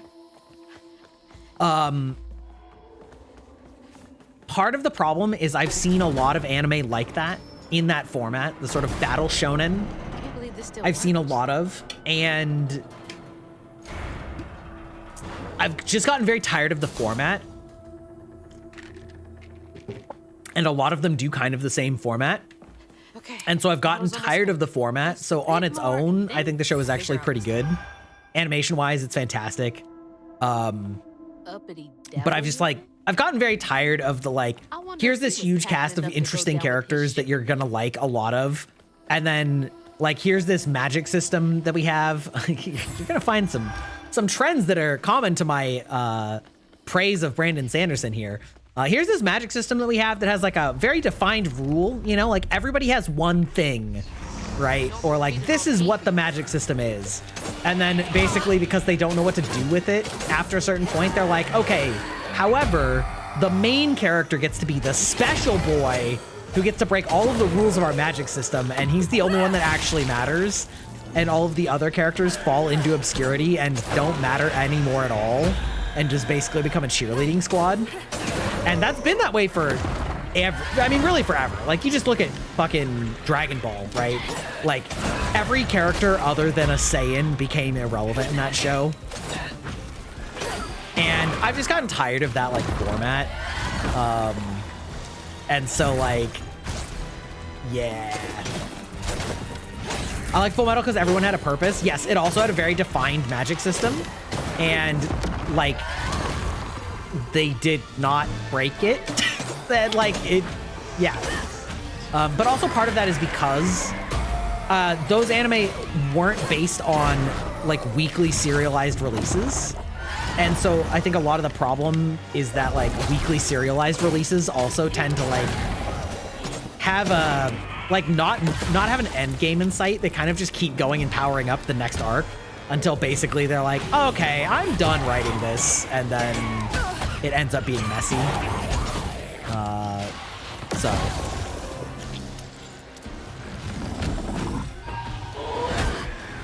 But, like, Ed isn't really a special boy. He is very smart, but he doesn't break the rules of alchemy.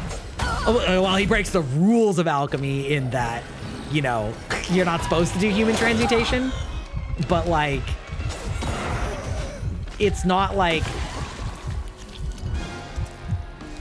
yeah, I don't know. It's just not structured that way, just in general.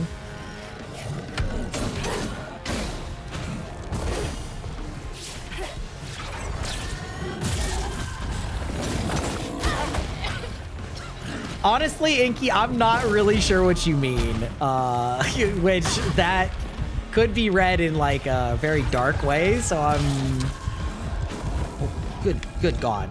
Okay.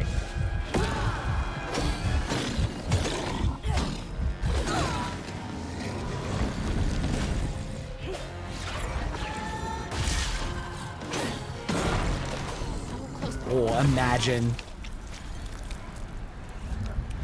I'm not saying that he's not like insanely talented, but like that's not what I mean, right? It's like in My Hero terms, it's like everybody has a quirk.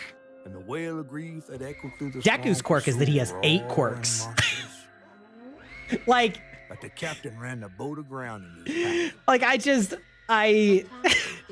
I don't know. Similarly, like in Naruto, right? Like you're introduced to like Naruto with all of these different like limitations, or like this is what chakra is and this is how chakra works, and then they're like, okay, well, we're gonna just start introducing in like all these things that just didn't exist until we decided that we needed them to exist.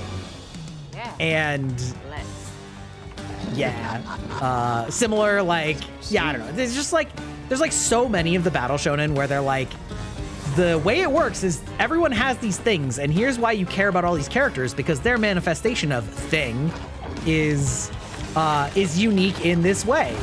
And then they're like, anyway, then the main character gets 5 things. And you're like, oh, I see. Okay. Cool.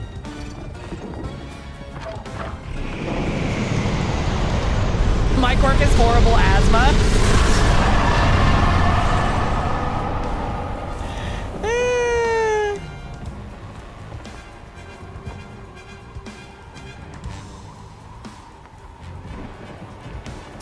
Oh! Wait, hello? Okay.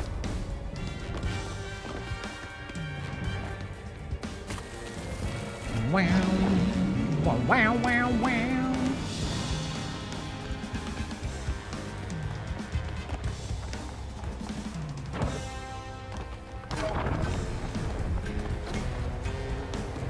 Yeah, anyway, like, I don't really have anything directly against My Hero, per se, you know? Just that it... Basically, as soon as we got to the point where Deku had multiple quirks, I stopped caring about it. It just stopped being interesting to me, and all of the other characters felt like they got shown less and less, because I like a lot of the side characters, and then they became less and less important. Oh, oh.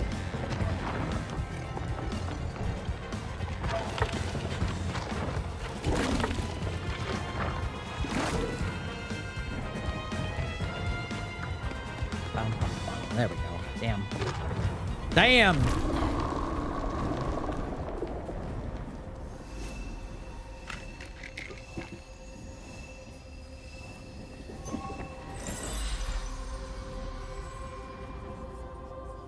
Yeah. He's headed for the tangle! Shit!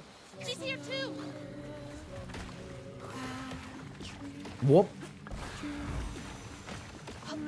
Oh, yeah. That's kind of like the end of when it was, like, good. Kind of.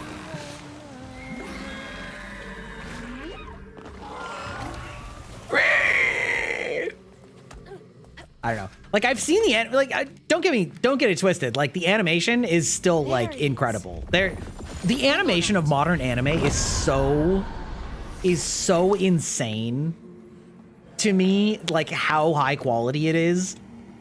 So like, there's elements of anime that are visually super appealing. But for me, it's like, it can't just be that. Like, I have to have more investment than that. But part of that's because I'm old and I've seen a fuck ton of anime. The crew in their last moments were stunned to see this monstrous creature smashing the boat in her rage, like an angel of vengeance. She went so deep into her grief she couldn't see the light in the darkness. Another peculiar lantern, searching for her, offering hope. Ayotunde never did find her lost baby. She never stopped looking. All this time, she never gave up. Bow, bow, bow.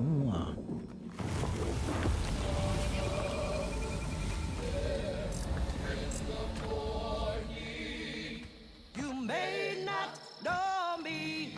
I was right. You are the baby Ayotunde lost when she escaped. I too was right. You're just trying to reach your mom, aren't you?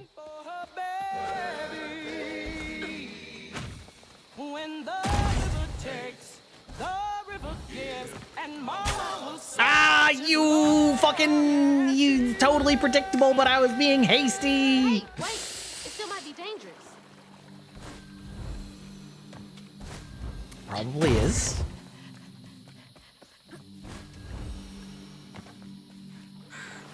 Yeah, the plot kind of like shit the bed. Yeah. Yeah. I feel the same way. Like, well, okay. I stopped watching Demon Slayer after season 1 because I couldn't stand pretty much any of the characters. I just didn't find them interesting at all.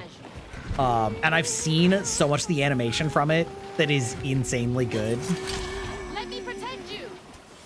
But I also feel confident in saying that, like, it's not really slander, but like, you know, as soon as they were like, oh, well, every person has like a elemental synergy or whatever, right? That you have natively. And then they're like, oh my God, his is the special one. And I'm like, oh, so like he gets all of the elements probably? like, okay, got it. Understood. We're doing the same fucking thing all over again. Got it. Understood.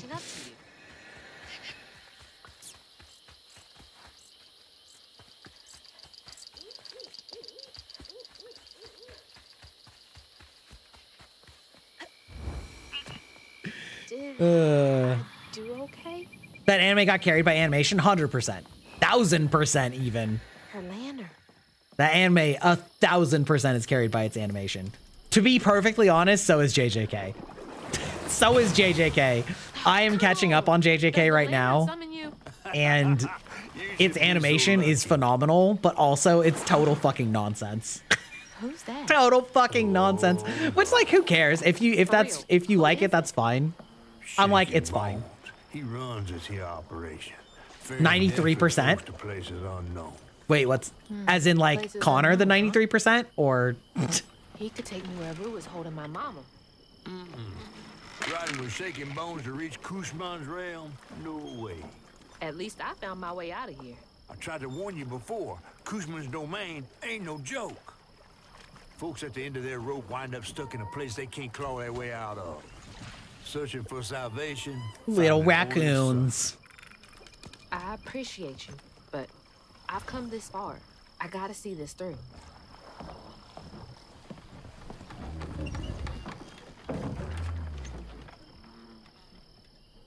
Oh, that is one huge dude. Okay. All right. You might not come back.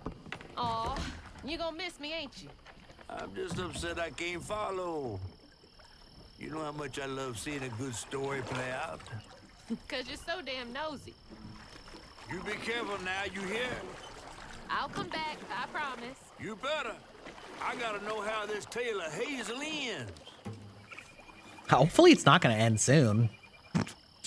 Just throwing that out there. Just throwing that out there. Hopefully it's not ending soon. Okay, it's 5:30. Okay. It hurt to even imagine what this woman must have endured. But thankfully, Honey found his way back to her. Yeah, it's definitely getting to the end. I feel like there's 12 chapters and this is chapter 11. Close, envy washed over me like a wave. I was yearning to see my mama again, but my powers wouldn't take me back to her. But I don't know if I have time to actually finish this last chapter. In a one-way trip to So- a fish pail wouldn't even consider swimming. No one is telling, bitter or sweet. Now, what's more compelling? Oh, follow the river. Follow the river. Chapter 12. Okay. I'm actually going to look it up. I'm going to actually look up like how many.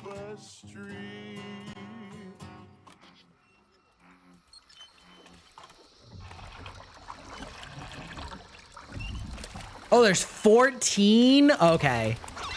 Okay, just kidding. All right, we got a little bit longer. We got one more full stream in us then. Thanks for the ride.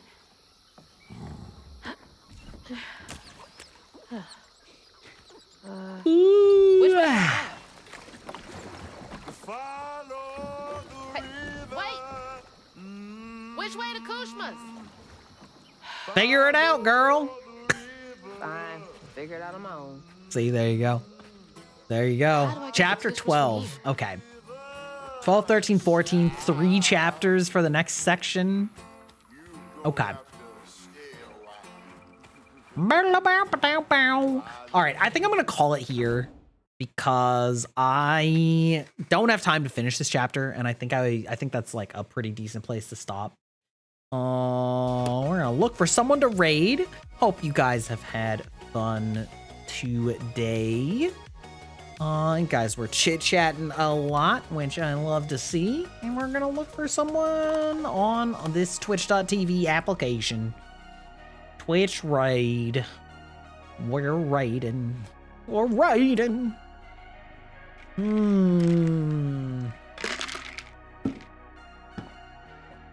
We are going to raid friend of the channel, Blushy Faye. She is just starting. Perfect. She is playing Monster Hunter. Make sure that you say hi to her. She is a great bean. And we'll be back tomorrow. Tomorrow at 11 a.m. Pacific, 2 p.m. Eastern. Playing Blood on the Clock Tower. We are going to be hosting a social deduction game with about 10 other VTubers, where they will be gaslight, gatekeeping, and girl bossing each other to find out which one of them is the secret killer. It is a fantastic game. I love running it, and I play like a dungeon master, where I run the things going on. Oh, don't worry about the spelling. It's the raid's gonna go automatically. Yeah, big fan. Blood on the Clock Tower.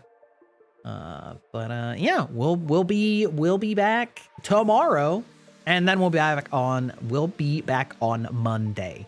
Tongue twister. Ta-ta.